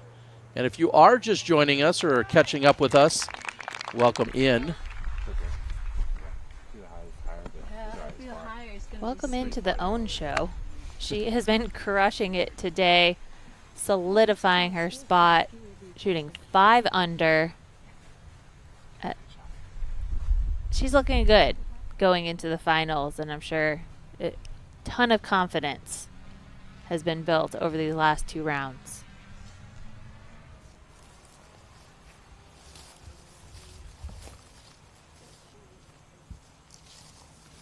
And really, we're seeing these scores. Everyone in these positions, they are in for the finals. That top 8. So Stacy Ronsley snagging that final spot. There's no other movement that we will likely see happen. I mean, it is golf after all, but I'm gonna go with my gut and say that everybody is secure at the moment.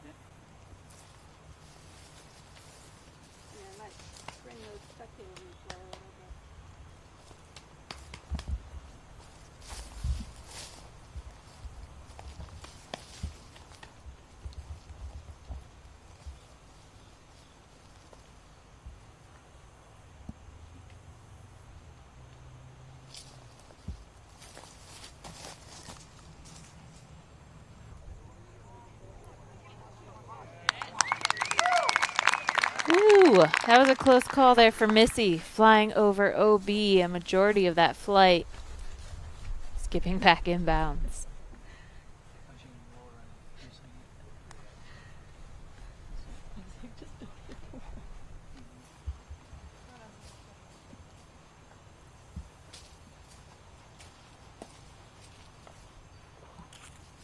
And Terry, after today's round, all the players making it into the finals, they start at square one. We start from scratch. It's like a reset, but I have to think about these 2 rounds that we've seen.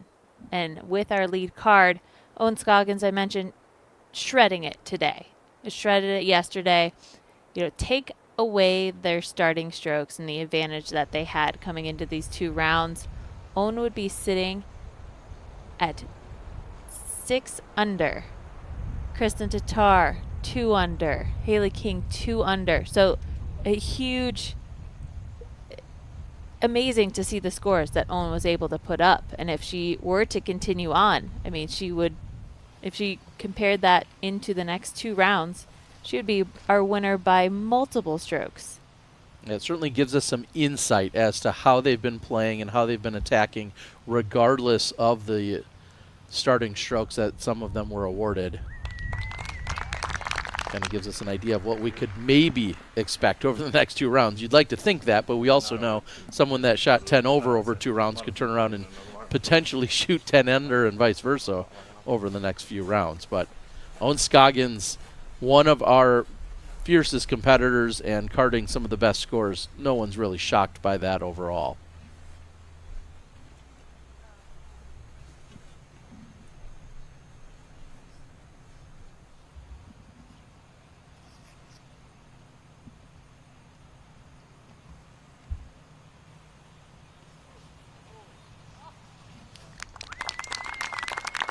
That's going to curl around the pin. And our only player from our lead card today not making it into the finals, Holland Hanley, puts an end to her season here. Still going to have some positive memories over the big win from last weekend, but this is it for the Tour Championships for Holland.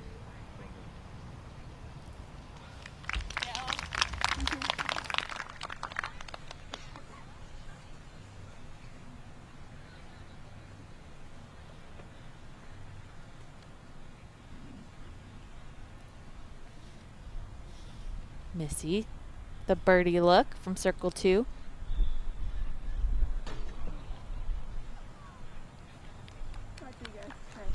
Didn't need to, but that's fine. Like it. Keep it running.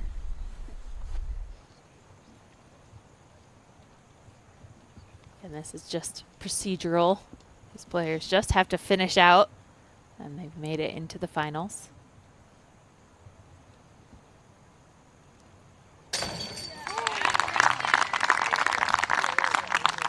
Kristen closing out strong. Thinking 48 hours from now, there'll be a $40,000 first place check on the line.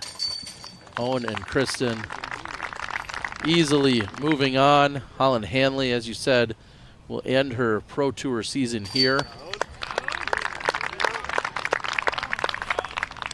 And Owen Scoggins is in along with Missy. There's a hug, and see you tomorrow. See you tomorrow when we get to reset the scores. Missy, who is going to finish about 7 behind Owen, well, it's not going to really matter. And right now, Stacey Ronsley appears to be one of our Cinderella stories. Ronsley comes in with the 15th seed. So any tiebreakers that she was going to be part of, she likely was going to be on the bad end of that. She didn't need it because she has outright 8th place, holds off Sarah Holcomb, holds off anyone else charging. We saw Jessica Weese kind of falter at the end. We saw Holland Hanley really struggle and just really never got anything going today. So Holland is going to be the only one in those top 4 that are going to fall off. Any other takeaways that you initially saw here today, Val? Allie Smith, also a huge story, moving up 7 spots to play into the finals. It's going to be fun. We mentioned scores reset, so it's like a brand new tournament starting tomorrow. And they've got 2 rounds. So even if they don't shoot well tomorrow, they can still make up for it on our final day. All 8 move forward.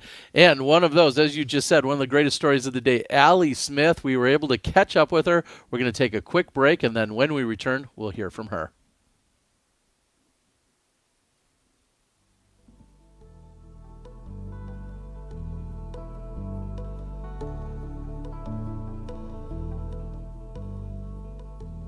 Friendship isn't defined by time spent together, but rather by moments shared. Moments that are warm, exciting, and new. when you're outfitted for all that's out there. Even the ordinary becomes extraordinary. So here's to taking a moment to appreciate every moment, made outside together.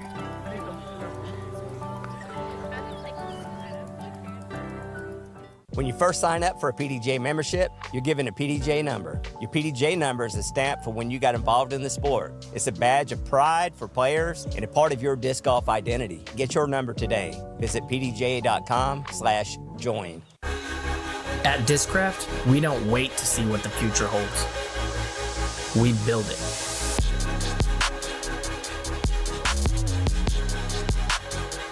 The future is in your hands. Introducing the Grip 6 belt, the only belt on the market with a no gut pinch guarantee. The Grip 6 is so light and thin that you'll barely even notice it's there. Its smooth, low-profile design makes this belt the most comfortable belt in the world. Overly confident much? You're damn right. Because on top of being the most comfortable belt in the universe, each Grip 6 belt comes with our A3 guarantee, meaning if you don't like any belt for any reason at any time or in any condition, you can just contact us and we'll give you a full refund.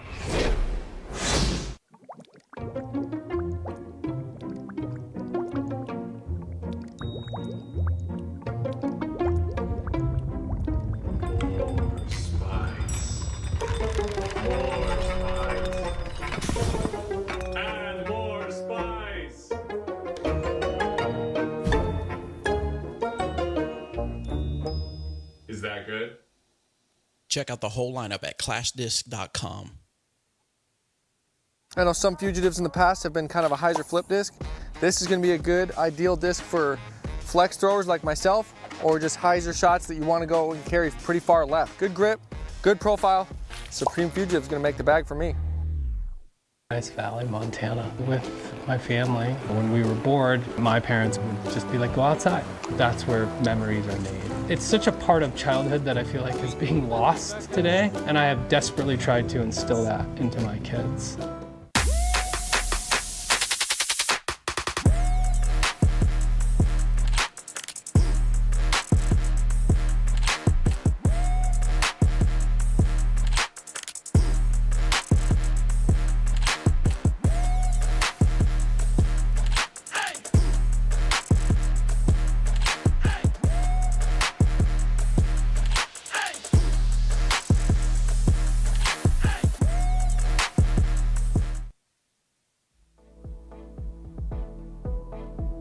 Allie Smith making it into the final. She ties for 5th.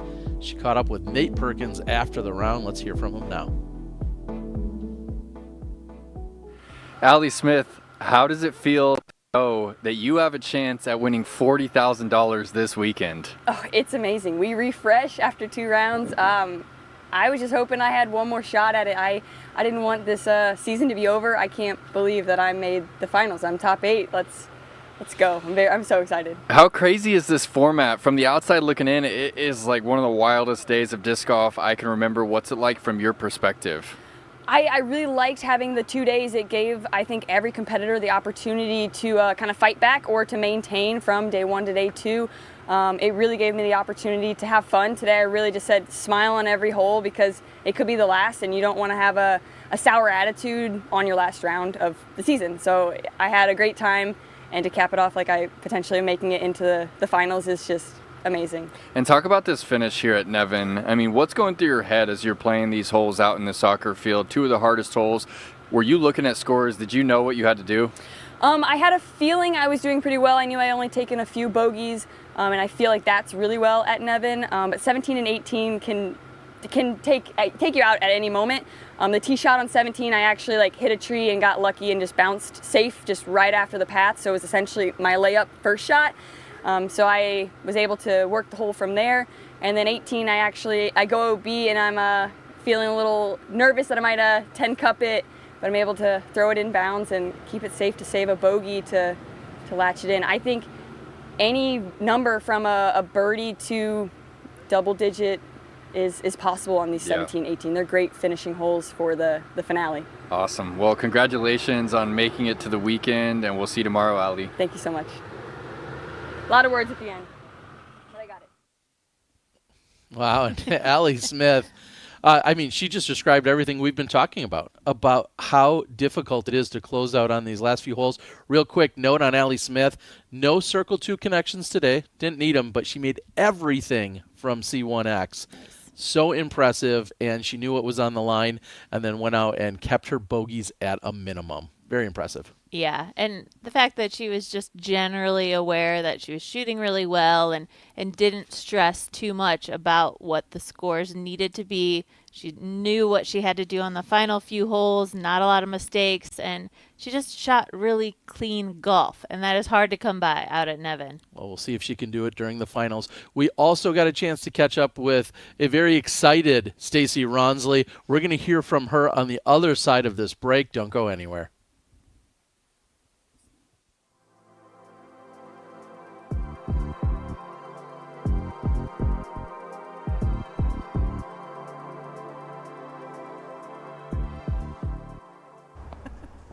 Yeah, sure.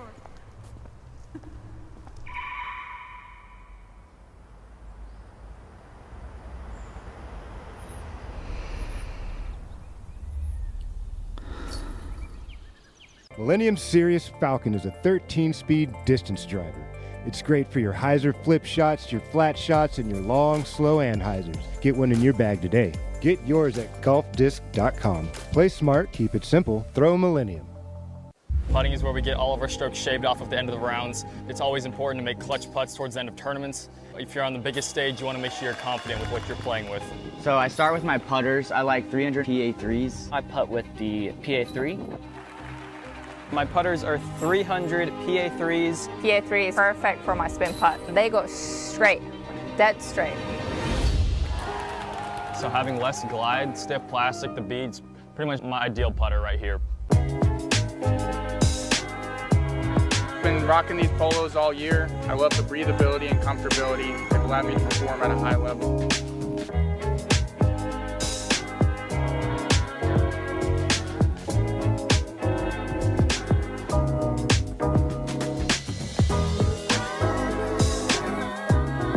Check them out at flightfactorydisc.com. With a smooth, clean shave, every day is a clean slate. So who cares if you put all your money in crypto and called your boss an idiot? Barbasol. It's a can of can-do.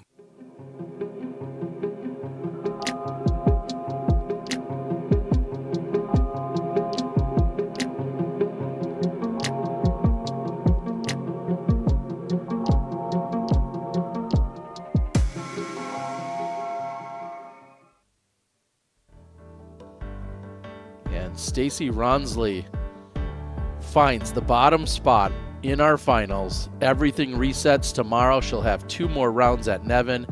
Right after her round, we caught up with her, and here's what she had to say.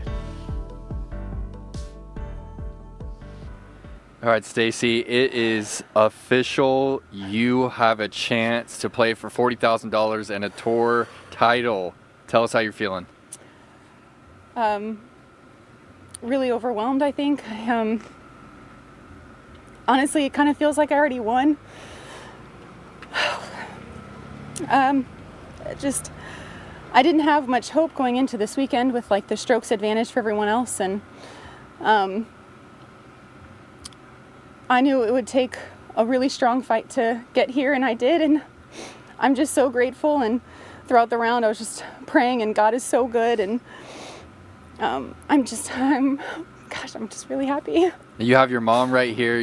She said Hi, Mom. You're going to make her cry too. There's tears flowing everywhere, Stacy. Tell us how nervous this format made you feel just before the reset. Yeah, honestly, like going into this week, I wasn't in a very good headspace with it. I just was like, you know what, I'm just going to get here. I'm just going to be grateful for the experience, take my money and go home. And I didn't really think that I'd even get here. And then I started playing. And then I don't know how to not fight for something, for disc golf specifically. And I just fought my butt off. And the stretch going into 18, I've never experienced pressure like that. I was like shaking on both my putts, even like a 15-footer to finish it out. I had to take like probably 15 seconds to just breathe and then look at the basket and putt. I feel like I won. I don't know. Well, you feel like you won. You're into the finals. You're playing this weekend. What is it going to take down the title now that you've seen how hard this course is playing? Whew. A lot of luck, a lot of trust in myself, a lot of faith in God, and I don't know, maybe I could do it. Maybe I could Nathan Queen it, man. I mean, who knows? If I got this far, anything can happen in these woods. All right, Stacy, congratulations. We'll see you this weekend for the finals. Thank you.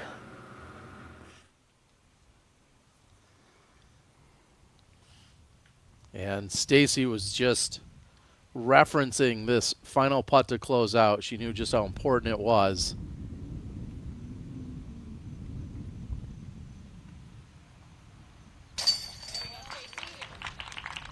And didn't just barely get it in, didn't hit high or left or you know, in any way have any kind of wobble to it. That was still a confident putt.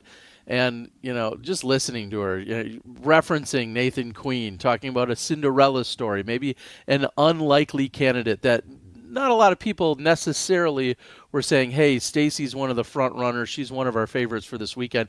And she recognizes that. But she says she feels like she's already won. She's about to collect the largest paycheck I think she's ever had in her career. Even if she weren't to move up at all and she finished in 8th, she would still collect a $4,000 paycheck. My quick math shows me that somewhere around $2,500 has been her previous best. So Stacy Ronsley is certainly winning, and that's just the baseline.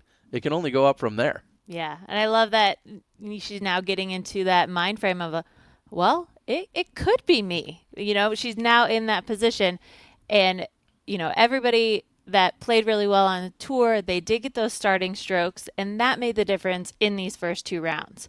Now that we head into the finals, everything starts from scratch, and it can be anybody's game. If you can connect on 2 solid rounds, I mean, your paycheck is only going to increase. And so for Stacy, this is a huge moment for her.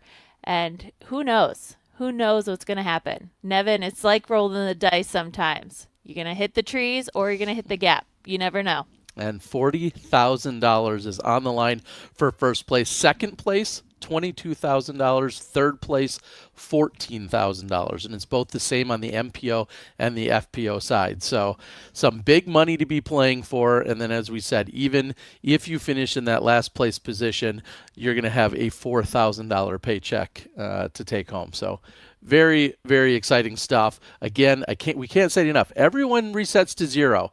What Owen's done, what Kristen has done, all of that just was a matter of getting them into tomorrow morning's round. All 8 competitors come in at even par starting tomorrow morning, and it's going to be awesome. All right, Val, OTB shot of the day candidates. You got any that come to mind? I don't know, Terry. That was a stressful round. There were a lot of amazing shots from our lead card, but at a certain time, we kind of forgot about them. They're secure in the spot. But Owen, I think there's got to be an awesome shot from Owen. She's putting great. She's driving great. But it's just that solid performance. That's what allows you to score out here. The only woman to go bogey-free was Owen Scoggins. Does she earn shot of the day? Let's take a look. This is our OTB shot of the day. Only the best. And Kat Merts with a clutch putt on 15. Giving her the OTB shot of the day. Kat Merts comes in as the 6th seed. She finishes in a tie for 5th after the 2 rounds. But most importantly, she's headed to the finals tomorrow morning. This afternoon, we're going to have more action for you. That's coming to you at 2 p.m. Eastern. That's going to kick off with Tournament Central, where you'll hear the likes of Nate Perkins along with Brian Earhart. For Brian Earhart out on the course, along with Valerie Jenkins, I'm Terry Miller. We'll see you this afternoon at 2 p.m. for the men's round from the 2023 Disc Golf Pro Tour Championship presented by Barbasol.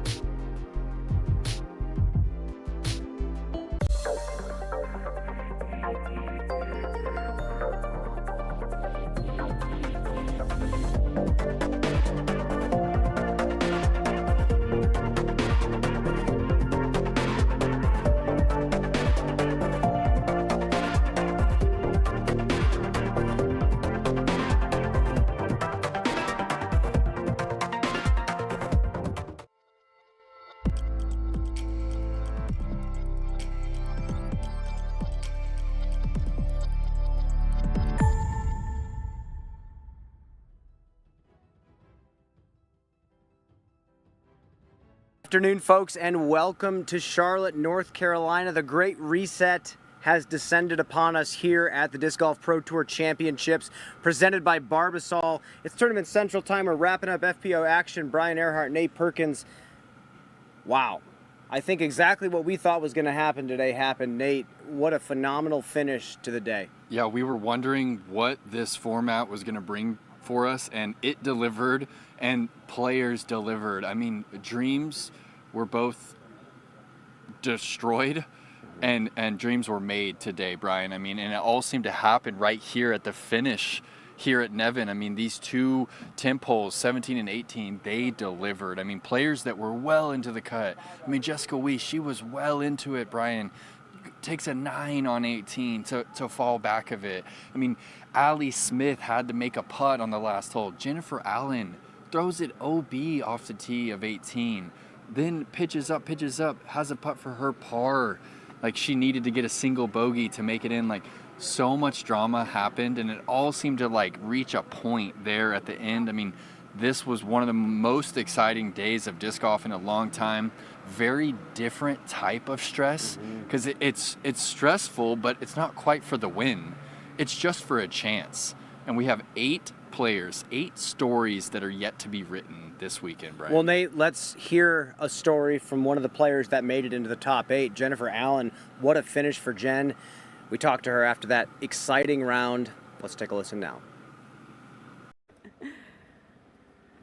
Jennifer Allen, you just told us that your flight is already booked for tomorrow that you just found out that you're in this weekend. You got to change your flight. How are you feeling? Good. I'm just happy to be here. Like, I was so proud to, play most of the season. I skipped a few events earlier in the season with my mom. And so I'm just super excited. And it's been a great year. So. Wow. So you didn't know at all that you had to get that par on 18. I did not. I went OB on 17 and 18, a little long, so. And you played the last 3 holes even par, which is exactly what you needed to do. Now that you... If I would have looked, I would have screwed it all up. Now that you found out you're playing, like, what's going through your mind? Like, you have a chance at $40,000 this weekend. There's just 36 more holes and 7 other competitors you have to beat. Yeah, no change in the plan. Like, the plan was to enjoy my competitors. I basically had a card of my daughters today, like 3 other of my favorite girls to play with. And so the whole time is just have fun. So tomorrow's going to be just there's no reason to change anything. I'm very thankful to be here. Made my paycheck 2 days ago. So it's end the year on a high note and just have a good time. All right, Jen. Love the attitude. Congrats on making it to the weekend, and we'll see you tomorrow. Awesome. Thanks, guys. You didn't check scores. Nate, she was just delighted the whole time. Certainly was, Brian. I mean, it's wild to think that she's not checking scores at all. And she said something we just don't really hear often at all. She said her plan was just to enjoy her fellow competitors. She had 3 daughters, she called them on her card, and Jen doesn't seem to think that she can win the 40K. She's like, oh, I'm just gonna have fun. I can't beat those girls. But she just has 7 other competitors to beat. There's 36 holes left, and she made it to the finals without any strokes. One of 2 players to do that, her and Stacy Ronsley. So she definitely can do it, Brian. We got to talk about the next player who made it in. Kat Merts makes it in with a 2 over par today. Also another player, Brian, who is just not checking the scores. I mean, now that they're in, they can check that box, like maybe it worked out for them. But I feel like knowing the scores, what do you think? Is it to your disadvantage if you know them? I think it depends on if you want to play certain holes for birdie or not. If you're playing conservatively, who cares? If that's what you know that you should do, if that's what you think is going to beat the field, then do it. I think if you're really getting down to it and you're like, do I need to go for a birdie? Then yeah, I would check. I mean, this is a huge jump in money going into the finals here. I mean, again, you can play for $40,000 and stamp your place in disc golf history for the largest prize ever given out. I mean, yeah, you want to check scores a little bit, but you know what? They didn't. And it lessened the stress, and they played the way that they knew how to play, and it allowed her and Kat Merts to get into the finals. Kat Merts, she did it. And with that, she talked to you after her incredible round to get her into the finals. and let's listen to what she had to say. Kat Merts, let's go, girl. You're in. Yeah. How you feeling?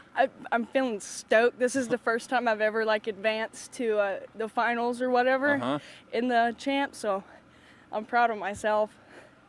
How hard is that course? I mean, how hard is the test? Today was just a wild day of disc golf. Oh, yeah. Was there stress coming down the end? There was some stress, but I think I do pretty well with it, to be honest. I've been in high pressure situations. I know how to handle it. You know, sometimes it happens, sometimes it doesn't. This time it did. Well, you went par on 17 and 18 Yep. to make it in, two of the hardest courses here, and you made it in by 2 strokes. Are you checking the scores as you're coming down the stretch, or are you just trying to stay in your lane? No, I'm trying to stay in my lane. I tend to fall apart when I look at the scores. Okay. The scores only matter when everything is done for me. Yep. Well, are you able to watch some of the action go down? Did you see Stacy just make it in, how emotional she was? Jennifer Allen, a par on 18 to make it in. I mean, this is a wild format. We're all vibing together. We're all energetically connected. I think tomorrow we're all going to just have fun and try to beat each other at the same time. Well, what do you think it's going to take to win 40 grand this week? I think it's going to take a calm attitude and patience. All right. Congratulations, Kat. We'll see you this weekend. Thanks, Nate. Solid. You can watch the Disc Golf Pro Tour Championship and more live pro disc golf coverage here on the Disc Golf Network. Use code CHAMPTC at checkout for 20% off your first month subscription. Scan the QR code or hit the link in the description below to subscribe today and wrap up this 2023 disc golf season. Nate Scoggins is not wrapping up her season here. She is moving on to the finals, and she's doing it in commanding fashion. 5 under par effort, clean, no bogeys on one of the toughest courses they've seen all year. I mean, she said it, Brian. She had a remote control with her today, pressing that button, dodging those trees. She's so much fun to watch play, so much fun. So much fun and bogey-free today on a course we didn't think that was possible. I mean, the next closest is 3 bogeys yesterday from Kristen. So, of course, she made it. But bigger than that, that they know what she's capable of now. Kristen and Missy, they're going to have to push the rest of the competitors that made it tomorrow. They know that a 5 down is possible, and is just going to ride that through the rest of the weekend. Well, her putter has not hit the ground inside Circle 1 all weekend, and that's going to carry her extremely far because finding Circle 1 in a lot of these holes is not easy for birdies. So the fact is she's capitalizing when she does get there for opportunities, and that's why she shot the 5 down today. Yes, the long putting is one of her strengths, but here, when you get a look at the basket from 30 feet, you better be knocking it down because you might only see 4 or 5 more opportunities from the same spot. Is just blowing us away. I mean, I'm getting the same vibe I got from her at D-Glow. She's just kind of chipping her way around this course, not making big mistakes, and she's stoked. Yeah. We talked to her after the round as well. Let's hear from her. Joined here now, your leader after phase number 1. The big reset has happened, but we have Scoggins here. 5 down clean. Wow. The remote control was working out there, huh? Yes. I was like, beep, beep, beep, the tree. Come on, come on. You see my body language? I was like, woo, woo. Yeah. So how did it feel out there? I mean, that's a really solid round, and you really didn't make too many mistakes. No complaint with yesterday. Today was like no OB. I changed some throw today, like some disc. Because when I finished the game yesterday, I was like, you know what? If I just change here and there, it should be better. And it does. It's pay off good today. So. What kind of disc changes are you making? Are you throwing slower disc, faster disc, more overstable? What is that? Some of them was I throw faster disc, and some of them was like slower, depend on how bad I throw yesterday. And some of them, like yesterday, I was like throw side arm, and then today I was like, hey, how about just throw backhand? You know, something just a little bit change like that is like turn out like very well. So I'm just gonna do like that tomorrow. Well, tomorrow we have a clean slate. Everyone starts at 0. Oh my God. 2 rounds for $40,000. Are you excited? Very, very exciting. I think it's like very fair game for 8 of us because 8 of us have a chance to win. When you start fresh, I feel like whoever consistent will still gonna be play good. Whoever up and down is gonna be, you know, is because the end of the day our game gonna show. So that's why I'm very excited for everyone. It can be anybody win this weekend. Jeez, you know, so keep an eye on, lady or gentleman. Well, Both. Owen, congratulations. We'll see you tomorrow. We'll see you out there. Thank you. I'm joined here now, Kristen Tatar. It says second place, but tomorrow the scores wash and reset. You shot the same score as yesterday. Mm-hmm. A little bit more color on the scorecard. How did it feel compared to yesterday? It felt quite similar, but I had some trouble off the tee in the middle of the round, and I mean it's always a little bit troubling or alarming because the strokes, they tend to pile up when you make a mistake in the woods. But I fought through. Fortunately, I got really good birdies on 16 and 17, and then I had just a huge sigh of relief, like, whew, I did it. Well, let's actually talk about hole 17. You threw a great drive on the hole today. You got the great birdie. Yeah. How tough is that hole, and how are you attacking it? I mean, it's pretty tough. The tee shot is pretty scary, I would say. You have to hit the gap, but at the same time, you want to get some distance, and you don't want to go to the right because there's OB right there. Yesterday, I threw my grace, which I have been throwing during the training rounds, but I think during the competition you have a little bit of more strength. I don't know. And and it flipped over into the OB, so now I took a brand new grace and I threw that one. It worked out great. So yeah, just I think the key is to go up there confidently and not be scared, which is a tough thing to do, but this is what I remind myself. Well, tomorrow scores reset. Everybody starts at even. The final 8 players are here. Are you going to have to shoot better than 1 under for 2 rounds to take the victory down? I think so, yeah. I think it has to be a lot cleaner than it was today. Yeah. Well, Kristen, go get some rest. We'll see you tomorrow. Thank you. It is going to be a 2-round sprint now to determine the champion of this year's Tour Championship. With that, don't go anywhere for too long. We have FPO action coming up very soon, and myself and Nate Perkins are about to preview the action for you. We're signing off. Go get some lunch, folks.